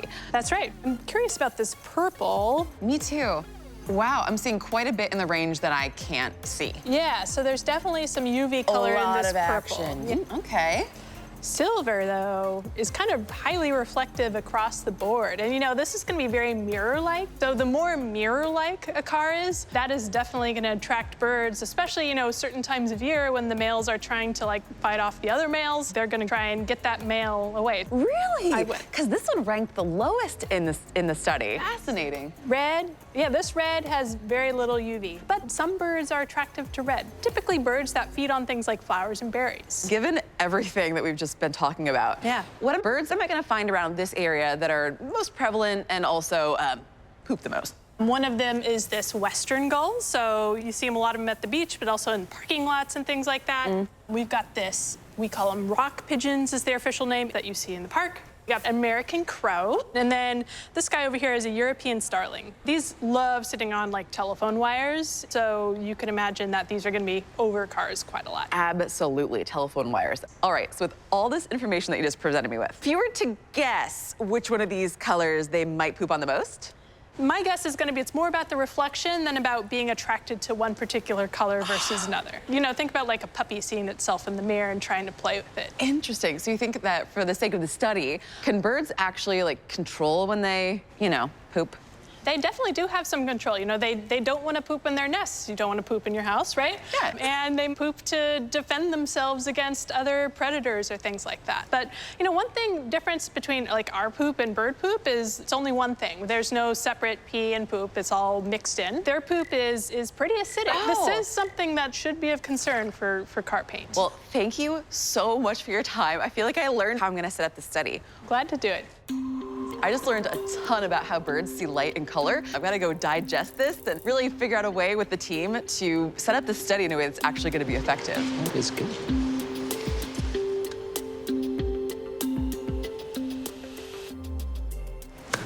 All right, boys, what do we got going on? I like your drawing. Thank you. Interesting. I wanted to get the point across. Something emanating from the rear. That's a poop. Oh. Yeah. Speaking of crap. I think we need to come up with our own test to see whether or not this data is true. Yeah, we're going to have to. I mean, this is all on us. I think we should probably find a part of a vehicle that has the most real estate. Like a hood. Like a hood. A whole bunch of hoods. Yeah, we'll get a bunch of hoods and then paint them different colors. Well, but wait, okay. First of all, we got to figure out how many colors we need. And second of all, we're going to have to figure out how the heck do we get any birds to this area to begin with. Right, so the study was red, blue, white, green, black, silver. I say we can go further. Make a couple of them just wild. Maybe camo on one end. I'm all about the camo. Rainbow, I like that. Rainbow. All right, so just in case. Yep. They don't care at all. That's true. Can I just throw in purple? Because purple's my favorite color. Purple. And, yeah, Throw in purple. yeah, okay. All right. We're going to need 11 hoods. That's 11 it. hoods. Yep. Okay. All But right. how do we space these out so that they could give us some decent data? What if we just laid them out in a grid? How much space do we want between? I mean, do we, like 4 to 6 feet? Because I feel like... Yeah, it's got to be something so it's that gotta be a it's not by substantial chance. space, yeah. Yeah, so how far up are we going to be putting our telephone poles? I would telephone say wire. maybe we do like 6 feet above. Oh, that's pretty decent. Right, so it's not too high. Right. It's not too low. And maybe a couple across each? Yeah, where they want to land and poop.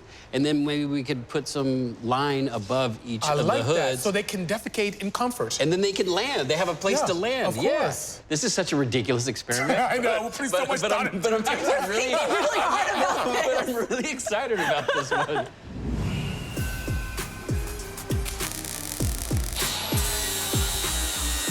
All right, we have our plan now for the bird poop experiment. Now, Bisi and Faye are working on the hoods. I need to build some telephone lines. Because we have our hoods so close together, we're not gonna be able to find telephone poles that close. So I need to make my own, and then this will give the birds something to land on, and then we'll be able to see which color they prefer to poop on.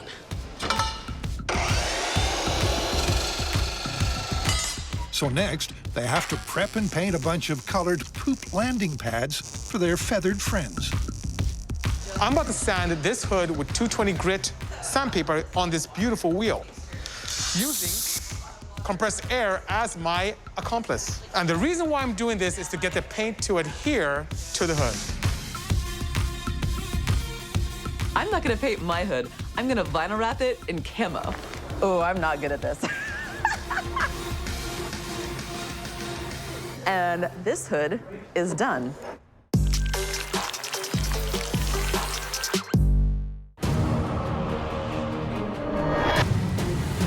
We've got 11 hoods, all freshly painted and ready to be thrown to the birds.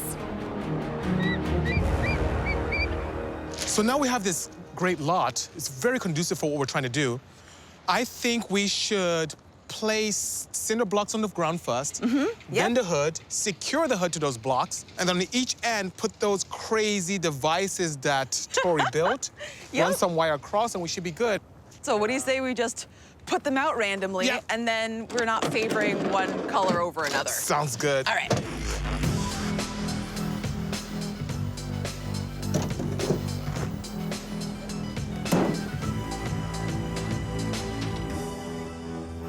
So as you can see behind me, we're almost done laying out the hoods. We have one more left to go. Then we're gonna put out all of this amazing bird food and string up our power lines. And I'm pretty stoked. I'm feeling pretty positive about this. Already we are seeing and hearing all sorts of birds in the area, and I think that they cannot wait for us to put out our food and come feast and lay some waste. I'm pretty excited.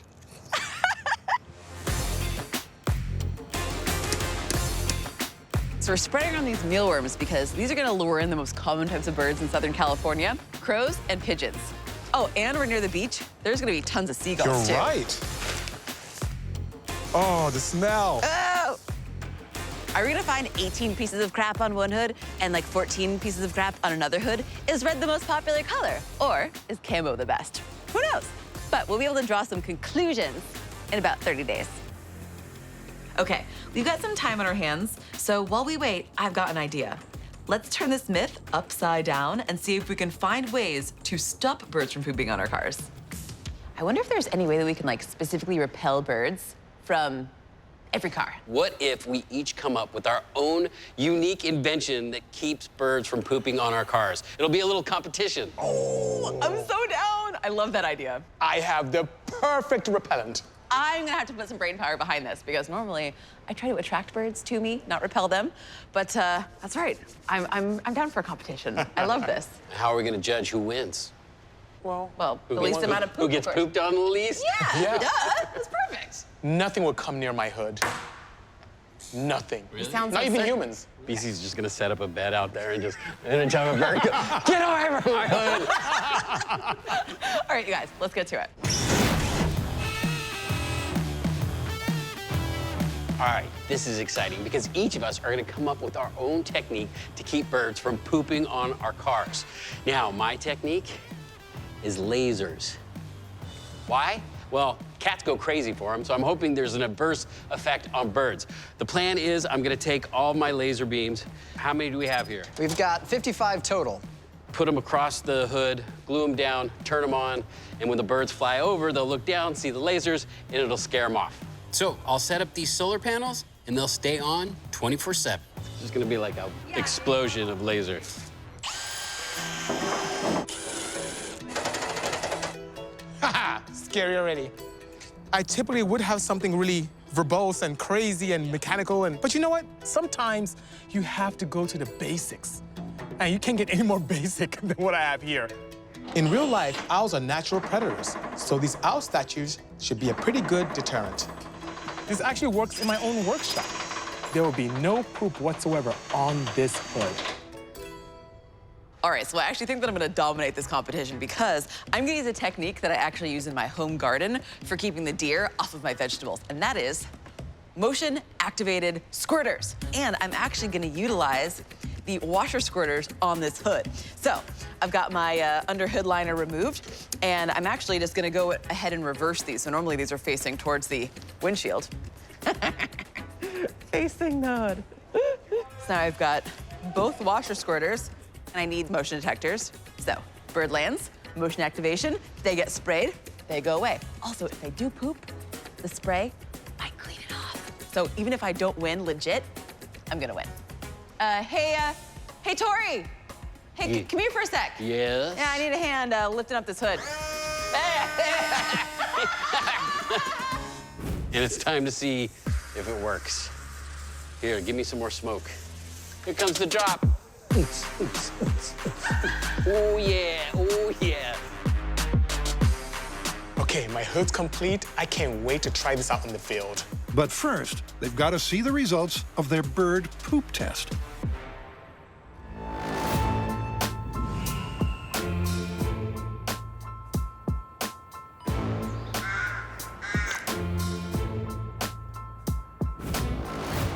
So we are back at the bird poop lot. It has been 30 days, and now we are making our final tabulation of poo on hoods. Whoa, look at this. And so we're gonna finally see if there's any truth to this myth. Oh, I see some stuff. Do birds prefer to poop on red cars? Wow, okay, that's interesting. Do they? I don't know. You don't know. We're about to find out. Okay, we got some action over here. 10 turds. On the white, 3, 4, 5, 6, 7. Wow. All right. Is that one there? That's one. Okay. Rainbow. Okay. Yellow. 1. That's it. That is crazy. The poop is camouflage. Whose idea was camouflage? Wow, the red got a lot of... Yeah, it did. Is this one? Yeah, Yes, it is. One. Wow. All right, should we tally up our numbers and see who's the winner? We shall. The results are totally unexpected. The ornithologists felt that silver would be their favorite as it was the most reflective color. And even taking into account the wavelengths of light that birds can see that we can't, there's no statistical correlation with the color spectrum. But personally, I'm pretty happy with the results. Long story short, look at the top 3. Still purple, white, and a little red. So the myth that red cars attract more bird poop is busted. 100%. I agree with you. Nice work. Thank you. And we determined that red being the most popular is busted. Birds do not prefer to poop more on red hoods than any others. So pooping on red cars is busted. But this is MythBusters. We're not gonna leave it like that. All right. Okay. This is gonna freak those birds out. They're not gonna know what hit them. Now we're gonna try something completely different. We're gonna see if we can repel birds with our ingenious gadgets. So just like in our first test, we are gonna leave these here for 30 days and see if there's any poop on any of them. And whoever has the most poop is the loser. Hopefully there's some of us that don't have any poop. Those are all lasers. You're kidding me? Nope. So basically, I'm gonna have like an array of lasers shooting straight up. So I'm hoping they'll look down and be like, what the hell is that? And then fly away and go hang out with their friends. No, natural predator. You're like a high-tech guy. I thought you might go with something a little bit higher tech. But you know what? Simplicity sometimes rules. Okay. I got some motion detectors here. I Don't see. you see? Yeah. Some proximity sensors going on here. Exactly. So when the birds land on the wire, Okay. then these sensors. Okay, we'll call you? Yeah. Oh, exactly. And okay. that'll And you come and scare them shoot. away. Oh, okay. Yeah, exactly. Yeah. Don't worry about Good it. luck with that. Yeah, no problem. We'll do. My predictions: no bird poop on this hood. Lots of failures to the left and right of me. Well, we're all set. And I guess in 30 days, we'll come back and crown me the victor. He means me, the victor.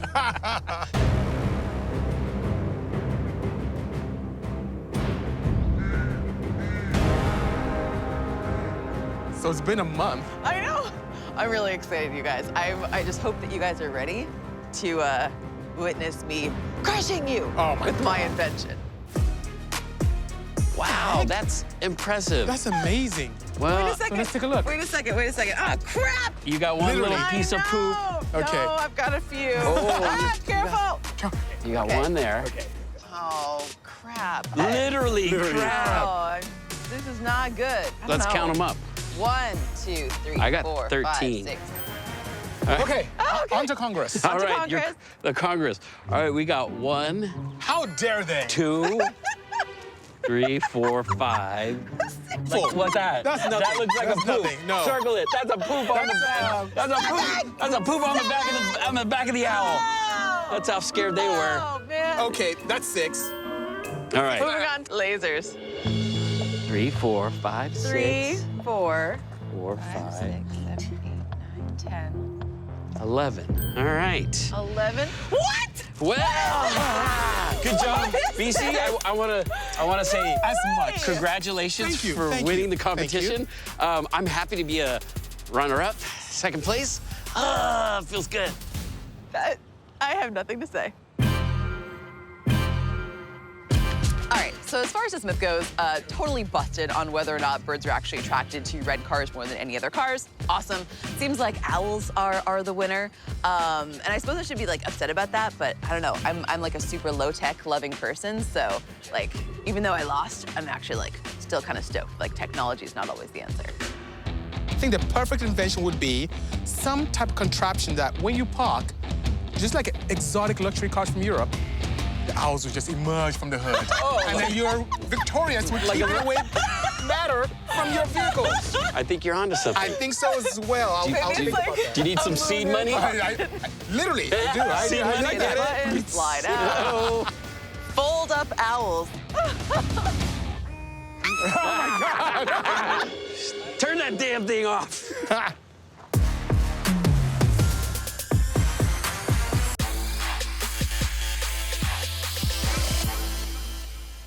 So we're here back at the shop, and I let the vehicle sit for quite a while to dry out. We're gonna take a look and see if we can find out what exactly happened.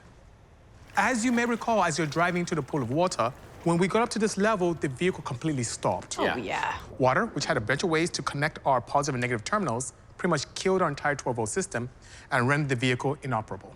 So you think that was the main problem? That was the main problem. Really? Because the 12-volt system controls everything. It controls the controller itself, our DC-to-DC converters, everything that has to do with the functioning of the vehicle properly. It's not just the high-voltage system, but also the 12-volt system. So if we replace that battery, you think this car will start up? It's possible, but I want to test this first. I want to connect the old battery now that everything is dried out, just to see what happens. Will the electronics activate again? Will it start at all? He's so optimistic. I am. Okay, so let's see.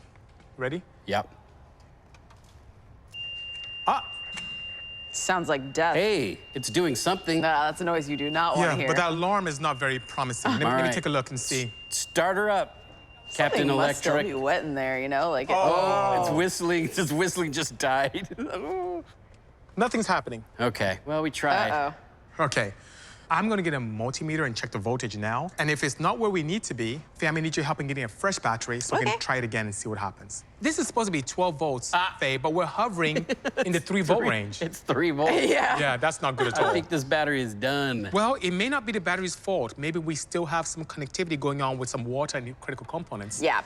So I guess the best way to evaluate that is to get a fresh battery. Sounds good. Monitor it again and see what happens. Yeah.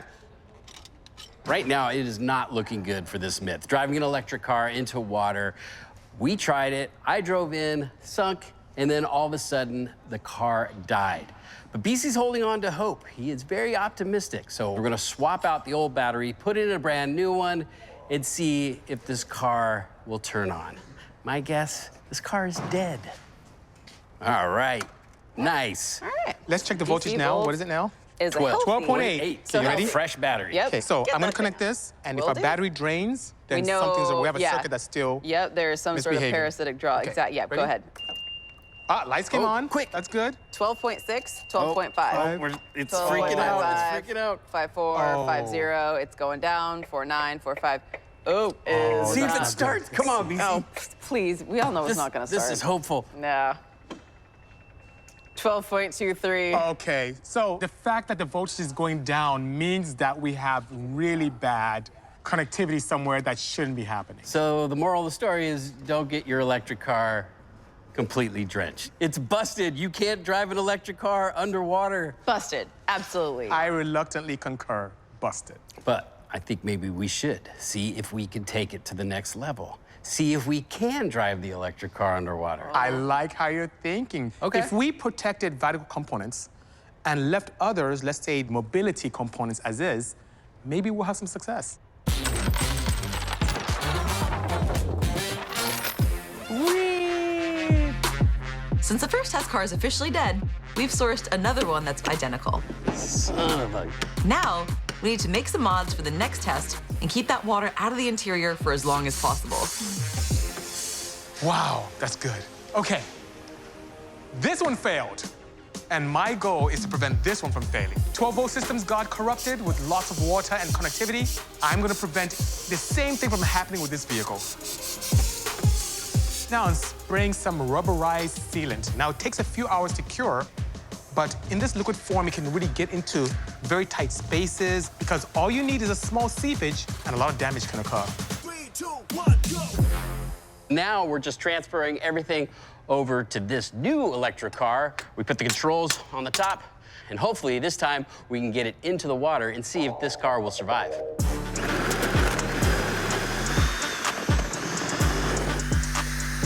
We need all hands on deck. We gotta carry the control chair over to this car. All right, touchdown. So we have the rooftop control system transferred from the old car to the new car. We're just gonna make some fine-tune adjustments to make sure we can drive it. And then it's time to waterproof this thing. Okay, so I have some insulation foam here. I'm just gonna start hitting some of these cavities to make sure that this undercarriage is watertight. So I see an orange wire which denotes high voltage going into this module. Yeah. And that module doesn't look like it's sealed very well. So if you could squirt in there for me. Yeah. After that, you can seal to your heart's content. Is this what James Bond did to his car? I don't know. All I'm doing is anywhere I see a connection that might allow water in, I'm just hitting it with the foam.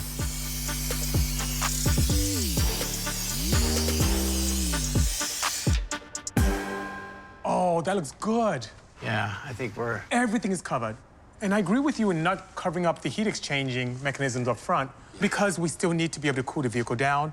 Even when charging, the DC-DC converter needs cooling. So we need to be able to have fluid flow and heat exchange to occur. So this is actually perfect. Why don't we bring it down, take a look at the top of the motor, see if we need to cover anything else. All right, Bisi, it looks pretty sealed over here. Yeah, nothing was damaged in our attempt to seal everything up. She's good to go. I think the next step is getting it out to the pool and driving into the water. And I'm really optimistic on this one. Me too.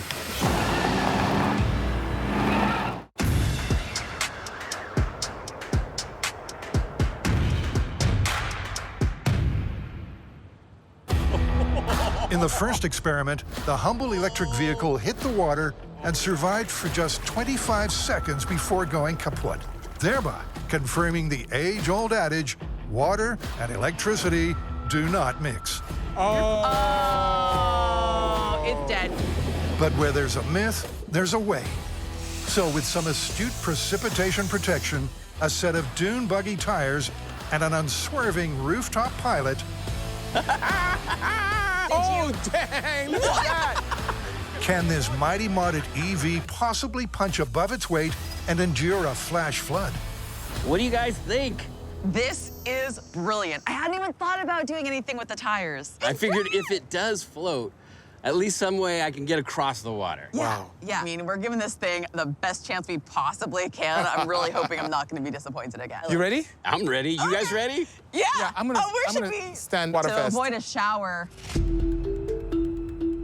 This is it, the moment we've all been waiting for, EV Rider 2. Yeah, because the first one died. So. We've sealed it.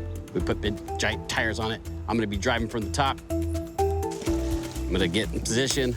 I'm gonna hammer down and see if I can get across the water. Oh, I love this part of the show. All right, one last thing.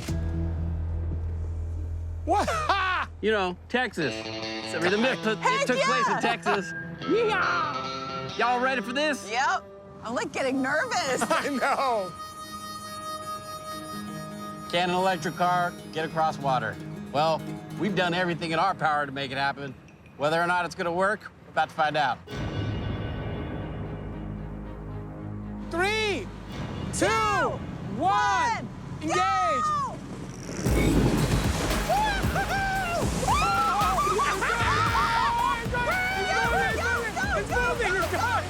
Come on, baby! Come on! Oh! Come on, baby! Come on! What the heck? Come on! Come on! Come on! Oh, it's done! Oh my God! Oh, is it moving? Is it moving? Come on, baby! It's going! It's still going! It's going! It's going! It's going! It's going!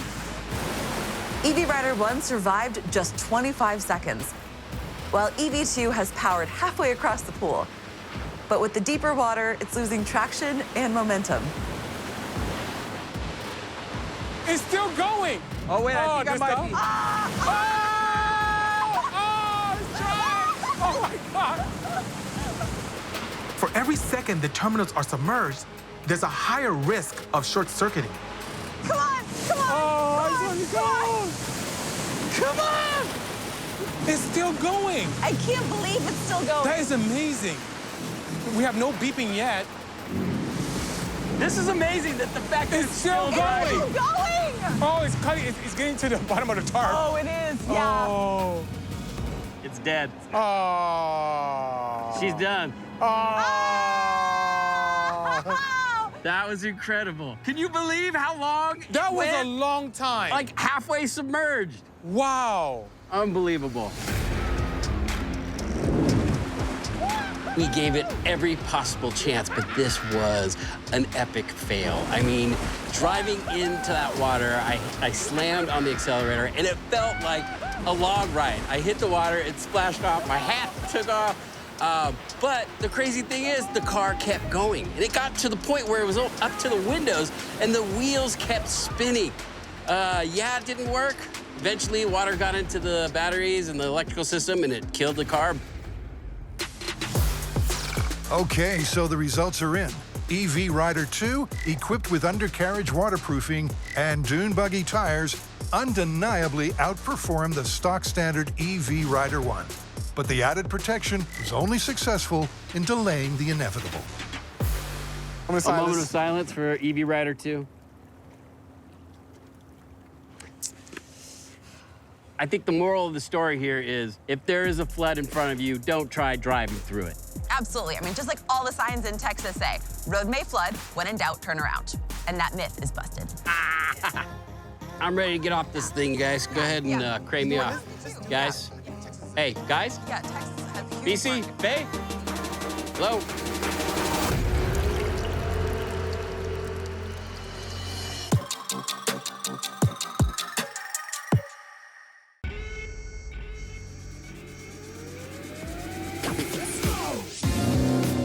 On this episode of Motor MythBusters, Hey, it sounds cooler. Yeah. can a turbocharger Oh, boy. I hear that turbo working. make a hybrid more fuel efficient? 3, 2, 1. You gotta wait till we say go. And a brake line test This is starting to feel like a bad idea. that goes down to the wire. Oh, shoot.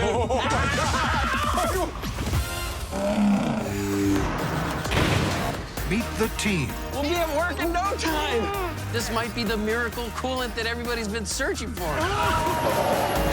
with the mechanical expertise My main concern is structural integrity. I think this is gonna work. to test all things automotive. That was beautiful. The more air we push through, the more fuel siphon out. And boom! This is Motor MythBusters, This is the weirdest thing I've ever seen. where science meets the streets.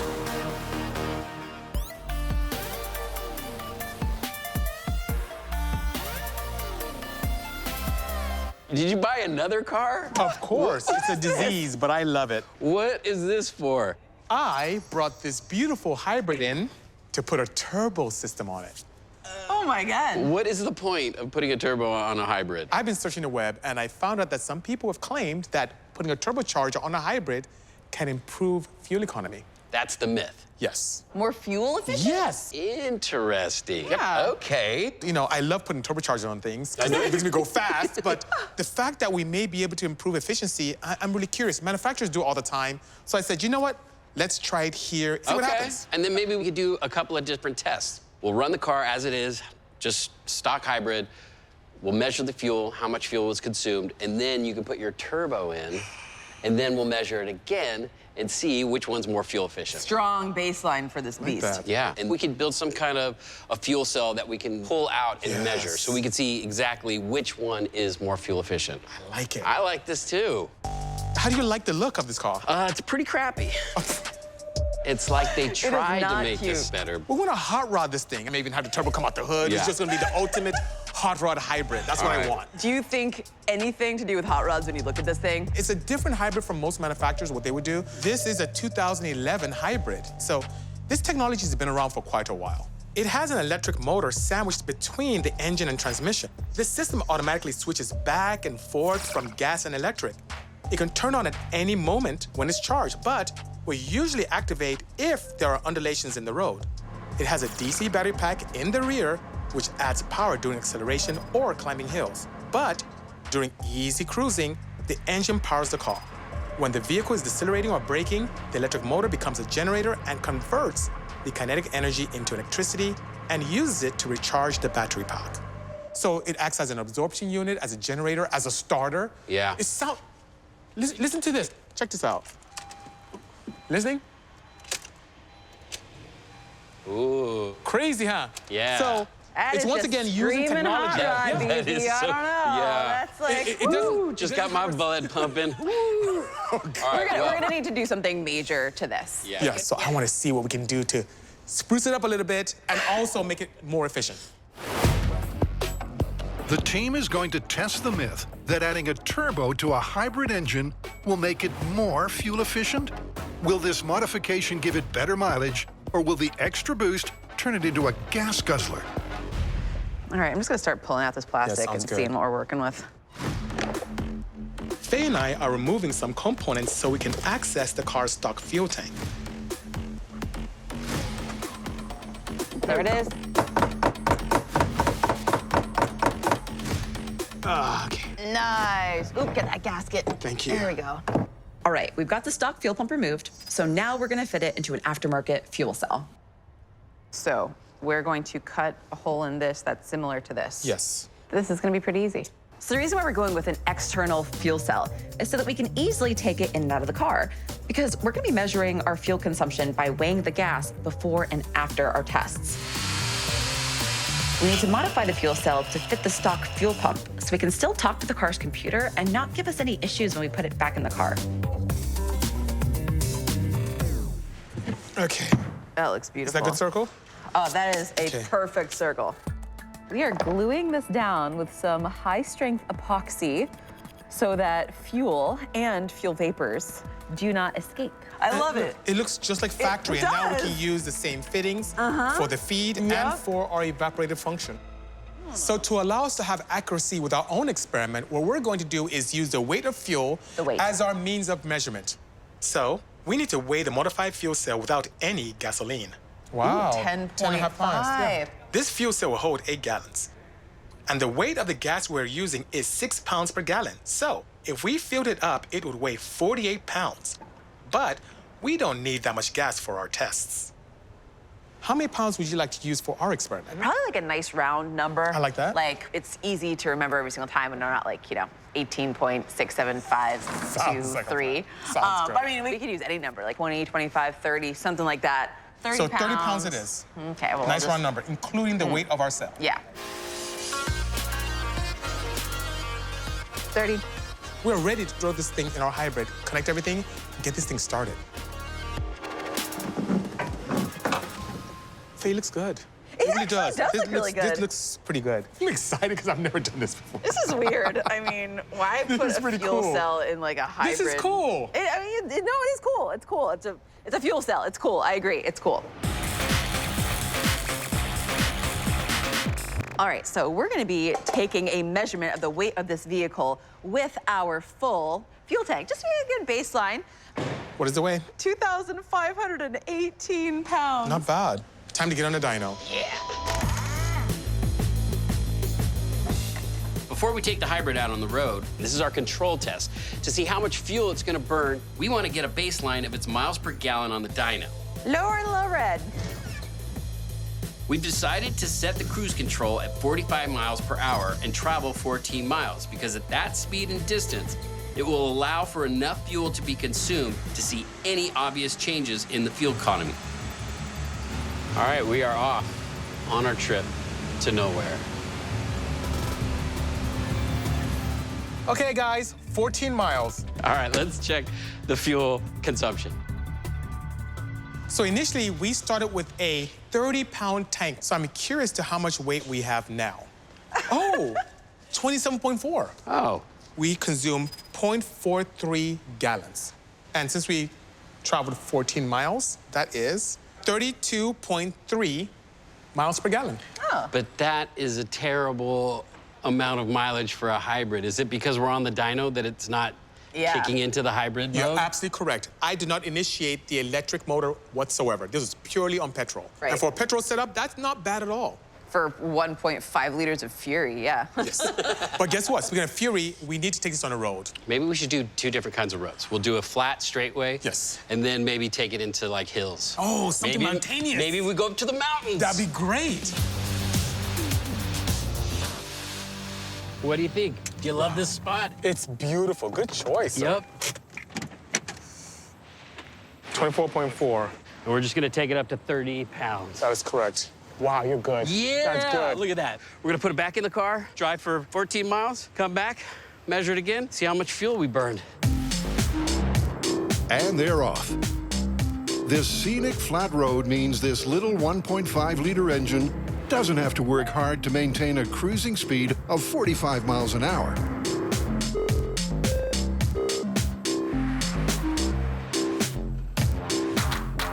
I don't know, it feels a little bit lighter. Ooh, 28.1! Oh my God, I'm gonna do some calculations. I'm gonna say we did 45 miles per gallon. Okay, so 1.88 is what we say in pounds. Yep. And we know we have 6 pounds per gallon. So that being said, divided by 6, 0.313 gallons is what we consumed. So, and we covered 14 miles. 14 divided by 0.31333 occurring. That's not bad. You almost called it. I almost called it. 44.7 miles per gallon.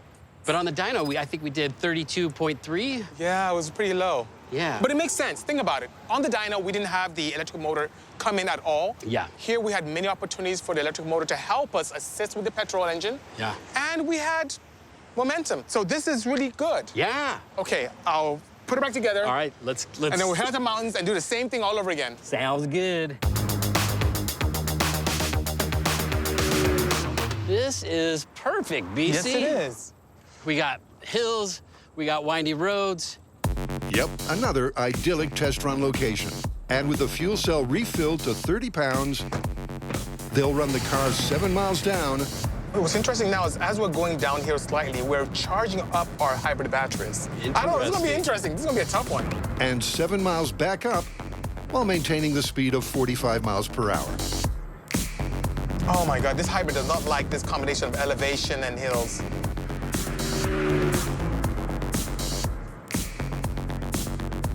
We are back. How much fuel do we burn? Wow. 27.5.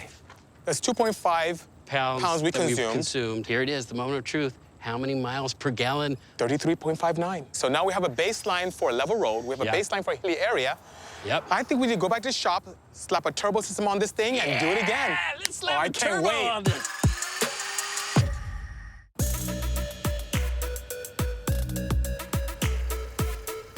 All right, now it's time to turbocharge. You see, I just popped the hood already. Oh. For a reason. All right, so what are we gonna do here? Everything is factory here, so first course of action is to get rid of all this stuff. On the induction, get rid of the exhaust system, the bumper, because we're gonna have to put the intercooler in the front. And I'm thinking about, since it's gonna be a hot rod hybrid, placing the turbo right here. Okay. I found the perfect size that can allow us to have a nice boost, even probably double the power on this. I could just see the excitement in your eyes right now. Like putting a turbo on a hybrid, like is this like the best day of your life? I would put a turbo on a bicycle if I could.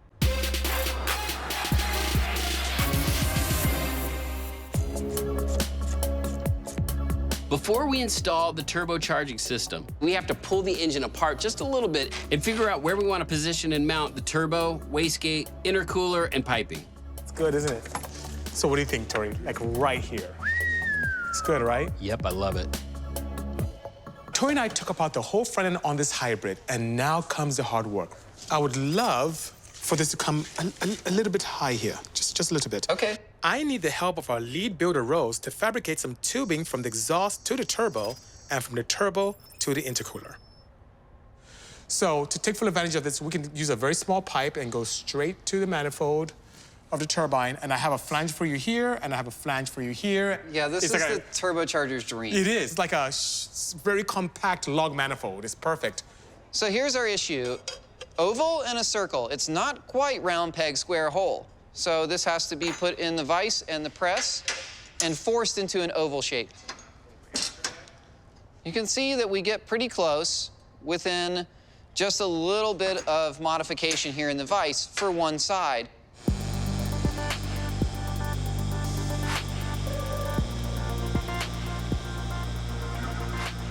Here it is. Now we've squished it into this shape. No worse for wear. And there's the flange all the way around. 4 cylinders into one 3-inch tube. It's beautiful. All right, let's snake it back in. Oh my God, it's gorgeous. Smashing job. Thank you. The turbo is in position, but now we need to come up with a creative way to snake the tubing to the intercooler. Oh, that went in so nicely. It's gonna maybe take 2 pies in this area to get there. I guess let's just start with a slice here. So right now, Rose is doing something very special. She's creating pie cuts into the aluminum tubing to give us a tight radius to go from the turbocharger into the intercooler. Oh, look at that, it's perfect. Look at that. The exhaust rods fabricated between the turbo and intercooler fits perfectly. Just a few more adjustments and then we're this close to the very first startup. Okay.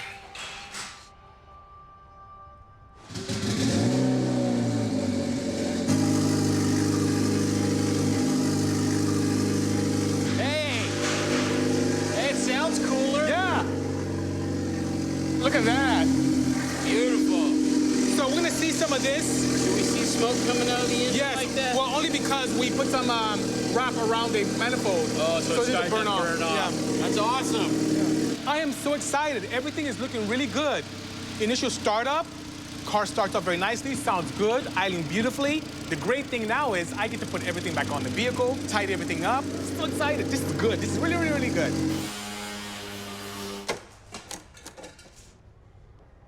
I'll tell you what, just adding the turbo alone has made this hybrid a million times cooler looking. Well, thank you. Not only does it look cool, it sounds really good too. All right, well, I guess the question is it gonna be fuel efficient? Yes, but before we do that, maybe we should weigh it and see what it weighs compared to before. Okay. All right, the car's on the scale. Yes. So before it was 2518.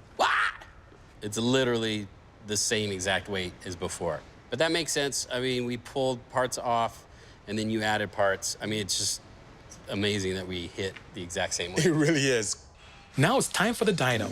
I want to tune the engine as well as find out how much performance we gained with the turbo compared to the stock engine. Looking at the dyno numbers, the stock engine torque was 89.10 pound-foot to the wheels. And with the turbo jumped up to 127.43. So the torque increased by 38.33 to the wheels. The stock wheel horsepower was 84.87. But with the turbo, it jumped up to 133.58. So we got 48.71 more horsepower to the ground. That's over 50%. Now that Bisi has tuned the engine, we're gonna do another quick test on the dyno and see what data we get with the turbo installed. Once again, because it's on the dyno, the electric motor will not automatically engage. So this will only be testing the combustion engine. My guess is we're probably gonna be burning a lot more fuel. All right, 14 miles, here we go.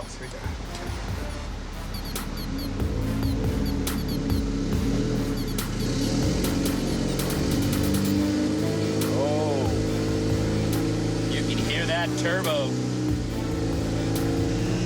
There we go. All right, we made it. Did the turbo make it more fuel efficient or less? Okay, 6 pounds a gallon. Yeah. And we consumed 2.3, so we got 36.5 miles per gallon. And the last time we got? 32.3. So we improved our gas mileage. By 4 miles. I'm actually really surprised. I thought adding the turbo, we were gonna burn a lot more fuel, but we actually consumed 0.3 pounds less. That is correct, but in a lab setting or in our cathedral, could be one thing. The real world would dictate what can actually happen. So I'm gonna pull this off the dyno. All right, then Let's head on the field. We'll take a repeat our road trip. test. I love Let's it. see what happens. Road trip.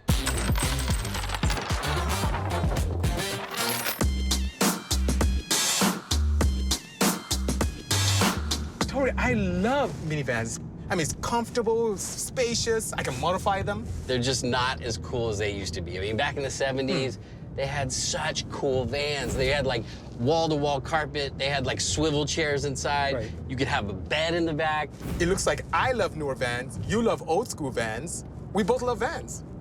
Oh, you know what? Do you remember that movie Strange Brew? Of course I do. That thing is a classic. In the movie, the bad guys tamper with the brake lines, and he says specifically, I've made it so that these guys will have 2 stops, but then the third time will be no brakes. Oh my goodness. So I don't know if that's even possible. That's what I'm wondering. What if we tested that? That sounds really good. Because in my mind, I'm thinking once you crack the lines, you don't have brakes anymore. I think so too. So maybe there's a way we can modulate it to some extent. I don't know. But I'm down to test this. All right, I'm hungry. Let's get some tacos. It's a cult classic from the 80s. Strange Brew takes the familiar movie trope that cutting brake lines causes catastrophe and gives it a little twist, literally. The myth is a calibrated slow leak will sabotage the brake system so precisely you get 2 stops. But the hydraulics are compromised enough so by the time you need to brake again, well, it turns out that the third one was kind of necessary.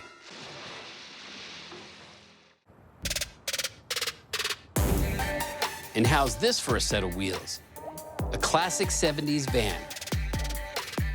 Perfect for testing this myth.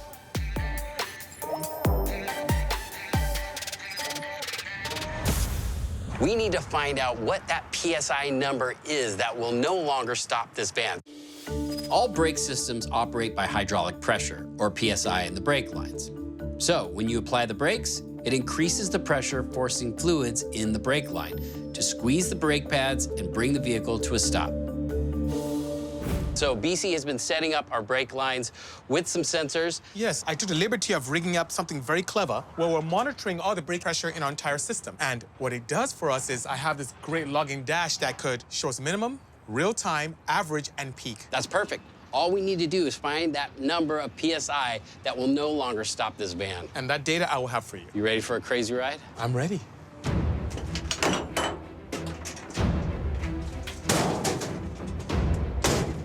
How will we determine the brake pressure point when the brakes fail? All right. You ready? I'm scared of this van. We'll keep gently squeezing the brake pedal to see how high the pressure, measured in PSI, has to reach before the brakes start to work. Okay, you ready, Bisi? I'm ready. Just give us 40 PSI and see what happens. Oh, okay. That didn't stop it. Even 50 doesn't stop it. Yeah.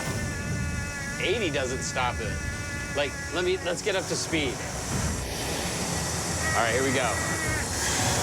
Whoa.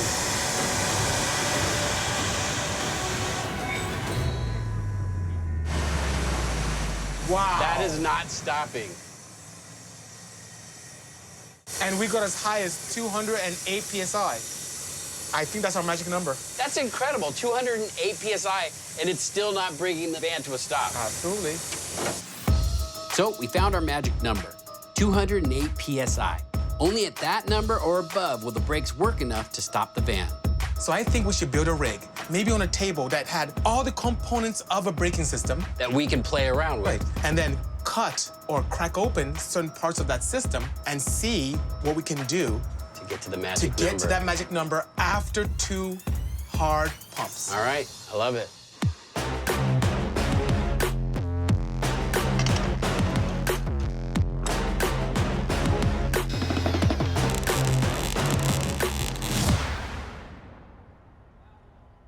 Now, this front one right here, this is the brake caliper, right, which contains the brake pads, which induces friction to help us stop the car. So when we're pressing on the pedal, we're actually pushing those fluids, yes, and that fluid is pushing those calipers together, absolutely, giving us stopping power. Yes. Let's talk about the metering system, because we want to know exactly how much pressure we have in each of our brake lines. Yes, so this is a high-pressure sensor, and the sensor will, in real time, tell us what pressures we have throughout.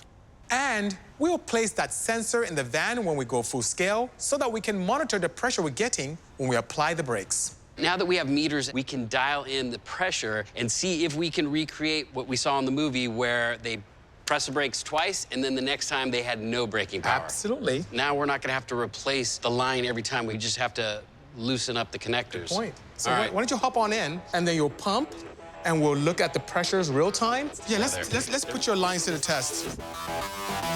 First, Tory, we're gonna do a baseline reading. Are you ready? I am ready. Okay, just give me a regular brake that you have. This is if I'm coming to a slow stop. Okay, slow stop. Oh, yeah. That was like 336, 338. Maybe what we should start doing is disconnecting and see if we can get our front brakes around that 208 mark.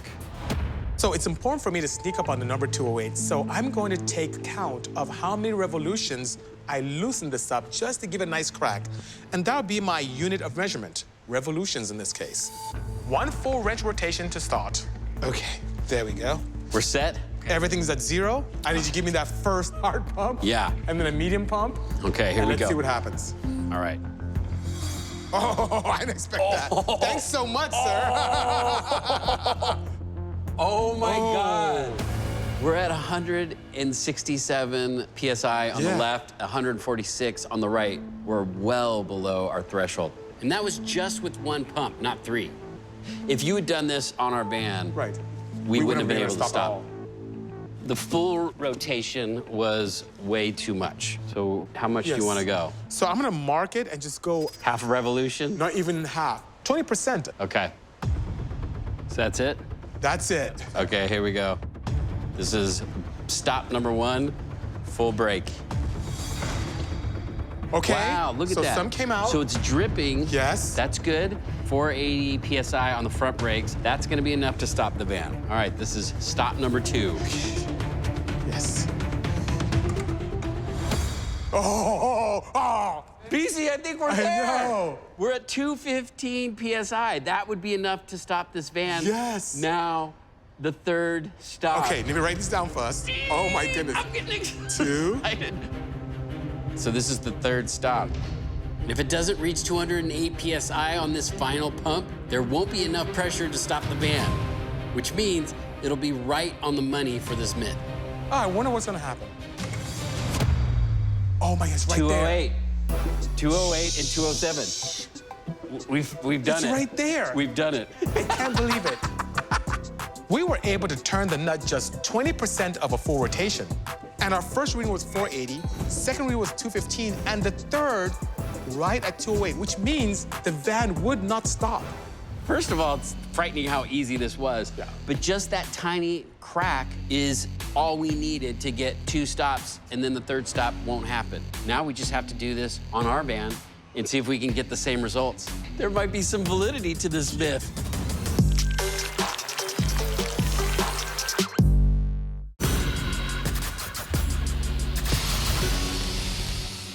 Okay, you know, I had a thought about this. This could be a death trap, considering we're trying to make the brakes not work. And if we're driving and the brakes no longer work, there's a possibility that we could crash. And we could be in trouble because we have this crazy engine right here next to us. Yeah, and we have to be driving this and pushing the brakes the way they did in the movie. And that could be a big problem. I mean, we have so much room back here. Yeah. What if we just push everything back so that way, if we do crash, we have a huge crumple zone in the front, and then we'll be okay? I think that'll work. You know, we'll just have like a really long, ridiculous steering wheel, and like the pedals, we can just have extenders. Let's do it. Wow, that looks cool already. Sound like you're driving. Yeah, that feels good. Yeah. So we have right now just this pipe that extends, and that's gonna be where we put our foot pressure on to use the brake. But what we wanted to do is, in case we crash, we're using nylon threaded rod in here. So if we do crash, this shears, and then we don't get impaled by our brake and steering extensions. All right, we're gonna test that. Oh, Yeah. that feels good. Perfect, all right. And it returns beautifully. Good. Here, this is the pedal for you there. Here, this slides up. Now, this is the most dangerous one. This is the one that really needs to be able to collapse. Yes. That's just gonna be a big harpoon right through your chest. All right, try that. Oh. It looks good to me. Yep. How are we gonna shift this thing? Maybe something we can triangulate down to the floor. Yeah. Oh, yeah. Oh. This.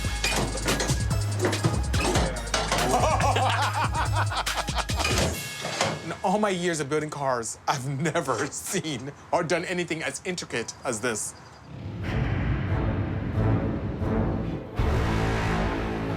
All right, I think we're ready to test this baby. I'm excited, I'm ready. Look at everything that we've accomplished here. Yeah. Oh, this is good. Oh, yeah. This is the life. This is gonna be so weird driving. So to test this myth safely, we've come out to a parking lot where there's hardly anything to crash into. We're gonna drive around the course a couple of times, make 2 stops, and then hopefully that third stop won't work. So in order to stop, we've set up some water barrels that will stop the van safely, similar to what you would see on a freeway.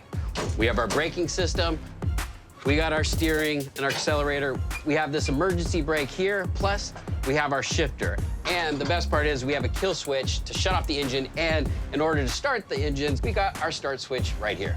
Now, above and beyond that, this myth is chock full of data. So just like we did on our test rig, we are going to monitor the entire pressure in the hydraulic system at all times. So we'll know exactly at what point, which was 208 PSI, Understood. where this van won't stop anymore. Yes, but you know what?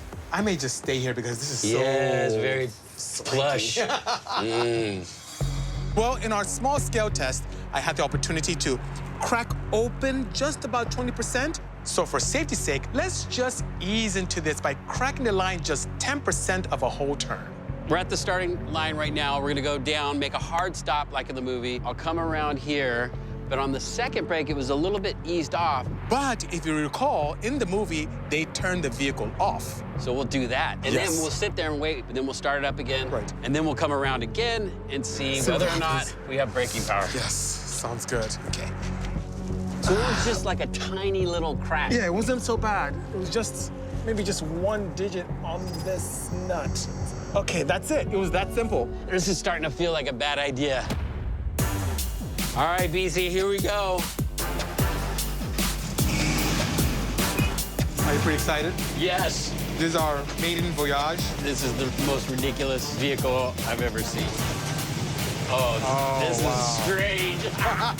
It's like driving a boat. There's like a lot of leeway. Look how much play I have you were still going in the straight. steering wheel. We are literally backseat drivers. This is ridiculous. Strange brew test. 2 stops and then no brakes. Okay, so this first one, once again, was abrupt. Yeah. So I'm gonna you are at 25 miles an hour. Okay. Oh, that's good. We got that's one good. stop. And let's take a look at how much we had there. Okay. We are at wow, that's a lot of 784 PSI. 22 miles an hour. So I'm gonna clear that up. Keep on trucking. Okay, nice. Okay. So the second one is a not so abrupt stop. Right. They eased into it, and then they actually stopped the engine. Okay, that's good. Let's see how much we had there. 260. Okay, so now what I'm gonna do is I'm gonna turn off the engine. How does it feel? Does it yeah, no, feel spongy or? It does. It feels good. All right. Feels good. We're ready. Oh boy, she wants to go. I'm kind of afraid. All right, so this is it.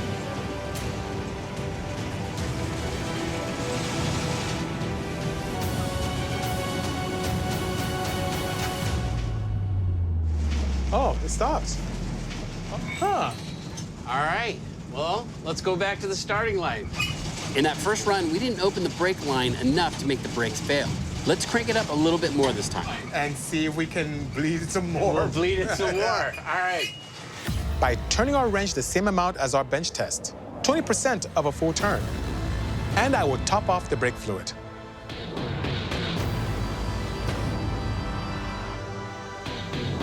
I'm kind of nervous. I just got a little nervous myself. It's like, wait, we are intentionally making our brakes fail.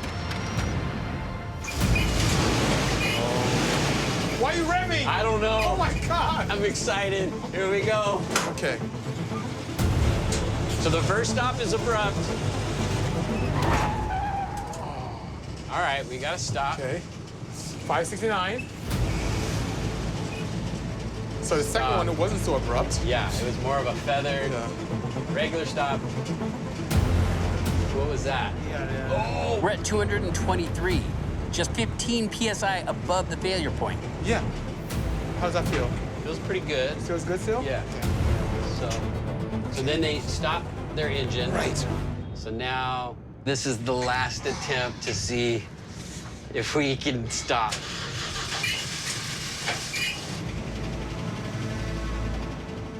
I don't know what's gonna happen. I'm cautiously titillated. You're cautiously titillated. Yes. This is the moment of truth. Here we go into our last stop.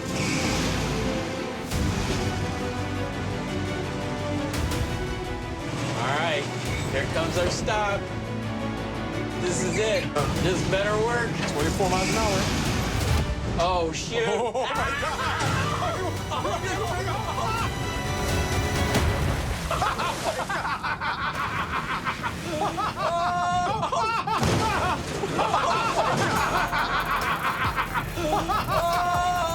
I got no brakes. Oh, yeah, I forgot about the emergency brake. Oh, my God. Well, guess what? Myth is confirmed. We were going 25 miles an hour when we hit those water barrels. That water barrel, it was like almost hitting a wall.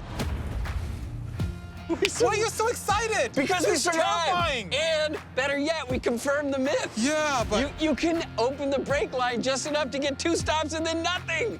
We did it, Bisi. I have no idea why he's so excited.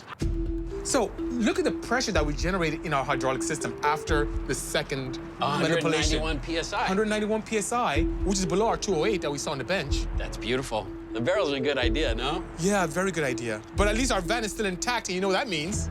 We'll go get burgers. I'm actually quite hungry. Yeah, all that adrenaline makes me hungry. Oh, no. We have to fix the brakes first. Oh, good plan. Good plan.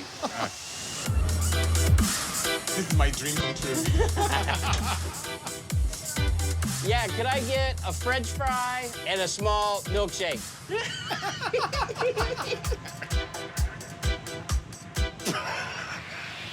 She's like, what the hell? How much? What do you think of our van? So when you were ordering, this guy.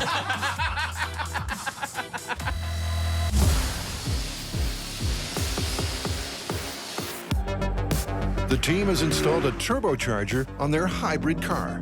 So it's time to test the myth and find out whether it improves fuel efficiency or it turns it into a gas guzzler.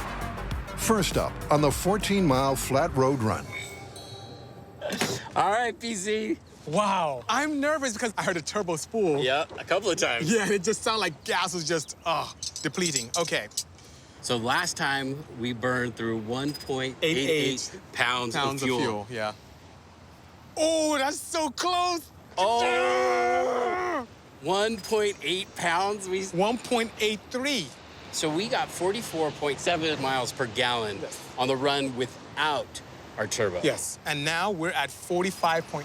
Almost 46 miles per gallon. But wait, Bisi, we did figure that here on a flat ground, it was probably going to be close. Yes, that's because we're not really using the turbo. It's so close. We consumed 1.88 before pre-turbo. Yeah. With the turbo, we improved. Yep. 1.83. I'm impressed. Well, we still have to go up the hill, so we'll see what happens. Yeah. Oh, my goodness. All right, this is Mountain Roads test hybrid with a turbo. Yep, 7 down, 7 back up. Here we go. I feel like this test is gonna give us the answer we're looking for. See, we got a little uphill climb here. Oh, boy. I hear that turbo working. Oh, not good. See, it's interesting. I feel like the turbo really didn't have a chance to work that hard when we were driving near the beach. You're correct. Now we're giving him a little bit of a challenge. Plus, that little hill we did right now, all of my assist is gone from the electric motors. My battery is completely depleted. Oh. So I need to get some downhill to charge it back up, but we're all petrol engine right now. So on this downhill, you could start charging. So I am charging, so I got 1 bar to my battery right now. Good. So any of the energy I'm using for engine braking and throwing away, or energy I'm using for braking, goes back regeneratively into the battery pod. Yeah, that's the beauty of the hybrid. Yes, it is. But now we've added a turbo that may have negated the effectiveness of the hybrid. We'll see. Heading back up the hill. Now the hard part. Oh boy, okay. I don't think anything's gonna prevent us from consuming fuel on these hills. We've literally been going in turbo mode this whole way. You hear it? Yeah. Will the turbo make a difference on the hybrid? We are about to find out. I'm afraid. Tory, that was really nerve-wracking. You know what, though? One thing I did notice, our fuel gauge went way down. Yes, that makes sense Yeah, because it does we're make going up and down, but how does it compare to the pounds of fuel that we consumed last time we were here pre-turbo? Okay, 27.2. So, what do we get miles per gallon? 29.9 miles per gallon. Pretty much 30 miles per gallon. Yeah. So we lost a few miles. All right. Why do I feel that you're so excited about these results? Well, I had a feeling that adding the turbo, we would consume more fuel. And this actually confirms what I was saying. But this is hard because it's like on a perfect driving situation on a flat road, it was confirmed. putting the turbo into the hybrid actually made it more fuel efficient. But out here in the mountains, closer to even normal driving with undulations going up and down, we actually consumed more fuel, which doesn't really surprise me. Overall, the aftermarket turbo kit removed restrictions in the intake and exhaust that allow for better breathability, which translates to more efficiency. On the dyno, the stock engine did 32.3 miles per gallon. With the turbo, it improved by 4 more miles per gallon. When the turbo was in the real world, it only spooled on the flat road, and the electric assist did not kick in, so we saved 1.3 miles per gallon. Here in the hills, the turbo was very active, and the electric motor also engaged multiple times, but compared to the stock engine, it lost 3.5 miles per gallon. Yeah, so I'm guessing maybe we meet in the middle and we call this one plausible. I agree with you. But you know what, though, Bisi? This is called a hybrid hot rod, Yes. and this hybrid is far from a hot rod right now. Yes, I agree. And adding a turbo is hot rod, and it gave us a gain of 85 more horsepower. I think we should take it back to the shop and do a little bit of work on it. I have an idea, too. Just something else I want to play with on this vehicle as well. Oh, yeah? What's that? You know, I haven't touched the hybrid side, as in the electric side, so I need to play around with that a little bit. All right. And see if I can eke a little bit more power and make this even more enjoyable.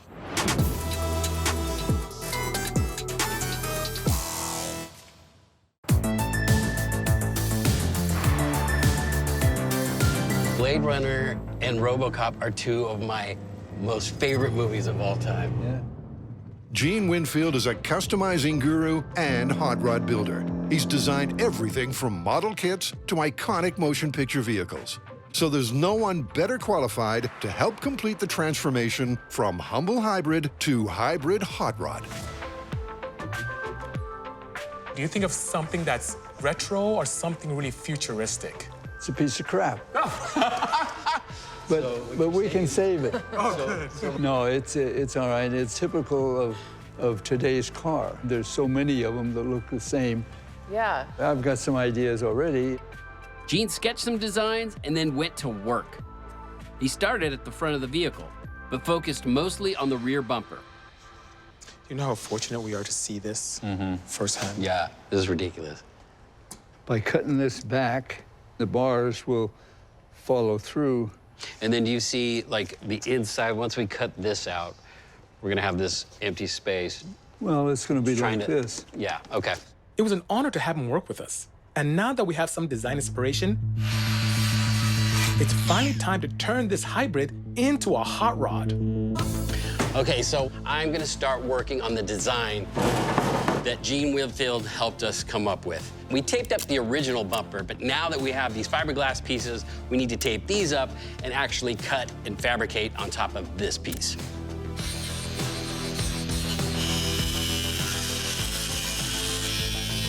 The hood is a little bit wacky with this giant hole and the turbo sticking out of the top. So we're gonna build in a hood scoop. So this is kind of an Ed Big Daddy Roth thing. Big Daddy would use plaster, and he'd have a chassis with the engine and the transmission, and he would just kind of throw like a drop cloth or something over it, and then he would just start loading plaster and sculpt the top of it. So for us, we're just gonna throw this tape all over it and cover the critical components. Rose and Tory are making great progress on the bodywork, so I'm going to turn my attention to unlocking more power in the electric motor. Now, I want to use a try-and-true tuner secret, which is using resistors to trick the factory ECU into doing things we want. In this case, I'm going to put together what is known as a fooler system so that the high voltage system can think that the current it's receiving is less than it actually is. And by doing that, we'll get a nice boost in electric power.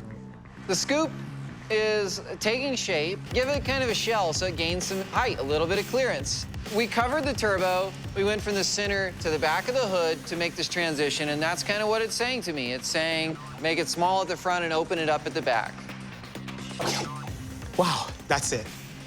So now I have the ECU out. I'm gonna open this up, modify it accordingly with simple resistors to give me a nice boost of electrical power.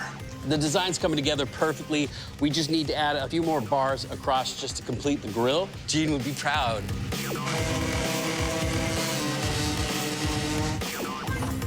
Yeah. I knew it'd be a challenge to turn this hybrid into a hot rod, but we did the best we could with what we had. But hey, that's what the essence of hot rodding is all about. With our modifications complete, We gave it a Motor MythBusters paint job and took it to the track for another test.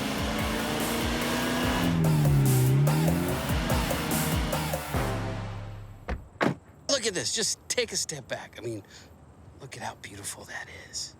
It's very, like, Fast and the Furious-esque, isn't Right? it? Look at this beautiful duct tape wrap. That's probably my favorite part of the entire aesthetic. Well, above and beyond the aesthetic appeal, in the rear, I have what is known as a proper fooler to enhance the electrical side of the hybrid system. Oh, so how does that work? Well, what it does, it intercepts the signal to the motor control module and tricks it using 5 relays that allow for interruption of signals and reducing signals to the MCM. And the controller thinks, wait a minute, I'm not getting as much power as I want out of the motor. So it sends more power to it, hence getting fooled and creating more energy for us. Gosh, so this thing must actually do pretty good. It's like electric nitrous. Oh, I think we've talked about this enough. I think it's time we race for pink slips. I like that. Yeah. The future versus the past. The dinosaurs. No, the classic. All right. Sounds good.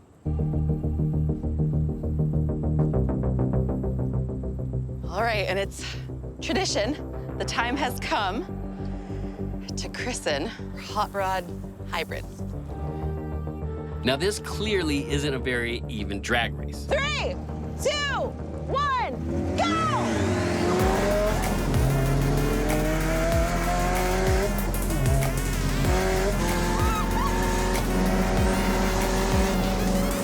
This Ford Roadster dominates.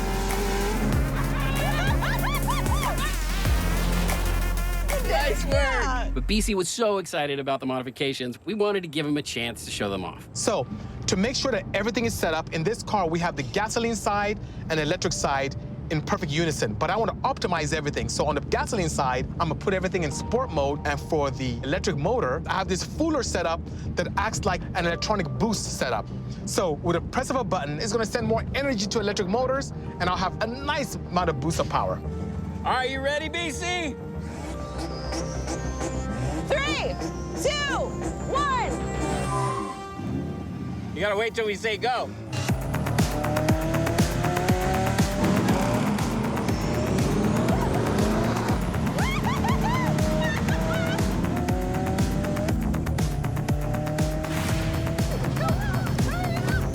Time to hit the electronic boost. Here we go.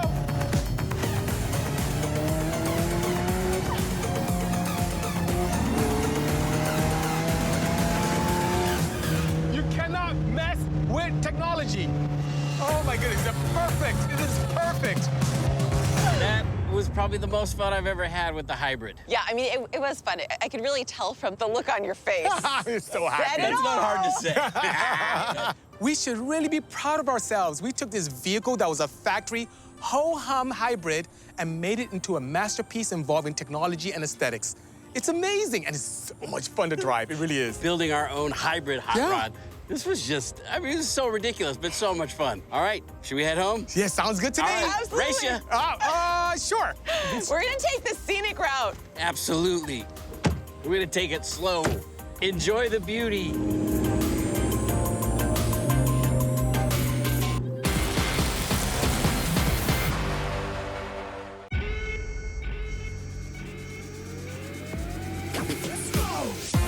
In this episode of Motor MythBusters, If we chop our car, can we get more speed?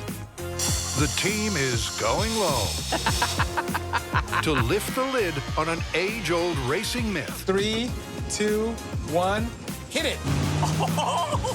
And when one illustrious buster breaks wind, Oh my God, it's making it worse over here. it calls for a painstaking series of tests Oh God, it's getting worse. Yeah. Oh. to find the most efficient way to clear the air. Oh, hello. Oh, fresh air. Meet the team. We'll be at work in no time. This might be the miracle coolant that everybody's been searching for. With the mechanical expertise My main concern is structural integrity. I think this is gonna work. to test all things automotive. That was beautiful. The more air we push through, the more fuel siphon out. And boom!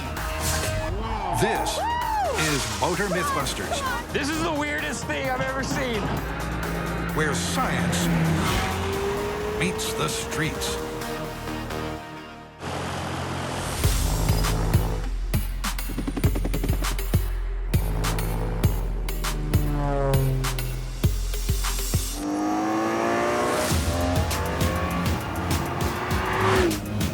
This car is insane. Do you hear that engine? It just wants to go fast. But it's not just about the engine. It's also a lot to do with the aerodynamics.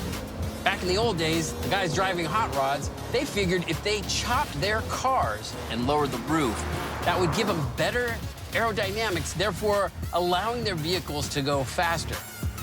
Chopping the roof off a stock vehicle is a topic often talked about in hot rod forums. It's a technique that was first pioneered in the mid-1930s. Believe it or not, from a standing start, some of these draggers would beat a jet plane down that quarter-mile stretch. But did lowering a hot rod's roof really make it go faster? So that is the myth. If we chop our car, can we get more speed? In order to test this, we need a vehicle. Oh. So, Tory, I have the perfect vehicle, the most unaerodynamic car we have. The worst vehicle we have in the whole fleet of vehicles on MythBusters? The brakes van is perfect. All right, so we're gonna chop this. Yes. Well, but first, we need to get some data to see the top speed of this big, crazy van. Yeah. All right, well, why don't we do a control test? We'll get this to the end of our runway. I'll floor it. Oh, we're already doing 21 miles an hour. Look at that. Oh, my gosh. So we're going to see how fast we get up to in the quarter mile. Then we'll be able to compare results before and after we modify it. Are we sure we're good? Are there any more airplanes coming in? I don't see anything in the horizon. Coming in hot? I don't see anything. Here we are on an active airport, and let's just say this runway is quite active today. This is exciting. Do you feel that adrenaline? Oh, totally. Oh, yeah, it's there, right? Yeah. And on the mark, you go pedal to the metal. I'm gonna go through the metal, pedal to the rust. Might go through the floor. All right, here we go. 3, 2, 1, go. Oh, 27, 30. Look how long it's taking 40 to get up to speed. 50, 59, 60, 65, 67, 68. 71 miles an hour.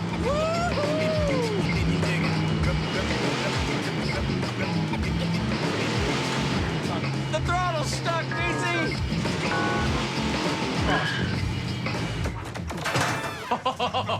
That was exciting. Thought it was stuck. I kind of feel like a near-death experience. Oh, no, stop. Is your heart beating fast? No. You're fine. That was awesome. You're fine. It literally was like, oh my God. When that throttle stuck and the brakes stopped working, it was like, oh, wow. The runway is almost finished. How are we gonna stop this thing? Anyway, bottom line is, we were hauling that. Yeah, 71 miles an hour. Yes. 67.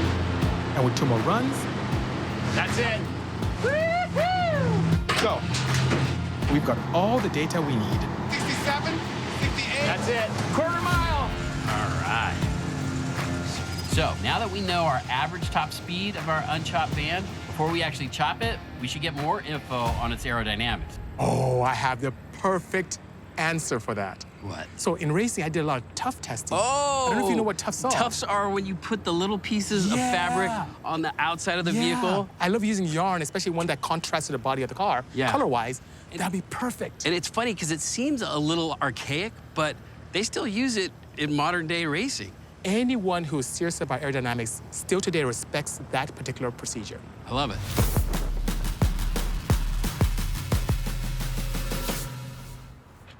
Now, we're going to use these pink tufts as a way to see what type of turbulence we see on the van. I know it looks like we're decorating a Christmas tree, but this is actually very important science business.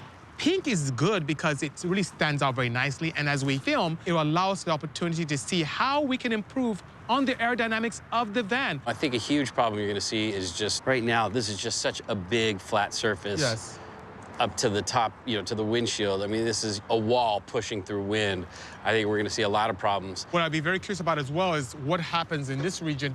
So if we put tufts here, oh, yeah. we see things standing right up. 100%. We should definitely do the roof as well. And if we see any movement that goes upwards or downwards, we know we have turbulence and we need to modify the van accordingly.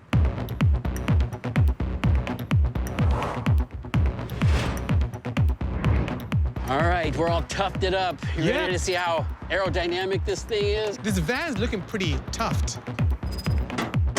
Here we go.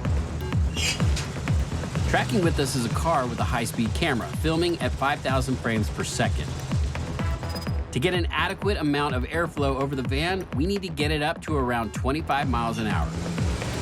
We're getting a lot of turbulence on the top. Okay, tremendous amount of turbulence. Yeah. As in, the eddies that are forming on top there, the string was just pointing right up, flipping around. Yeah. I mean, we got a lot of good wind flow just on the windshield, but I mean, that makes sense. That's where most of the wind is getting pushed. Everywhere around the flat windshield, we're getting all kind of turbulence. Absolutely. It's gonna be interesting to see what the high-speed camera is picking up.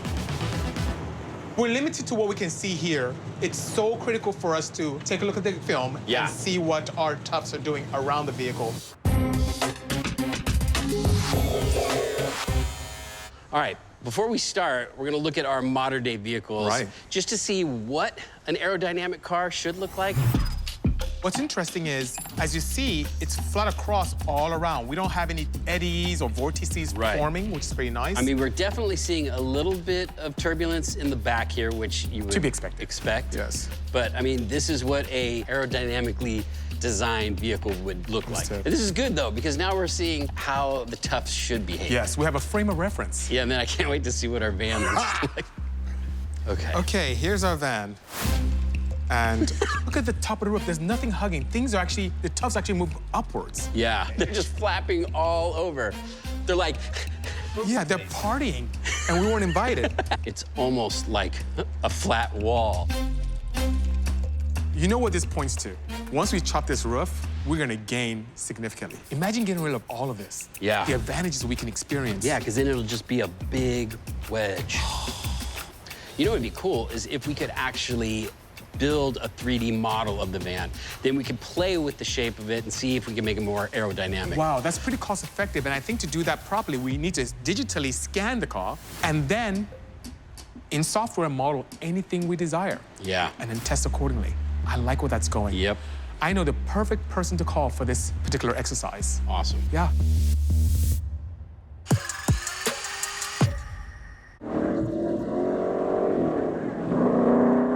In the olden days, hot rodders had to physically cut the roof of their cars without even knowing if the results would be positive or not. Nowadays, we have access to modern technology where we can digitize our vehicles, model them in CAD software, 3D print them, and do a small-scale test. Now, that's exactly what we're gonna do with our van. To do that today, we have Martin Horton from Blue Point Scan, and he's going to scan the entire vehicle and allow us to model properly. These are scanning targets. They're a 5mm diameter target, and the scanner picks up the center of each one of these targets and assigns an XYZ coordinate to it. And from that, it develops what that surface looks like. I'm gonna scan the side, the front, the roof, and then the rear, and stitch all of these together. Wow. Well, Bisi, I've taken the model of the van that we scanned, and so now we can modify this van in any way we want with the computer. That looks really good. So in this myth, we want to see if chopping the roof would help us get any aerodynamic advantage. So I'm thinking about, yes, doing something standard and old school just to see, and it may look pretty cool. We chop the front and then have that section taper upwards towards the factory rear. Oh, okay, so you're thinking of taking a chunk out of the A pillar, maybe a little bit of B pillar, and leaving the back of the van the same? Okay. Absolutely. So let's see, how much roughly would you say are we taking out of this on the real van? So, you know, I kind of still want to be able to see out the van. That's a good idea. So maybe 10 inches. 10 inches or so? Yeah. Let's see, a bit of a slant chop here. Oh, that's perfect. See. Oh, yeah, yes. there we go. So I like that's that. from the other side. We can look at a perfect, that's roughly 10 inches. Nice. But I still want to explore the traditional full chop. Yeah, well, let's so take 10 a inches look. all across. Yeah, same idea, taking roughly 10 inches out of the front A-pillar, but now we're extending that all the way to the back. And so we've got 10 inches, 10 inches, and 10 inches here. Beautiful. So, is that about what you were thinking? That's perfect. Right on. It looks pretty cool. It does look pretty cool, yeah. Now that we have our model iterations done, we're going to 3D print them and compare them against each other in a small-scale test. All right, so now it's time to pick what type of chop we're gonna do on this van. So we have our 3D printed van models. We have the regular shape, then we have our slanted shape, and then we just have the straight chop shape. We've created our own little wind tunnel. We're gonna put each of those shapes in so that way we can decide which version is the most aerodynamic.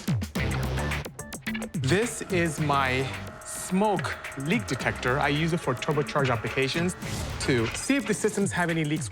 Oh, I see some smoke right here. So we need to fix that. But it's the perfect device to create smoke for our miniature wind tunnel. What is it? It is vape juice. Without the... Is that really vape juice? Here it is. Without the nicotine. Don't stick your head in the end of the box. Yeah, that looks great. Our homemade wind tunnel is done. We have our plexiglass shape. We have their fans that are blowing air into the tunnel. Then it's going through a bunch of straws. Now, all the straws are going to keep that air moving in one direction, which we need so we can see our line of smoke. And then we have a fan at the other end of our chamber that's actually pulling the air out. So that way we get a nice, even flow of air. So when we send our smoke through the tunnel, we can see which van shape is most aerodynamic. This is our base model that we're looking at in terms of the factory van and how it looks in its originality. And what we're going to look for is that flow around the entire van, better than we could see while sitting inside the van. Yeah, I feel like a mad scientist. All right, you ready? Yeah, so here we go. Okay, so Tory, you see that upward stream? Yeah. It hits right on the windshield, and it has a lot of disruption, just like we saw in the video. Yeah. Very similar. You know what else is happening? Look back here at the back of the van. See, there's like a vortex being created. Yes, we have a lot of eddies forming back there. That's not Which is to be good. expected, yeah. So now we are going to do another test. So this is the van now that has a flat top, no rake whatsoever, standard chop. Here we go.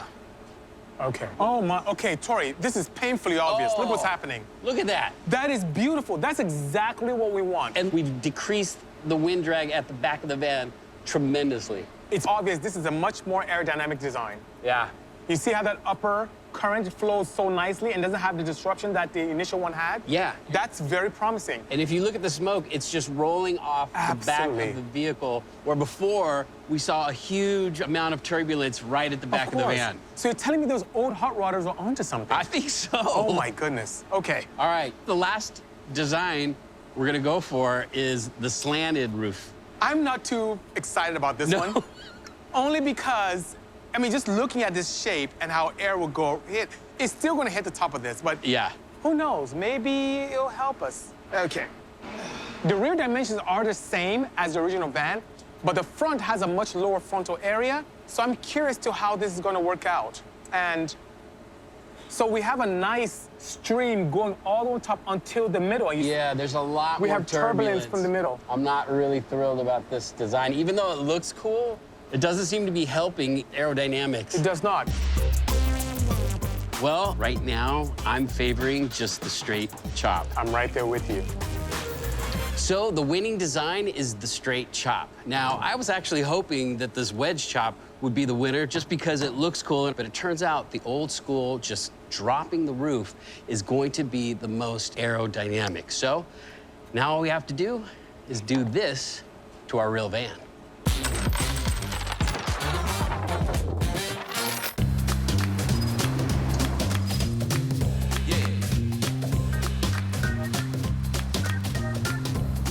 Man, this thing has some, woo, get up and go. Oh man, I love luxury paired with speed. This is normally not my style, but in this particular case, I'm a woman on a mission. I have a myth in mind based off of an incident. Someone, Tory, released an odor. And, you know, it wouldn't have been that big of a deal except for the fact that Tory didn't roll down his window, and Bisi and I did, and I feel like the smell got worse in the car. Almost like it was cycloned around and, like, directly on my face. All right, so I know what you're thinking. Really, Faye? You guys are gonna, like, test farts? Of course we are. This is so freaking relevant. I cannot wait to get this car back to the shop and show it off to the guys. I think that they're gonna love this myth because this is relatable. Maybe even if this car is not relatable to everyone, this myth certainly is.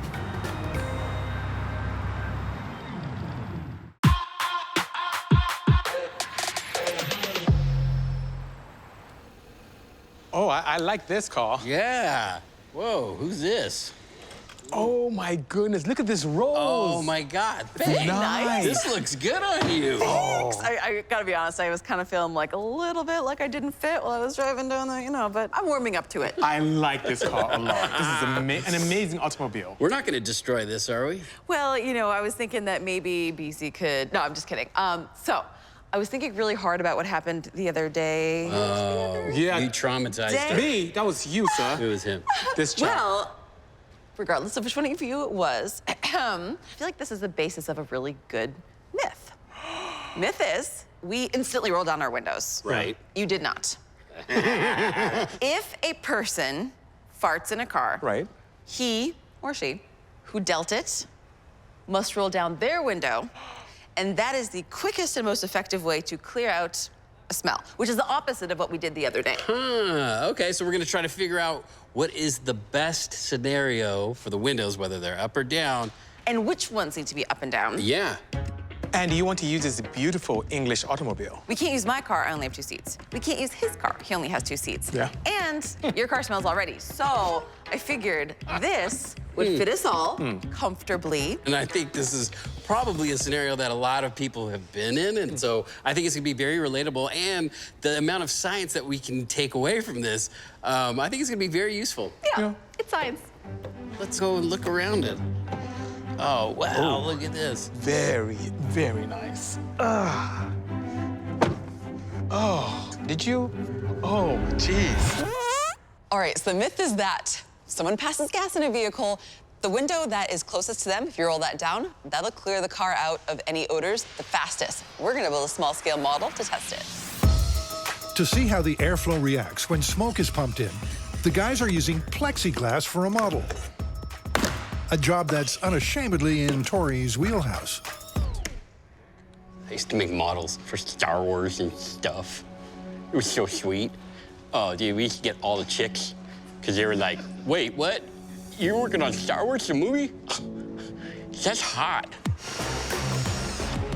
If they could only see him now, rigging up a toy car, plumbing in placebo farts, and using a fan to simulate motion. This is serious science here. Why don't we start with the driver? Okay, so the driver's gonna fart. And then we're gonna roll down his window. Yep. His window, and then see what happens. Your window. No, it wasn't no. me. Maybe it was Faye. I don't know. Okay, here we go. Okay, so wow, that's a big fart. Yeah, that's quite, All right, shut it the off. cabin very nicely. Look how quickly that just fills Yes, the the interior cabin. of the car. All right, Okay. so rolling down the farter's window. Okay, I see a lot is coming out. It's kind of pushing all that smoke to the back corners and the front corners. It's almost worse for the people in the back. Yeah. Tory, I want to try something different. The other side. So the driver is still the perpetrator, Yes. but now the passenger is going to roll down his window. Yes, and see what happens. All right. Oh, yeah, that's... Ooh, look at it. Wow. Look at it, fill that cabin. Must have had some burritos last night. Okay. Here we go. Passengers turning down their window. Oh, that's just... Oh, look at it's like, it actually benefits the driver a little bit.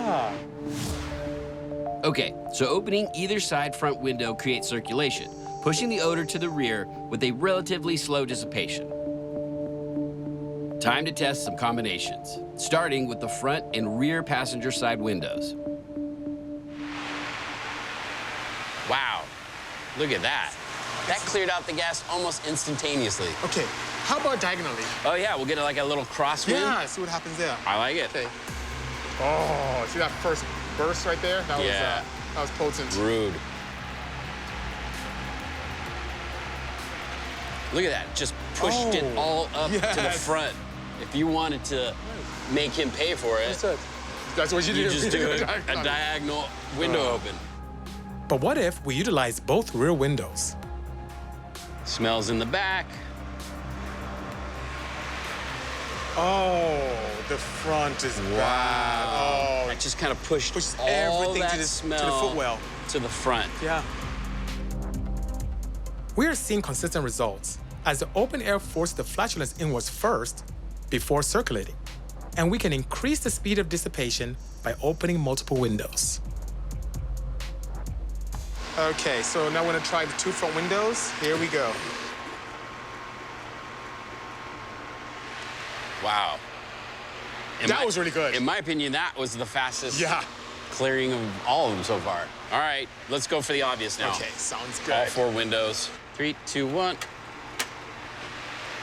I mean, that's like, just bam, clear everything out. Yeah, completely cleared That's the out. best so far. Yeah. So far, our small-scale testing with the fart coming from the front window indicates that opening all 4 windows simultaneously may be the most effective tactic. This guy is the perpetrator, and he opens his window. But what if the fart came from the back seat, and we opened their window only? Oh. These guys, everybody's suffering, except for the perpetrator. It's like he's, at least they have fresh air. The fart reacts the same way. So, who the dealer is does not affect the results. Time to take this full scale and see how each window affects the gas flow on the freeway, with the addition of a more noticeable scent. Let's talk about how we're gonna get the farts inside the car. Well, instead of you having to consume copious amounts of beans, I brought a proper substitute, hydrogen sulfide, also known as dihydrogen monosulfate. This is a perfect gas that has that pungent rotten egg smell, same as your silent but deadly emanations. Why do you keep pointing at me? But is also very corrosive, extremely poisonous, and quite flammable. Oh. Why? Are you trying to kill us? Not at all. Luckily, I have a low concentration. This is only 50 parts per million. All right, let's test it. Okay, ready? Get a whiff of that. Get a whiff of that, sir, madam. Oof, that's right. It's pretty bad, right? But it'll work. Oh, God. Well, to distribute our gas, I made a little fart box. And we have this controller here that will allow just the amount of gas we want. We don't want to overdo it and fill the cab with too much. Right, and after a while, we get desensitized to it. So we're not going to be able to. Did you just let it rip? The test hasn't even started yet, and he's ready to go. Hey, I'm just making sure it works. Okay. Oh, gosh. All right, well, let's install these things, you guys. Sounds good. Sounds good. I'll grab that.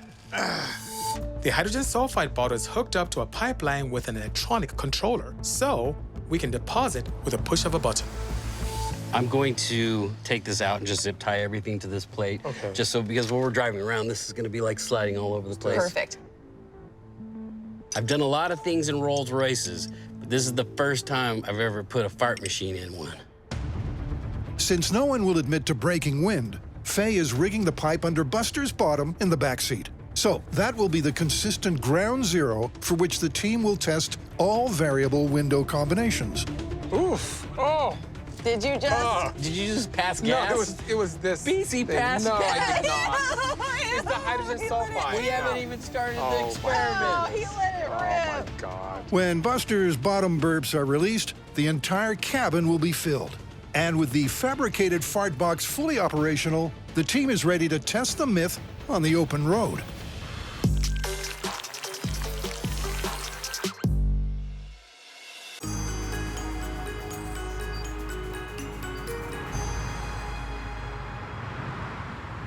It's very smooth. Is it It's a a V12? Rolls Royce. Hello. Is it V12? It is a V12, yeah. Yep, this beastly beauty comes equipped with all the bells and whistles, including active air filtration, which senses smells and removes them. So to make sure their British oven is tested au naturel, the guys have disengaged the system, along with the heating, ventilation, and aircon. Faye will keep the car moving at a steady speed. Tory will push the button to let rip from Buster's seat, with Bisi keeping time on how long it takes to clear the air after the respective windows are opened. All right, here we go. We're going to start the test in 3, 2, 1. Oh, it smells so bad. Buster's farting. Oh. Starting with the farter's window to get the benchmark for this myth. Start the timer. Timer started. Oh, jeez. It made it worse where I'm sitting. Oh, my God. It's making it worse over here. It's still here. I'm at 19 seconds. Oh, God. Oh, my God. 20. Oh, it's almost like it's pushing all the pushing it in. smell over to here. No, I feel like it's coming all to me. Ugh. All right, for me, it's gone. I can still smell it. I can still smell it. I can still smell it. So, Faye, let me know when you want to call this. Okay, maybe now. Maybe now. Okay. Let's roll our windows down. That was 1 minute, 26 seconds. So to find out how the myth stands in comparison to our farter, we need to test the other window configurations. Next in line, one in front of the perp, the driver's window. Okay, I'm gonna start the farting. Okay. Oh, jeez. I'm rolling down mine. Okay. Oh my God. Oh God. Oh. It's almost like it's coming through and clearing out the front. I'm okay now. How much time was that? 58 seconds. Okay, so opening the window in front of the farter speeds up the total dissipation time. And testing the front passenger side All right, ready? Here we go. confirms it's consistently better to be near an open window. Oh God, that's so good. I don't smell it anymore. But for everyone else, This is the worst it's been for me yet. Really? Wow, so that was 1 minute, 6 seconds. Wow. The front windows definitely do a good job of circulating the stench, possibly because airflow gets the gas moving from a more acute angle, maybe. But what about the opposite rear window? Here we go. 1, 2, 3, go. Start the timer. Timer started. God, oh God, it's getting worse. Yep. Oh, it's like it's pushing it in and up to the front. It's like I'm trapped in the back seat, like it's pushing my head into the upholstery. opening either of the two back windows yielded eye-wateringly similar results. 1 minute, 22 seconds. Really? So it's like the back seats are not the... They're not the winners. That's not the way to do it. The back seats are definitely not the winners. We have some good data here, and so far it looks like Faye's window was the best. But I'm curious if we went with windows on the same side. So let's say two windows on Faye's side, and then we try two windows on Tory and my side. Okay, so and see what kind of numbers we get. So maybe we start with Buster since he's farting. Okay. Here we go. For the sake of science. Buster farting. And oh my God. It's pretty much in the whole cabin, so go for it. No! Oh, that was nice. For me, it's not so bad now. It's better. Okay, done. Okay, we got it. 33 seconds. Wow. We just cut our time in half almost. Yeah. By doubling the airflow from the source side, we've halved our clearance time. And opening the opposite side window is even better. Go. No.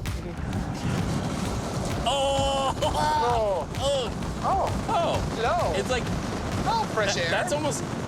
I'm good now. What? I'm good right now. Yeah. Seriously? Wow. That was 11 seconds. So I have another suggestion. Yeah. How about we try diagonally? I love that idea. Okay, here we go. Buster's farting. 3, 2, 1. Oh, it's like this perfect crossbreed. It's like I'm instant. It's like it's getting compacted towards Oh my me. God, Faye's crying. Oh, geez. Wow. Okay, it's clear. It's clear. Okay, it's clear now. It's clear for me now. Clear for It's Faye. still lingering for me a little bit. Okay. It's still lingering for me. All right, well, we gotta wait till I'm good. I'm good. You're good? I'm good. Okay, stop. How many seconds? 28 seconds. Oh my God. Oh, jeez. So, opening diagonally opposed windows in both combinations Go Faye, you and I. helps to clear the air, but not before forcing it into the dead zones and punishing the passengers with their windows closed. Oh, it's just collecting right here in this corner. How many seconds? 23. That was impressive. Yeah, it's not bad. The team is leaving no stone unsniffed. Oh, it's so bad back here. Testing both front It's like a Still fart smelling compactor back here. Oh, you poor guy. and both rear windows. Oh, it's worse up here. It's worse. It's worse. It's worse. Not so bad. I'm still smelling So I it. hear this oscillating pressure back here. I don't know if you guys can hear that as well. Yeah. That's just hammering the smell into our noses. Confirming the airflow consistently traps that foul stench in the pockets of the car where the windows are closed. 50 55 seconds. That was rough. The buffering was literally intense. just compressed it all up front. Okay. Now we have the mother of all tests. Start the timer. Go. Oh, good. I'm good. How are you, Faye? It's like instantaneous. Yeah, how about you, Faye? That was instantaneous. I'm good. Wow. I'm good. That was 10 seconds. Oh! As expected, with all 4 windows open, our noxious gas has nowhere to hide. All right, guys, I have some good data for you based on the results we have. All right. Now, anyone who existed in a pocket where there was no air seemed to get bombarded with just fart particles. Yeah, I feel like we got a ton of incredible information here, very scientific data. However, there's an element to this that I feel like is a little bit subjective. Yeah, 100%. Like your sensitivity to the smell was far greater than Bisi and mine. So we need some visual validation on how the fart particles are reacting and circulating. And I've got just the thing. What the heck? Hello. Did you take up a new hobby? No. Tory! I have this bellows. I'm gonna fill it with this vape pen, and we're gonna fill the car with smoke, and we're gonna run through our worst. Good. Sounds like a great idea. I'll get ready because the rear was the worst of our test. Okay. All right. Are you going to evacuate the bellow next to Buster, or are you going to keep it I think there? we're just gonna fill the whole car. Okay, sounds good. You'll be happy to know there's no nicotine in this. Wow, oh goodness. All right, you ready? The 2 rear windows proved equally inefficient at clearing the air, so we're using Bisi's window to see exactly what happened with the airflow coming from the back. Oh, goodness. 1, 2, 3, timer. Oh, look at that. The wind, So it looks like the air is coming in over your left shoulder. Over! Yeah. But as soon as the air started flowing in over your left shoulder, it pushed it all out. Are you still lingering? We're still smoky in the front. Okay, I gotta say. And it's this- mostly in your corner. I know. This is so validating. I can still see a lot of smoke here. Yeah, like Just in my your lap. Even from our footwell. It's like, Yeah. it's crazy. Looks clear now. 1 minute, 6 seconds. It's very close to before. Faye's nose is pretty calibrated. That's crazy. That was such a great visual to see It was exactly fantastic. what's happening with the airflow. Yep. Nice work, guys. I hope we never have to test this ever again.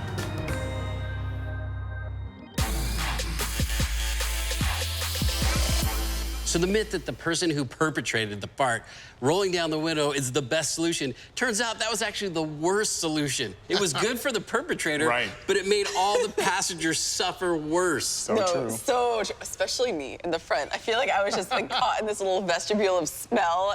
And let's say that the perpetrator didn't want to assist in evacuation. The best thing to do would be to go to the opposite side of the offender, roll down all the windows on that side, or go across. Right. So the results are in, and the surprise takeaway is the farter's window actually fared the worst. Yep, no matter which way you skin the data, all of the combinations, which include the window closest to Buster, aka the person who dealt it, created slower comparative dissipation times. So if opening all 4 windows isn't an option, at least punish the perp. Keep theirs closed and open up the windows on the opposite side. I've just got to say, this one is totally busted. I agree. Totally busted. Busted. But you know what was really fascinating was seeing the smoke, how it illustrated what was happening with the airflow. You're right. It was such a big eye-opener for me to see all that smoke just lingering around your footwell and gradually rising up to you. I know. We thought you were nuts. Oh my gosh. Well, speaking of nuts, I'm never driving with y'all two again under these circumstances. That was insane. And you know what? I should actually probably get going on my own because I've got to return that car. Oh, yeah. So. Oh, yeah. Ooh. I just want to thank you guys. Whoever dealt it, this inspired this whole experiment. So Whoever dealt good on you guys. Yeah. Thanks for that. Yep. Tory was the one who...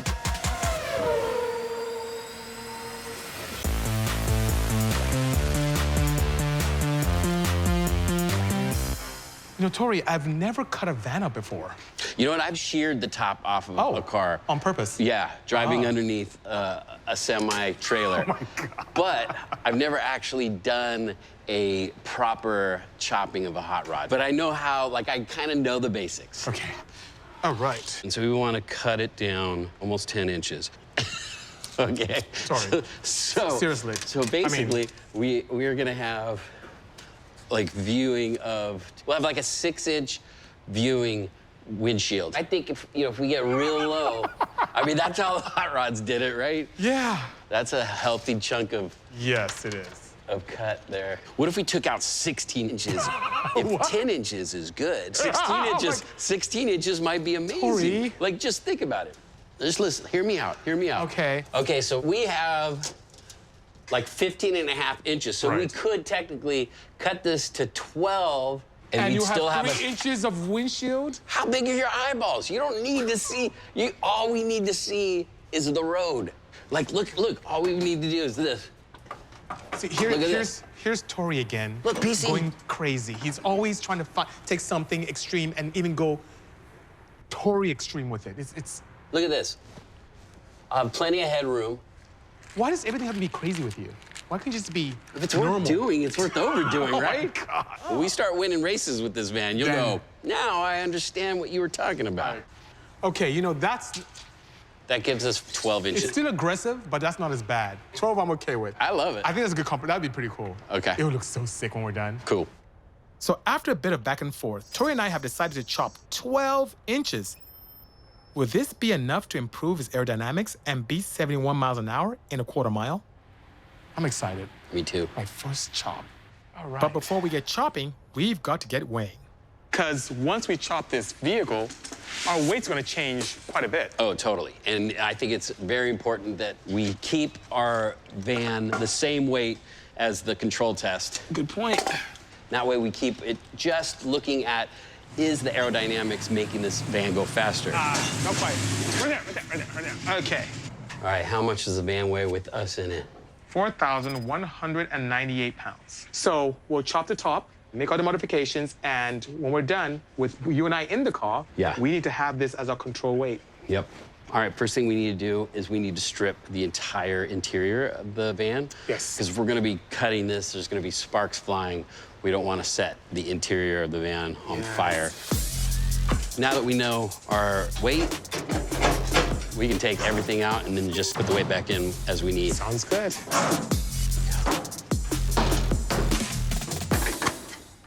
So far, so good. So right now, I noticed that the front windshield is really dry rotted. So I'm gonna cut this seal on the inside, which is a little more pliable. Allow me to release the pressure around the windshield, push it outwards, and hopefully save the windshield. Because we're gonna replace the glass with a polycarbonate style material, and I want to use that windshield as a base to form that polycarbonate so we can have a nice shape to the front of the van. Rose, we have some questions for you. We're about to start this chop, and neither of us have ever done like a professional chop. Yeah, the sides make sense, but to be able to mate this section, that's where I'm a bit confused. Automobiles are a football shape, so as you lower the roof, it's a little too narrow. So we've either got to widen the top or we've got to move the pillars in. The plan is we want to take out 12 inches. Ooh, that's good, because when you cut these roofs, you should cut them a lot. Yeah, see? You're onto something. She agrees with me. Nice. What I'm doing right now is just putting in some cross bracing, because once we cut the top of this van off, those walls are gonna wanna fluctuate, and we don't wanna lose our shape. So once we have those welded in place, then we can start cutting our support beams. If we don't cut these structures out, it'll really pose a problem for us to remove the top entirely. And then we can actually do the roof chop.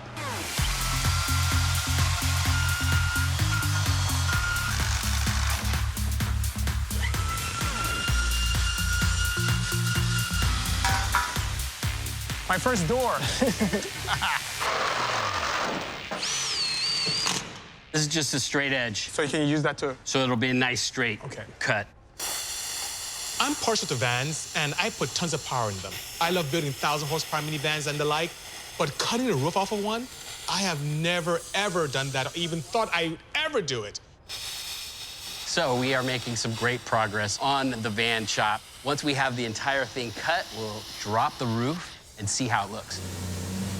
So Rose is bringing the forklift in because we're at a very critical point right now. Coming in. Where the roof is actually going to be detached from the van. So we don't want that thing just to fall on us. So we're gonna put the forks in, cut the rest of the door frames, and then our front supports. Once we're done with that, it's a good thing we got the forklift in place. This is so cool looking. This is gonna be crazy, ridiculous. I mean, it's gonna sit right on the dashboard. That was a lot of rust. All right, you guys ready?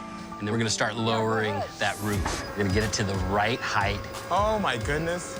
But we are at the point where this van is chopped.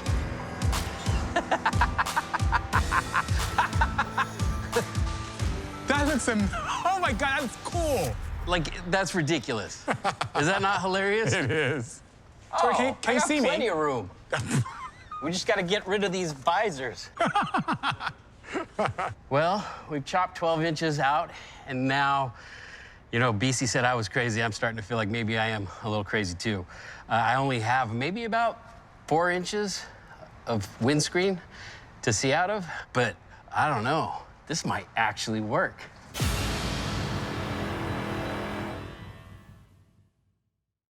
Wow.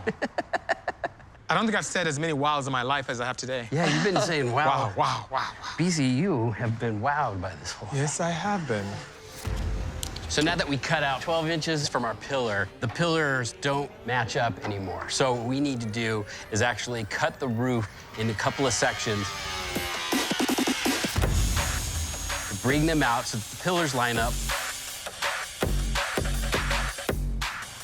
Let's just make it a convertible. We'll weld those. We got to make sure all of our angles are lining up so this thing goes back together beautifully. Look at that. Okay, so imagine it's a nice summer day. Oh, yeah. Can you just sit lower? That's what we're talking about. Whoa. And then we have to put pieces of steel in between our gaps. These pieces allow for adhesion of the center section to the outer sections, and I had the opportunity to curve them using a hammer and anvil to allow for a nice curvature, so it can follow the same lines as the top of the van. Meanwhile, Rose is using the plenishing hammer to shape the larger steel pieces that will fill in the bigger sections of the roof. Yeah, this gives it strength so that it's dent resistance, so it has dimensional stability. So it gives it a little bit more structure. Yeah. Good. This is like an art form. It's just like making sure the steel is lining up, making sure the form, the top of the van is perfect, following the original top. It's more like sculpting than it is fabricating.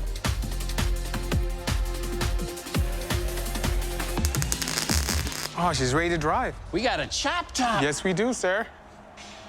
Dude, look at how much headspace we have in there. That's plenty of room to see. Our steering and pedals go back to the original position, and the seats are bolted to the floor. Since this is all about aerodynamics and it's not about weight, 3952. we need to make sure that it weighs the same as it did before we chopped it. All right, what are we at, Bisi? We are 4228. How about now? 4199. I'll take it. Close enough. 4199. I christened her Rusta. Ah, I love it. How's that? Perfect. There you go.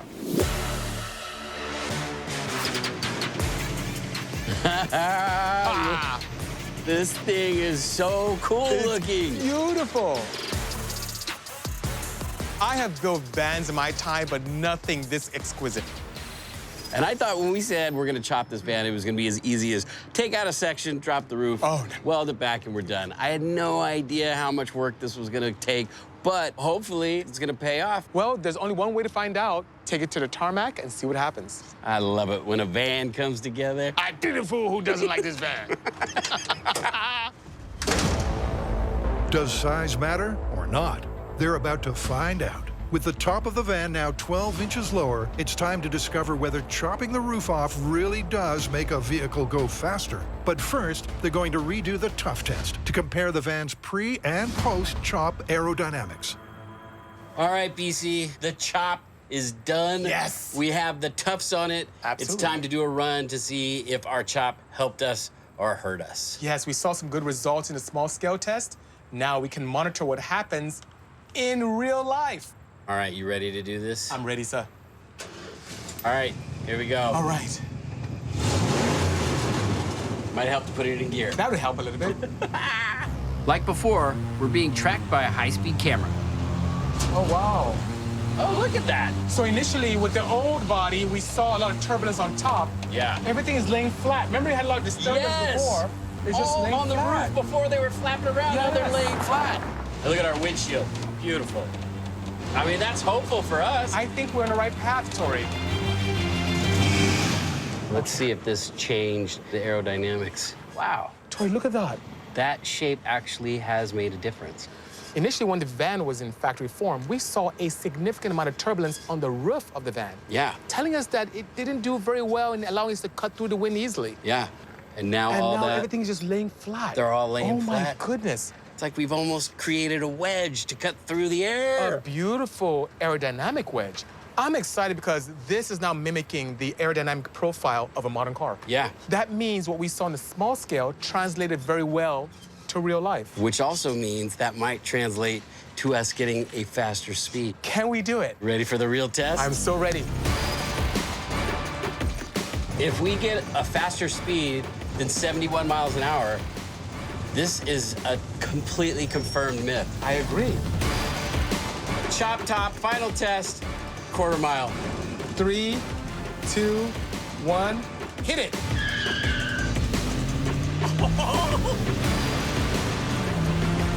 Come on, baby! You can do it! 49, 50, 60, come on! How are we gonna do it? 77! Wow, that's good! We did it! Great! We went 6 miles per hour faster. I would take it. I would take it. I would totally take that. Oh! And after 2 more runs, That's good. Woo-hoo! That's crazy. Oh my God! 3, 2, 1. Oh! it's a done deal. You can do it! Chopping and lowering this van's roof Oh my goodness! We confirmed it! has made it quicker. Those old timers knew what they were talking about. Chopping your car will make you go faster. Absolutely. That's great. It worked! Wow, that was crazy. I can't believe it. Ruster did it. All we did is we just chopped it and brought it down by 12 inches, and that gave us a faster speed. You're absolutely correct. The van weighs the same driver, same low horsepower power plant. The 6 miles an hour is a big deal. Yeah. I'd take that. And the thing is, in a race, any little bit of advantage you can take, you'll take it. Right. So we have to confirm this myth. Yes. Those old hot rodders, they were onto something. They knew what they were doing. Awesome. Good That job. was a lot of work. Let's go see if we can find people to drag. Oh, they won't know what's coming.